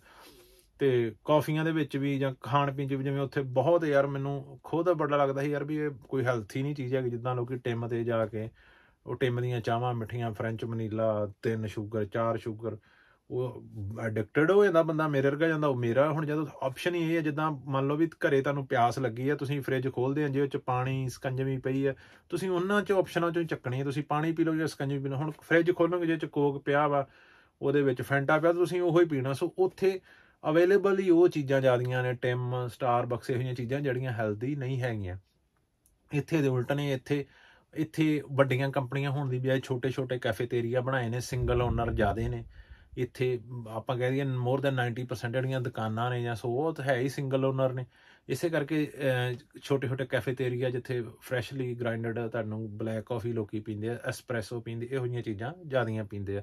ਈਵਨ ਤੁਸੀਂ ਟੂਰਿਸਟ ਥਾਵਾਂ ਨੂੰ ਛੱਡ ਕੇ, ਜਿੱਥੇ ਟੂਰਿਸਟ ਜ਼ਿਆਦਾ, ਉਹਨਾਂ ਤੋਂ ਤੁਸੀਂ ਕਿਤੇ ਦੂਰ ਥੋੜ੍ਹਾ ਜਿਹਾ ਪਿੱਛੇ ਜਾਓਗੇ, ਅੱਗੇ ਜਾਓਗੇ ਨਾ, ਉੱਥੇ ਤੁਸੀਂ ਪਿੰਡਾਂ 'ਚ ਜਾਂ ਟਾਊਨਾਂ 'ਚ ਜਾ ਕੇ ਤੁਸੀਂ ਕੌਫੀ ਵਿਦ ਮਿਲਕ ਵੀ ਮੰਗ ਲਓਗੇ ਨਾ, ਤਾਂ ਲੋਕੀ ਇੱਕ ਵੀਅਰਡ ਜੀ ਲੋਕ ਦਿੰਦੇ, ਯਾਰ ਕੌਫੀ ਵਿਦ ਮਿਲਕ, ਵੀ ਮਿਲਕ ਪਾਈ ਜਾਂਦਾ ਸ਼ਦਾਈ ਕੌਫੀ ਦੇ ਵਿੱਚ, ਕੌਫੀ ਹੁੰਦੀ ਹੈ, ਇਹਨੂੰ ਇੱਦਾਂ ਪੀਣਾ ਚਾਹੀਦਾ ਹੈ ਨਾ। ਸੋ ਜਿਹੜਾ ਖਾਣ ਪੀਣ ਉਹ ਜ਼ਿਆਦਾ ਸਿਹਤਮੰਦ ਆ। ਅਤੇ ਇੱਕ ਜਿਹੜਾ ਹੋਰ ਵੀ ਆਪਾਂ ਜੇ ਆਪਾਂ ਕਹੀਏ ਵੀ ਉੱਥੇ ਜਿਵੇਂ ਪੀਜ਼ੇ ਵਗੈਰਾ ਨੇ, ਉਹ ਆਪਾਂ ਦੇਖੀਏ ਮੈਜੋਰਟੀ ਕੰਪਨੀਆਂ ਦੇ ਹੱਥ ਹੀ ਨੇ, ਚੇਨਾਂ ਬਣੀਆਂ ਪਈਆਂ ਵਾ, ਇਸ ਕਰਕੇ ਮੇ ਬੀ ਉਹ ਇੰਨੀ ਐਫਰਟ ਨਹੀਂ ਪਾਉਂਦੇ। ਸੋ ਇਸੇ ਕਰਕੇ ਮੈਂ ਚੰਗੇ ਭਲੇ ਰੈਸਟੋਰੈਂਟਾਂ ਦਾ ਵੀ ਖਾਧਾ ਅਤੇ ਉਹ ਕੋਈ ਬਾਹਲਾ ਬਕਵਾਸ ਜਿਹਾ ਖਾਣਾ ਹੁੰਦਾ। ਇੱਥੇ ਇਹ ਆ ਵੀ ਸਿੰਗਲ ਓਨਰ ਹੋਣ ਕਰਕੇ ਹਰ ਕੋਈ, ਜਿਹਨੂੰ ਪਤਾ ਮੇਰਾ ਇਹ ਬਿਜ਼ਨਸ ਆ, ਮੇਰਾ ਇਸ ਤੋਂ ਘਰ ਚੱਲਦਾ, ਉਹ ਐਫਰਟ ਉਹ ਜ਼ਿਆਦੀਆਂ ਚੀਜ਼ਾਂ ਨੂੰ ਹੋਰ ਬੈਟਰ ਕਰਨ ਦੀ ਕੋਸ਼ਿਸ਼ ਕਰਦਾ। ਅਤੇ ਵੀ ਖਾਣੇ ਜਿਹੜੀਆਂ ਚੀਜ਼ਾਂ ਵੱਲੋਂ ਵੀ ਯੂਰਪ ਵੇ ਬੈਟਰ। ਅਤੇ ਬਾਕੀ ਯਾਰ ਮੈਨੂੰ ਕੋਈ ਚੀਜ਼ਾਂ ਨਹੀਂ ਸਮਝ ਆਈਆਂ, ਜਿੱਦਾਂ ਦੇ ਆਪਾਂ ਸੈਲਰੀ ਗਿਣ ਲਈ ਵੀ ਉਹਨਾਂ ਕੋਲ ਵੀ ਮਹੀਨੇ ਦਾ ਹੈਗਾ ਵਾ 3500 ਸਮਥਿੰਗ ਹੈ ਨਾ। ਉੱਥੇ ਮੈਜੋਰਟੀ ਮੈਂ ਦੇਖਿਆ ਵੀ ਉਹ ਟਰੱਕਾਂ ਦੇ ਵਿੱਚ ਪੈਸੇ ਜ਼ਿਆਦੇ ਆ ਜਿਹੜੇ ਇੱਥੋਂ ਜਾਣ ਵਾਲੇ ਆ। ਹੁਣ ਇੱਥੇ ਟਰੱਕਾਂ ਦੇ ਵਿੱਚ ਜਿਹੜੇ ਮੁੰਡੇ ਕੰਮ ਕਰਦੇ ਉਹ ਐਵਰੇਜ 4000 ਯੂਰੋ ਨੂੰ ਟੱਚ ਕਰਦੇ, ਕਿ 4500 ਵੀ ਬਣਾਉਂਦੇ ਆ। ਅਤੇ ਹੁਣ ਉਹ 'ਚ ਤੁਹਾਡਾ ਘਰ 'ਚ ਜਾਣਾ ਸਿਰਫ 10% ਤੁਹਾਡੇ ਕੋਲ ਖਰਚਣ ਨੂੰ, ਮੈਂ ਕਹਿੰਦਾ ਤੁਸੀਂ ਕਹਿੰਗਾ ਤੁਸੀਂ ਇੱਥੇ ਉਹ ਜੇ ਇਹ ਉੱਥੇ 4000 ਬਣਾਉਣ ਵਾਲਾ ਕੋਈ ਮੂਵ ਹੋਣਾ ਚਾਹੁੰਦਾ ਨਾ, ਉਹ ਬੇਵਕੂਫੀ ਆ ਸਿਰੇ ਦੀ। ਅਤੇ ਪਲੱਸ ਮੈਂ ਦੇਖਿਆ ਕਿ ਉੱਥੇ ਜਿਹੜੀਆਂ ਜੋਬਾਂ ਹੈਗੀਆਂ ਵਾ, ਜਿੱਦਾਂ ਲੋਕੀ ਟਿਮ 'ਤੇ ਕੰਮ ਕਰਦੇ ਨੇ ਜਾਂ ਹੋਰ ਕਿਤੇ, ਉਹਨਾਂ ਨੂੰ ਟੈਕਸ ਕਟਾ ਕੇ 2000 ਮੰਥਲੀ ਆਉਂਦਾ ਉਹਨਾਂ ਨੂੰ, 2000 ਕੈਨੇਡੀਅਨ ਮੰਥਲੀ। ਸੋ ਵਿਚ ਆਪਾਂ ਕਹਿ ਦਈਏ 14-1500 ਯੂਰੋ ਬਣਨਾ ਵਾ ਇੱਥੇ ਕਿਤੇ ਲਾਗੇ। ਅਤੇ ਉਹ ਇੱਥੇ ਲੋਕੀ ਸਗੋਂ ਜਿਹੜੇ ਫੈਕਟਰੀਆਂ 'ਚ ਕੰਮ ਕਰਦੇ ਆ, ਜਾਂ ਚੰਗਾ ਕੁੱਕ ਆ, ਜਾਂ ਵੇਟਰ ਨੇ ਜਿਹੜੇ ਚੰਗੇ, ਉਹ ਉਸ ਤੋਂ ਵੱਧ ਬਣਾ ਲੈਂਦੇ, 2000 ਪਲੱਸ ਆਪਣੇ ਬਣਾ ਲੈਂਦੇ ਇੱਥੇ ਯੂਰੋ। ਸੋ ਅਤੇ ਉੱਥੇ ਤੁਸੀਂ ਪੇ ਵੀ ਵੱਧ ਕਰਨਾ ਵਾ, ਖਰਚੇ ਵੀ ਜ਼ਿਆਦਾ ਨੇ, ਇੱਥੇ ਖਰਚੇ ਘੱਟ ਨੇ। ਸੋ ਬਾਕੀ ਮੇਰਾ ਆਹ ਸਾਰਾ ਓਪੀਨੀਅਨ ਆ ਵੀ ਚੰਗਾ ਕੀ ਆ ਉੱਥੇ। ਚੰਗਾ ਇਹ ਦੱਸ ਦੇਣਾ, ਚੰਗਾ ਉੱਥੇ ਕਿਹੜੀਆਂ ਚੀਜ਼ਾਂ ਹੈਗੀਆਂ। ਚੰਗਾ ਇੰਗਲਿਸ਼ ਸਪੀਕਿੰਗ ਕੰਟਰੀ ਆ, ਪੰਜਾਬੀ ਪਾਪੂਲੇਸ਼ਨ ਬਹੁਤ ਵੱਡੀ ਆ। ਜੇ ਤੁਸੀਂ ਤੁਹਾਡਾ ਇਹ ਫੋਕਸ ਆ ਕਿ ਮੈਂ ਪੰਜਾਬੀ ਮਾਹੌਲ ਦੇ ਵਿੱਚ ਜਾਣਾ ਵਾ, ਸੋ ਜੇ ਕੋਈ ਇੰਡੀਆ ਤੋਂ ਬਜ਼ੁਰਗਾਂ ਵਾਸਤੇ ਜਾਂ ਕੋਈ ਅੱਧ-ਖੜ ਵਾਸਤੇ ਕੰਮ ਮਿਲ ਜਾਂਦੇ ਈਜ਼ਲੀ ਸੌਖੇ, ਉੱਥੇ ਇਹ ਚੀਜ਼ ਬਹੁਤ ਵਧੀਆ। ਇੱਥੇ ਇਹ ਚੀਜ਼ ਇੰਪੋਸੀਬਲ ਆ। ਜਿੱਦਾਂ ਮੈਂ ਕਿਹਾ, ਲੈਂਗੁਏਜ ਬਹੁਤ ਵੱਡਾ ਬੈਰੀਅਰ ਆ ਉੱਥੇ। ਪਹਿਲੇ ਦਿਨ ਹੀ ਭਾਵੇਂ ਕਿਸੇ ਨੂੰ ਕੰਮ 'ਤੇ ਜਿੰਨਾ ਮਰਜ਼ੀ ਤੋਰ ਦਿਓ ਹੈ ਨਾ, ਵੀ ਅਗਲੇ ਨੇ ਪੰਜਾਬੀ 'ਚ ਕਹਿ ਦੇਣਾ, ਆਹ ਫੜਾ ਦੇ, ਬਾਅਦ ਇੰਗਲਿਸ਼ ਨਾਲ ਵੀ ਚੱਲ ਜਾਓ, ਇੰਗਲਿਸ਼ ਨਾਲ ਵੀ ਸਮਝ ਆ ਜਾਣੀ ਉਹਨੂੰ ਹੈ ਨਾ। ਇੱਥੇ ਇਹ ਚੀਜ਼ਾਂ ਨਹੀਂ ਹੈਗੀਆਂ ਉੱਥੇ। ਸੋ ਓਪਰਚੁਨਿਟੀਜ਼ ਜ਼ਿਆਦੀਆਂ ਨੇ। ਓਪਰਚੁਨਿਟੀਜ਼ ਕਹਿੰਦਾ ਮਤਲਬ ਵੀ ਜੋਬਾਂ ਵਗੈਰਾ ਇਹੋ ਜਿਹੀਆਂ ਚੀਜ਼ਾਂ ਉੱਥੇ ਜ਼ਿਆਦੀਆਂ ਨੇ ਇੱਥੋਂ ਨਾਲੋਂ। ਅਤੇ ਹੋਰ ਉੱਥੇ ਬਿਊਟੀ, ਨੈਚੁਰਲ ਬਿਊਟੀ ਬਹੁਤ ਜ਼ਿਆਦਾ ਆ। ਪਹਾੜ, ਨਦੀਆਂ, ਇਹੋ ਜਿਹਾ ਬਹੁਤ ਕੁਛ ਆ। ਆਪਣੇ ਇੱਥੇ ਯੂਰਪ ਦੇ ਵਿੱਚ ਹੈਰੀਟੇਜ ਜ਼ਿਆਦਾ ਵਾ ਹੈ ਨਾ, ਇੱਥੇ ਆਪਣੇ ਪੁਰਾਤਨ ਚੀਜ਼ਾਂ ਜ਼ਿਆਦੀਆਂ। ਇੱਥੇ ਜਿਹੜੀ ਬਿਊਟੀ ਆ ਉਹ ਇੱਥੇ ਇਹ ਜ਼ਿਆਦਾ ਆ। ਅਤੇ ਬਾਕੀ ਹੁਣ ਓਵਰਆਲ ਮੈਂ ਰੇਟਿੰਗ ਕਰਾਂ ਕੰਟਰੀ ਦੀਆਂ, ਕਾਫੀ ਕੁਝ ਪ੍ਰੋਬਲਮ ਆ। ਜਾਣੀ ਕਿ ਚਲੋ ਆਪਾਂ ਜੇ ਕਿਸ਼ਤਾਂ ਵਾਲਾ ਕਹੀਏ ਕੰਮ ਚੱਕਰ ਆ ਜਿਹੜਾ ਉੱਥੇ ਹੈ ਨਾ, ਜਿਹੜਾ ਲਿਵਿੰਗ ਕੋਸਟ ਆ ਜਿਹੜੀ ਬਹੁਤ ਹਾਈ ਆ। ਅਤੇ ਉਹਨੂੰ ਤਾਂ ਆਪਾਂ ਸ਼ਾਇਦ ਥੋੜ੍ਹਾ ਬਹੁਤ ਆਪਾਂ ਉਹਨੂੰ ਪ੍ਰਭਾਵਿਤ ਕਰ ਸਕਦੇ ਹਾਂ ਆਪਣੇ ਲਾਈਫ ਸਟਾਈਲ ਦੇ ਹਿਸਾਬ ਨਾਲ। ਜਿੱਦਾਂ ਕਿ ਹੁਣ ਪੇਂਡੂ ਹੀ ਆ ਨਾ ਕੈਨੇਡੀਅਨ, ਉਹ ਹੁਣ ਇੱਕ ਵਧੀਆ ਪੈਸੇ ਕਮਾਉਂਦਾ ਪੇਂਡੂ ਕੈਨੇਡੀਅਨ, ਪਰ ਉਹਨੇ ਆਪਣੇ ਆਪ ਨੂੰ ਬਹੁਤ ਲਿਮਟਡ ਰੱਖਿਆ। ਉਹਨੇ ਛਾਲ ਅਜੇ ਤੱਕ ਉਹਨੇ ਉਹ ਮਾਰੀ ਨਹੀਂ, ਜਿੰਨਾ ਚਿਰ ਉਹਨੂੰ ਪਤਾ ਕਿ ਮੈਂ ਐਡੀ ਛਾਲ ਅਜੇ ਨਹੀਂ ਮਾਰ ਸਕਦਾ। ਉਹ ਚੱਕਰ ਦੇ ਵਿੱਚ ਨਹੀਂ ਪਿਆ। ਕਈ ਲੋਕ ਬਹੁਤ ਅਰਲੀ ਉੱਥੇ ਜਿਹੜੇ ਚੱਕਰ ਦੇ ਵਿੱਚ ਫਸ ਜਾਂਦੇ ਆ। ਅਤੇ ਜੇ ਕੋਈ ਸਮਾਰਟਲੀ, ਕਈ ਮੈਂ ਇੱਦਾਂ ਦੇ ਨੂੰ ਵੀ ਟੱਕਰਿਆ ਜਿਨ੍ਹਾਂ ਨੇ ਘਰ ਲਏ ਆ, ਪਰ ਆਪ ਉਹ ਬੇਸਮੈਂਟ 'ਚ ਰਹਿਣ ਡਿਆ। ਘਰ ਉਹਨਾਂ ਨੇ ਮੁੱਲ ਲੈ ਕੇ ਉਹਨਾਂ ਨੂੰ ਰੈਂਟ 'ਤੇ ਚਾੜਿਆ ਵਾ, ਉਹ ਉਸ ਤੋਂ ਇਨਕਮ ਕਮਾ ਰਹੇ ਆ। ਇੱਦਾਂ ਦੇ ਲੋਕ ਵੀ ਹੈਗੇ ਸਿਆਣੇ, ਪਰ ਉਹ ਬਹੁਤ ਘੱਟ ਆ। ਅਤੇ ਇਹ ਚੀਜ਼ਾਂ ਤਾਂ ਚਲੋ ਜਿੱਦਾਂ ਮੈਂ ਕਿਹਾ, ਖਰਚੇ ਤਾਂ ਆਪਾਂ ਕੰਟਰੋਲ ਕਰ ਸਕਦੇ ਹਾਂ। ਆਪਾਂ ਗੱਡੀ ਵੱਡੀ ਨਾ ਲਈਏ, ਨਾ ਫਸੀਏ ਹੈ ਨਾ। ਇਹਦੇ 'ਚ ਕੈਨੇਡਾ ਦਾ ਤਾਂ ਕੋਈ ਕਸੂਰ ਨਹੀਂ ਹੈਗਾ ਉਹਦੇ ਮੁਲਕ ਦਾ। ਉਹ ਤੁਹਾਨੂੰ ਮਹੀਨੇ ਦਾ, ਸਾਲ ਦਾ $43,000 ਦੇਣ ਡਿਆ। ਹੁਣ ਉਹ $43,000 ਦੇ ਵਿੱਚ ਆਪਾਂ ਕਿੱਦਾਂ ਰਹਿਣਾ, ਉਹ ਆਪਣੇ 'ਤੇ ਡਿਪੈਂਡ ਆ ਵੀ ਮੈਂ ਨਾ ਜਿਹੜੇ ਚੱਕਰ ਦੇ ਵਿੱਚ ਪਾਵਾਂ, ਮੈਂ ਨਾ ਵੱਡੀ ਗੱਡੀ ਲਵਾਂ, ਨਾ ਉਹਦੀ ਇੰਸ਼ੋਰੈਂਸ ਮਹਿੰਗੀ ਹੋਵੇ, ਨਾ ਮੈਂ ਉਹਦੇ ਹਿਸਾਬ ਨਾਲ ਜੇ ਕਰਾਂ, ਜਿੰਨਾ ਚਿਰ ਮੇਰੇ ਕੋਲ ਬੈਕ ਨਹੀਂ ਹੈਗੀ ਉਹਦੀ ਵੱਡੀ। ਪਰ ਕੁਝ ਚੀਜ਼ਾਂ ਆਪਾਂ ਨਹੀਂ ਚੇਂਜ ਕਰ ਸਕਦੇ। ਵੈਦਰ ਹੈ ਨਾ, ਆਪਾਂ ਉਹ ਆਪਣੇ ਹੱਥ ਨਹੀਂ ਹੈਗਾ। ਉਹ ਨਹੀਂ ਆਪਾਂ, ਕ੍ਰਾਈਮ ਆਪਣੇ ਹੱਥ ਨਹੀਂ ਹੈਗਾ ਹੈ ਨਾ। ਤੁਸੀਂ ਇਕੱਲਾ ਇੰਡੀਵਿਜੂਅਲ ਨਹੀਂ ਕਰ ਸਕਦਾ ਕ੍ਰਾਈਮ ਦਾ ਵੀ ਹੈ ਨਾ। ਅਤੇ ਹੈਲਥ ਕੇਅਰ ਉਹ ਆਈ ਥਿੰਕ ਉਹ ਇਕੱਲਾ ਬੰਦਾ ਤਾਂ ਕੋਈ ਵੀ ਨਹੀਂ ਚੇਂਜ ਕਰ ਸਕਦਾ। ਸੋ ਇੱਥੇ ਜਿਹੜੀਆਂ ਚੀਜ਼ਾਂ ਬੈਟਰ ਆ, ਇੱਥੇ ਸੁੱਖ ਸ਼ਾਂਤੀ ਹੈਗੀ ਆ ਯੂਰਪ ਦੇ ਵਿੱਚ। ਇੱਥੇ ਇੱਕ ਬੰਦਾ ਕੰਮ ਕਰਕੇ, ਸਿੰਗਲ ਬੰਦਾ ਆਪਣਾ ਇੱਕ ਪਰਿਵਾਰ ਪਾਲ ਸਕਦਾ। ਕੈਨੇਡਾ ਦੇ ਵਿੱਚ ਇਕੱਲਾ ਬੰਦਾ ਕੰਮ ਕਰਕੇ ਆਪਣਾ ਪਰਿਵਾਰ ਨਹੀਂ ਪਾਲ ਸਕਦਾ। ਨੋ ਔਫੈਂਸ ਮੈਂ ਹੋ ਗਿਆ ਮੈਂ ਫਿਰ ਜਾਣਾ ਉੱਥੇ। ਇਹ ਵੀ ਨਹੀਂ ਭਰਾਵਾ ਮੈਨੂੰ 에ਅਰਪੋਰਟ ਤੋਂ ਗਲੋਂ ਫੜਿਆ ਹੋਇਆ ਤੇ ਕੈਨੇਡਾ ਤੋਂ ਇਹਨਾਂ ਤੋਂ ਆਇਆ ਕੀ ਕਰਨਾ ਇੱਥੇ ਹੈ। ਫਿਰ ਵਧੀਆ ਮੈਨੂੰ ਪੰਜਾਬੀ ਮਾਹੌਲ ਉੱਥੇ ਜਿੱਦਾਂ ਕਿ ਮੈਨੂੰ ਉਹ ਬੈਸਟ ਲੱਗਾ ਹੈ ਨਾ ਵੀ ਉਹਦੇ ਹਿਸਾਬ ਨਾਲ ਵੀ ਕੋਲ ਬੁਰਾਈਆਂ ਵੀ ਆਈਆਂ ਪਰ ਮੈਨੂੰ ਉਹ ਬੁਰਾਈਆਂ ਨਾਲ ਕੀ ਮੈਂ ਕਿਹੜਾ ਉੱਥੇ ਰਹਿਣਾ ਵਾ ਜਾਂ ਮੈਂ ਇਹੋ ਜਿਹੇ ਪੰਗੇ ਲੈਣੇ ਆ। ਮੈਨੂੰ ਉਹ ਚੀਜ਼ਾਂ ਵਧੀਆ ਲੱਗੀਆਂ। ਅਤੇ ਇਹ ਵੀਡੀਓ ਉਹੀ ਮੇਨ ਕਰਨ ਦਾ ਰੀਜ਼ਨ ਦੋ ਲੋਕਾਂ ਵਾਸਤੇ ਸੀ। ਇੱਕ ਜਿਹੜੇ ਸਾਡੇ ਇੱਥੋਂ ਬਗੈਰ ਅਜੇ ਸੋਚੇ ਸਮਝੇ ਇੱਥੋਂ ਮਾਈਗ੍ਰੇਟ ਹੋਣ ਦਾ ਸੋਚਦੇ ਨੇ ਅਤੇ ਇੱਕ ਉਹਨਾਂ ਲੋਕਾਂ ਵਾਸਤੇ ਜਿਹੜੇ ਉੱਥੇ ਬੈਠੇ ਸੋਚਦੇ ਨੇ ਕਿ ਦੁਨੀਆ 'ਚ ਇੱਕੋ ਇੱਕ ਕੰਟਰੀ ਹੈ। ਇਹ ਮੈਂ ਕੰਪੈਰੀਜ਼ਨ ਟੋਟਲੀ ਕੀਤਾ ਜਿੰਨੇ ਸਟੇਟਸ ਇਹ ਮੈਂ ਕੀਤੇ ਆ ਸਪੇਨ ਦੇ ਨਾਲ। ਅਜੇ ਤੈਨੂੰ ਮੈਂ ਇਹ ਦੱਸਣ ਡਿਆ ਵੀ ਜੇ ਤਾਂ ਮੈਂ ਨਾਰਵੇ ਨੂੰ ਕਹਿਣ ਦਾ ਵੀ ਆ ਜਾ ਤੂੰ ਜੱਫਾ ਲਾ ਜਾ, ਜਰਮਨੀ ਨੂੰ ਆ ਤੂੰ ਜੱਫਾ ਲਾ ਦੇ, ਫਿਰ ਕੰਮ ਬਹੁਤ ਔਖਾ ਹੋਣਾ ਸੀ। ਕਈ ਲੋਕ ਮੈਂ ਇੱਥੋਂ ਇਹ ਵੀ ਸੁਣਿਆ ਕਿ ਜਰਮਨ ਇੱਕ ਤਾਂ ਮੈਨੂੰ ਉੱਥੇ ਮਿਲਿਆ ਚੱਲ ਮੁੰਡਾ ਇੱਕ ਉਹ ਹੈਮਬਰਗ ਤੋਂ ਆਇਆ ਸੀ ਵੀਰ, ਉੱਥੇ ਮੈਨੂੰ ਮਿਲਿਆ ਅਤੇ ਕਿ ਮੈਂ ਕਿੱਥੋਂ ਆਇਆ ਵੀਰ, ਕਹਿੰਦਾ ਮੈਂ ਹੈਮਬਰਗ ਤੋਂ। ਅਤੇ ਮੈਂ ਕਿਹਾ ਘੁੰਮਣ ਫਿਰ, ਕਹਿੰਦਾ ਨਹੀਂ ਯਾਰ, ਕਹਿੰਦਾ ਮੈਂ ਵੀ ਕਹਿੰਦਾ ਮੂਵ ਹੋਣ ਵਾਲਾ ਪੰਗਾ ਜਿਹਾ ਲੈ ਕੇ ਆ ਗਿਆ ਹਾਂ। ਅਤੇ ਮੈਂ ਕਿਹਾ ਫਿਰ ਮੈਂ ਕਿਹਾ ਯਾਰ ਕਮਾਲ ਹੈ ਯਾਰ ਤੂੰ ਜਰਮਨੀ ਤੋਂ। ਕਹਿੰਦਾ ਹੋਰ ਕਹਿੰਦਾ ਮੈਂ ਵਾਪਸ ਚੱਲਿਆ ਮੈਂ ਨਹੀਂ ਰਹਿਣਾ ਹੈ ਨਾ ਵੀ ਉੱਥੇ ਆਪਾਂ ਨੂੰ ਵਧੀਆ ਵਾ ਵੀ। ਉਦੋਂ ਕਹਿੰਦਾ ਮੈਂ ਆਇਆ, ਉਹ ਵੀ ਕਹਿੰਦਾ ਮੇਰਾ ਆਉਣ ਦਾ ਰੀਜ਼ਨ ਇਹੀ ਸੀ ਕਿ ਇੱਥੇ ਪੰਜਾਬੀ ਬਹੁਤ ਆ ਵੀ ਨਿਆਣੇ ਪੰਜਾਬ ਨਾਲ ਜੁੜੇ ਰਹਿਣਗੇ ਫਲਾਂਟਿੰਗ ਪੰਜਾਬੀ ਨਾਲ। ਕਹਿੰਦਾ ਪਰ ਨਹੀਂ ਯਾਰ ਇੱਥੇ ਕ੍ਰਾਈਮ ਵਗੈਰਾ ਡਰੱਗਸ ਪ੍ਰੋਬਲਮ ਇਹ ਸਾਰੀਆਂ ਬਹੁਤ ਜ਼ਿਆਦੀਆਂ ਨੇ ਅਤੇ ਉੱਥੇ ਵੀ ਜਰਮਨੀ ਦੇ ਬੈਟਰ। ਅਤੇ ਕਈ ਲੋਕ ਐਡੇ ਦਿਮਾਗੀ ਕੂੜ ਆ, ਕਈ ਜਰਮਨੀ ਨੂੰ ਵੀ ਕਹਿੰਦੇ ਵੀ ਸ਼ਾਇਦ ਜਰਮਨੀ ਕੋਈ ਮੁਲਕ ਹੀ ਹੈ ਨਹੀਂ ਗਾ। ਜਿੰਨੀ ਕੈਨੇਡਾ ਦੀ GDP ਆ ਨਾ ਉਸ ਤੋਂ ਵੱਧ ਜਰਮਨੀ ਕਾਰਾਂ ਐਕਸਪੋਰਟ ਕਰ ਦਿੰਦਾ। ਜਰਮਨੀ ਏਡੀ ਤਕੜੀ ਸੁਪਰ ਪਾਵਰ ਆ ਦੁਨੀਆ ਦੇ ਵਿੱਚ। ਪਲੀਜ਼ ਅੰਨੇ ਇੱਦਾਂ ਨਾ, ਮੈਂ ਨਹੀਂ ਆਂਦਾ ਦੁਨੀਆ ਦੇ ਵਿੱਚ ਬੈਸਟ ਮੁਲਕ ਰਹਿਣ ਵਾਸਤੇ ਸਪੇਨ ਆ। ਦੁਨੀਆ ਦੇ ਪਹਿਲੇ ਪੰਜਾਂ ਦੇ ਵਿੱਚ ਸਪੇਨ ਨਹੀਂ ਆਉਂਦਾ, ਨਾ ਹੀ ਕੈਨੇਡਾ ਆਉਂਦਾ ਹੈ ਨਾ। ਜਿਹੜੇ ਹਿਸਾਬ ਨਾਲ ਮੈਂ ਦੁਨੀਆ ਦੇਖਦਾ ਵੀ ਜਿਹੜੇ ਹਿਸਾਬ ਨਾਲ ਮੈਨੂੰ ਲੱਗਦਾ ਵੀ ਜ਼ਿੰਦਗੀ ਕਿੱਦਾਂ ਦੀ ਹੋਣੀ ਚਾਹੀਦੀ ਉਹ ਲੋਕਾਂ ਦੀ ਹੈ ਨਾ। ਕਿਸੇ ਲਈ ਹੋ ਸਕਦਾ ਪਰ ਮੇਰੇ ਲਈ ਨਹੀਂ ਹੈਗਾ ਪਹਿਲੇ ਪੰਜਾਂ ਦੇ ਵਿੱਚ ਰੈਂਕ ਕਰਦਾ।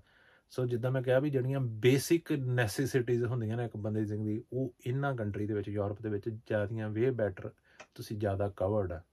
ਅਤੇ ਥੈਂਕਸ ਕੈਨੇਡਾ, ਮੈਂ ਇਹੋ ਜਿਹੇ ਲੈਸਨ ਉੱਥੋਂ ਸਿੱਖ ਕੇ ਆਇਆ ਕਿਉਂਕਿ ਮੈਂ ਦੇਖਿਆ ਵਾ ਕਿ ਲੋਕ ਤਮਾਮ ਉਮਰ ਉੱਥੇ ਆਪਣੀਆਂ ਜ਼ਿੰਦਗੀਆਂ ਇੱਕ ਘਰ ਬਣਾਉਣ ਦੇ ਚੱਕਰ ਦੇ ਵਿੱਚ ਆਪਣੇ ਬੱਚਿਆਂ ਲਈ ਕਰ ਦਿੰਦੇ ਨੇ ਪਰ ਅਖੀਰੀ ਕੰਮ ਉਲਟੀ ਪੈਂਦਾ। ਕਿਉਂਕਿ ਮੈਂ ਇੱਕ ਚੀਜ਼ ਸਿੱਖੀ ਆ ਕਿ ਤੁਸੀਂ ਸਾਲਾਂ ਭਰ ਮਿਹਨਤ ਕਰਕੇ 30 40 50 ਸਾਲ ਮਿਹਨਤ ਕਰਕੇ ਤੁਸੀਂ 2 ਕਰੋੜ ਰੁਪਈਆ 3 ਕਰੋੜ ਰੁਪਈਆ ਹੈ ਨਾ ਜੋੜ ਲਓਗੇ। 3 ਕਰੋੜ ਦਾ ਘਰ ਫ੍ਰੀ ਕਰ ਲਓਗੇ, 4 ਕਰੋੜ ਦਾ ਕਰ ਲਓਗੇ ਜਾਂ 5 ਕਰੋੜ ਦਾ ਕਰ ਲਓਗੇ। ਤੁਸੀਂ ਆਪਣੇ ਬੱਚਿਆਂ ਨੂੰ ਨਹੀਂ ਦਿੱਤਾ ਟਾਈਮ, ਤੁਸੀਂ ਆਪਣੇ ਖੁਦ ਨੂੰ ਨਹੀਂ ਦਿੱਤਾ ਟਾਈਮ। ਇੱਕ ਚੰਗਾ ਆਰਟਿਸਟ, ਇੱਕ ਚੰਗਾ ਲਿਰਿਸਿਸਟ, ਇੱਕ ਚੰਗਾ ਸਿੰਗਰ, ਮੈਂ ਇੱਦਾਂ ਦੇ ਸਿੰਗਰਾਂ ਨੂੰ ਜਾਣਦਾ ਜਿਹੜੇ 1 ਮਹੀਨੇ ਦੇ ਵਿੱਚ 5 6 ਕਰੋੜ ਰੁਪਈਆ ਬਣਾਉਂਦੇ ਆ। ਉਹ ਜੇ ਉਹਨਾਂ ਦੇ ਬਾਪ ਜਾਂ ਮਾਂ ਬਾਪ ਨੇ ਵੀ ਜਾਂ ਉਹਨਾਂ ਨੂੰ ਕਿਸੇ ਤਰੀਕੇ ਨਾਲ ਉਹੜੇ ਦਿਨ ਚੀਜ਼ ਜਿਹਨਾਂ ਨਾ ਜੋੜਿਆ ਹੁੰਦਾ, ਇੱਕ ਸਾਈਡ ਇੱਕ ਬੰਦੇ ਨੇ ਸਾਰੀ ਉਮਰ ਲਾ ਕੇ ਉਹਨਾਂ ਜੋੜਿਆ 5 ਜਾਂ 6 ਕਰੋੜ ਜਾਂ 7 ਕਰੋੜ ਦਾ ਘਰ ਬਣਾਇਆ। ਇੱਕ ਸਾਈਡ ਤੁਹਾਡਾ ਬੱਚਾ ਆਰਟਿਸਟ ਉਹਦੀ ਉਹੋ ਜਿਹੀ ਟਾਈਪ ਦਾ ਨਿਕਲ ਆਇਆ, ਇੱਕ ਚੰਗਾ ਪੇਂਟਰ ਨਿਕਲ ਆਇਆ, ਇੱਕ ਉਹ ਨਿਕਲ ਆਇਆ। ਉਹਨੇ ਘਰੇ ਬੈਠਿਆਂ ਤਾਂ ਨਹੀਂ ਉੱਦਾਂ ਦਾ ਨਿਕਲਣਾ, ਤੁਸੀਂ ਟਾਈਮ ਨਾ ਦਿੱਤਾ ਹੈ ਨਾ ਵੀ ਉਹਦੇ ਵਾਸਤੇ ਤੁਹਾਨੂੰ ਉਹੋ ਜਿਹਾ ਮਾਹੌਲ ਵੀ ਦੇਣਾ ਪਊਗਾ ਨਾ। ਹੁਣ ਕਿਸੇ ਪੇਂਟਰ ਨੇ ਜੇ ਕਿਸੇ ਪਹਾੜ ਬਣਾਉਣੇ ਆ, ਉਹਨੇ ਪਹਾੜ ਵੇਖੀ ਨਹੀਂ ਤਾਂ ਉਹਨੇ ਪਹਾੜ ਨਹੀਂ ਬਣਾਉਣੇ, ਉਹਨੇ ਪਹਾੜ ਵੇਖੇ ਹੋਣਗੇ ਤਾਂ ਉਹਨੇ ਪਹਾੜ ਬਣਾਉਣੇ ਆ। ਸੋ ਇਹ ਇੱਕ ਆਪਣੇ ਕਿਉਂਕਿ ਮੈਂ ਇਹ ਸਪੇਨ ਦੇ ਵਿੱਚ ਵੀ ਇੱਕ ਚੀਜ਼ ਜਦੋਂ ਦੇਖੀ ਸੀ, ਜਦੋਂ ਅਸੀਂ ਸਰਤਾਜ ਭਾਈ ਦਾ ਸ਼ੋਅ ਕਰਾਉਂਦੇ ਸੀ ਨਾ, ਅਤੇ ਕਈ ਲੋਕਾਂ ਨੂੰ ਕਹਿਣਾ ਟਿਕਟ, ਉਹ ਕਹਿੰਦੇ ਇੰਨੀ ਮਹਿੰਗੀ, 4 ਜਾਣੇ ਆਵਾਂਗੇ ਇੰਨੇ ਪੈਸੇ ਲੱਗ ਜਾਣਗੇ ਸਾਡੇ, ਲੈ ਇੰਨੇ ਦਾ ਤਾਂ ਆ ਜਾਣਾ। ਉਹ ਮੈਂ ਸੋਚਦਾ ਨਾ ਯਾਰ ਵੀ ਸਾਡੇ ਲੋਕਾਂ ਵਾਸਤੇ ਵੀ ਇੱਕ ਇੱਦਾਂ ਦਾ ਫਨ ਘੁੰਮਣ ਦਾ ਖਰਚਾ ਅਸੈਂਸ਼ੀਅਲ ਕਿਉਂ ਨਹੀਂ ਹੈਗਾ ਵੀ ਇਹ ਤਾਂ ਘੁੰਮਣ ਫਿਰਨ ਦਾ ਖਰਚਾ ਇਹ ਵੀ ਸਾਡੇ ਅਸੈਂਸ਼ੀਅਲਸ ਦੇ ਵਿੱਚ ਐਡ ਹੋਣਾ ਚਾਹੀਦਾ। ਵੀ ਜਦੋਂ ਅਸੀਂ ਆਪਣਾ ਘਰ ਦਾ ਬਜਟ ਬਣਾਉਂਦੇ ਹਾਂ, ਅਸੀਂ ਘਰ ਦਾ ਗਿਣਦੇ ਹਾਂ ਵੀ ਆਹ ਮੇਰਾ ਘਰ ਦੀ ਕਿਸ਼ਤ ਆ, ਆਹ ਬੱਤੀ ਦਾ ਖਰਚਾ, ਆਹ ਪਾਣੀ ਦਾ ਖਰਚਾ, ਉਹਦੇ ਵਿੱਚ ਇੱਕ ਖਰਚਾ ਘੁੰਮਣ ਦਾ ਵੀ ਹਰ ਮਹੀਨੇ ਸੇਵ ਹੋਣਾ ਚਾਹੀਦਾ। ਇਹ ਅਸੈਂਸ਼ੀਅਲਸ ਦੇ ਵਿੱਚ ਆਉਣਾ ਚਾਹੀਦਾ ਕਿ ਤੁਸੀਂ ਐਕਸਪਲੋਰ ਕਰੋ। ਪਤਾ ਨਹੀਂ ਤੁਹਾਨੂੰ ਕੋਈ ਘੁੰਮ ਕੇ ਐਕਸਪਲੋਰ ਦੁਨੀਆ ਕਰਕੇ ਆਈਡੀਆਜ਼ ਨਹੀਂ ਚੰਗੇ ਆਉਣੇ, ਕਿਉਂਕਿ ਜਿਹੜੇ ਕਹਿੰਦੇ ਬੈਸਟ ਆਈਡੀਆਜ਼ ਆ ਲੋਕੀ ਘੁੰਮ ਫਿਰ। ਜਦੋਂ ਸਟੀਵ ਜੌਬਸ ਹੋਣਾ ਨੇ ਐਪਲ ਕ੍ਰੀਏਟ ਕਰਨੀ ਸੀ, ਉਹ ਘੁੰਮਣ ਗਏ, ਜਾਂ ਬੀਟਲ ਸੀ ਉਹ ਘੁੰਮਣ ਜਾਂਦੇ ਸੀ ਆਪਣੇ ਆਈਡੀਆਜ਼ ਗ੍ਰਹਿਣ ਕਰਨ ਵਾਸਤੇ। ਦੁਨੀਆ ਘੁੰਮ ਫਿਰ ਕੇ ਆਈਡੀਆਜ਼ ਆਉਂਦੇ ਆ, ਬੰਦਾ ਕ੍ਰੀਏਟਿਵ ਹੁੰਦਾ ਘੁੰਮ ਫਿਰ ਕੇ। ਅਤੇ ਤੁਹਾਡੇ ਬੱਚੇ ਵੀ ਮੇ ਬੀ ਉਹਨੇ ਕਹੀਦਾ ਕੀ ਉਹਨੇ ਦੇਖ ਲੈਣਾ, ਕੀ ਉਹਨੇ ਅਡਾਪਟ ਕਰ ਲੈਣਾ ਵੀ ਅੱਜ ਤੁਸੀਂ ਟਿਕਟਾਂ ਦਾ 150 200 ਬਚਾਉਣ ਡਏ ਜੇ ਅਤੇ ਕੰਮ ਕਰ ਕਰਕੇ ਕਿੰਨੇ ਕੁ ਜੋੜ ਦੋਗੇ। ਸ਼ਾਇਦ ਜੇ ਤੁਹਾਡਾ ਬੱਚਾ ਜਿੱਦਣ ਤੁਸੀਂ ਉਹਨੂੰ ਇੱਕ ਚੰਗੇ ਸਿੰਗਰ ਜਾਂ ਚੰਗੇ ਇੱਕ ਆਰਟਿਸਟ ਦੇ ਕੰਸਰਟ 'ਤੇ ਲੈ ਗਏ ਆ, ਉਹਨੂੰ ਜੇ ਉਹਦੀ ਉੱਧਰ ਚੇਤਨਾ ਜੁੜ ਗਈ, ਤੁਸੀਂ ਸਾਰੀ ਉਮਰ ਕੰਮ ਕਰਕੇ ਨਹੀਂ ਉਹਨੇ ਬਚਾਉਣੇ ਜਿੰਨੇ ਸ਼ਾਇਦ ਤੁਹਾਡੇ ਬੱਚੇ ਨੇ ਤੁਹਾਨੂੰ ਮਹੀਨੇ ਦੇ ਵਿੱਚ ਗਾਂਹ ਬਣਾ ਦੇਣੇ ਆ। ਸੋ ਇਹ ਚੀਜ਼ਾਂ ਤਾਂ ਹੀ ਪੋਸੀਬਲ ਹੈ ਜੇ ਸਾਡੇ ਕੋਲ ਟਾਈਮ ਹੋਊ। ਤੇ ਕੈਨੇਡਾ ਦੀ ਮੇਨ ਪ੍ਰੋਬਲਮ ਇਹ ਕਿ ਉੱਥੇ ਲੋਕਾਂ ਨੇ ਜਿਹੜੀ ਚੀਜ਼ ਸਾਡੇ ਲੋਕਾਂ ਨੂੰ ਕੈਨੇਡਾ ਤੋਂ ਬਾਹਰ ਬੈਠੇ ਨੂੰ ਟੁੰਬਦੀ ਆ ਨਾ, ਉਹਦਾ ਲੋਕਾਂ ਨੇ ਆਪਣਾ ਸੌਦਾ ਟਾਈਮ ਨਾਲ ਉੱਥੇ ਕੀਤਾ ਪਿਆ। ਉੱਥੇ ਲੋਕਾਂ ਕੋਲ ਪੈਸਾ ਵੀ ਉਹ ਇੱਕ ਹਿਸਾਬ ਦਾ ਹੈਗਾ, ਬੈਕਗਰਾਊਂਡ 'ਤੇ ਇੱਕ ਘਰ ਹੈਗਾ ਵੱਡਾ, ਪਰ ਟਾਈਮ ਵੱਲੋਂ ਬਹੁਤ ਔਖਾ। ਅਤੇ ਕੁਝ ਇਹੋ ਜਿਹੇ ਲੋਕ ਵੀ ਆਉਣਗੇ ਕਮੈਂਟ ਕਰਨ, ਮੈਨੂੰ ਪਤਾ ਵੀ ਐਂ ਆ, ਪਰ ਇਹ ਚੀਜ਼ਾਂ ਸੱਚਾਈ ਨੇ। ਅਤੇ ਮੈਜੋਰਟੀ ਉੱਥੇ ਇਸੇ ਚੱਕਰ ਦੇ ਵਿੱਚ ਅੜੀ ਫਸੀ ਪਈ ਹੈ। ਅਤੇ ਬਾਕੀ ਹਾਂ, ਜਿੱਦਾਂ ਮੈਂ ਕਿਹਾ ਨਹੀਂ ਵੀ ਕੋਈ ਮਾੜਾ ਮੁਲਕ, ਜਿੱਦਾਂ ਮੈਂ ਕਿਹਾ ਵੀ ਆੜੀਆਂ ਚੀਜ਼ਾਂ, ਉਹ ਕਾਫੀ ਚੀਜ਼ਾਂ ਐਸੀਆਂ ਆਪਣੇ ਸਾਡੇ ਦੇ ਆ ਜਿਹੜੀਆਂ ਡਿਪੈਂਡ, ਜਿਹੜੀਆਂ ਅਸੀਂ ਚੇਂਜ ਕਰ ਸਕਦੇ ਹਾਂ। ਅਤੇ ਜੋ ਵੀ ਡਿਟੇਲਸ ਦਿੱਤੀਆਂ ਕੋਈ ਵੀ ਝੂਠੀ ਹੋਵੇ, ਜਿੰਨੇ ਸਪੇਨ ਆਉਣਾ, ਜਿੰਨੇ ਕਿਤੇ ਵੀ ਜਾਣਾ, ਮੈਂ ਜਿੱਦਾਂ ਕਿਹਾ ਵੀਡੀਓ ਹਮੇਸ਼ਾ YouTube ਦੇ ਉੱਤੇ ਰਹਿਣੀ ਆ। ਕੋਈ ਵੀ ਡਿਨਾਈ ਕਰਦੇ ਜਿਹੜੀਆਂ ਚੀਜ਼ਾਂ ਦੇ ਵਿੱਚ ਫਰਕ ਹੈਗਾ, ਅਤੇ ਨੋ ਪ੍ਰੋਬਲਮ। ਓਕੇ ਜੀ, ਕਮੈਂਟ ਦੇ ਵਿੱਚ ਗਾਲਾਂ ਖਾਣ ਨੂੰ ਤਿਆਰ ਰਹਿੰਦੇ ਆ। ਓਕੇ, ਸਤਿ ਸ਼੍ਰੀ ਅਕਾਲ ਜੀ, ਉਹਦੇ ਵਾਸਤੇ ਰਹੋ, ਖੁਸ਼ ਰਹੋ।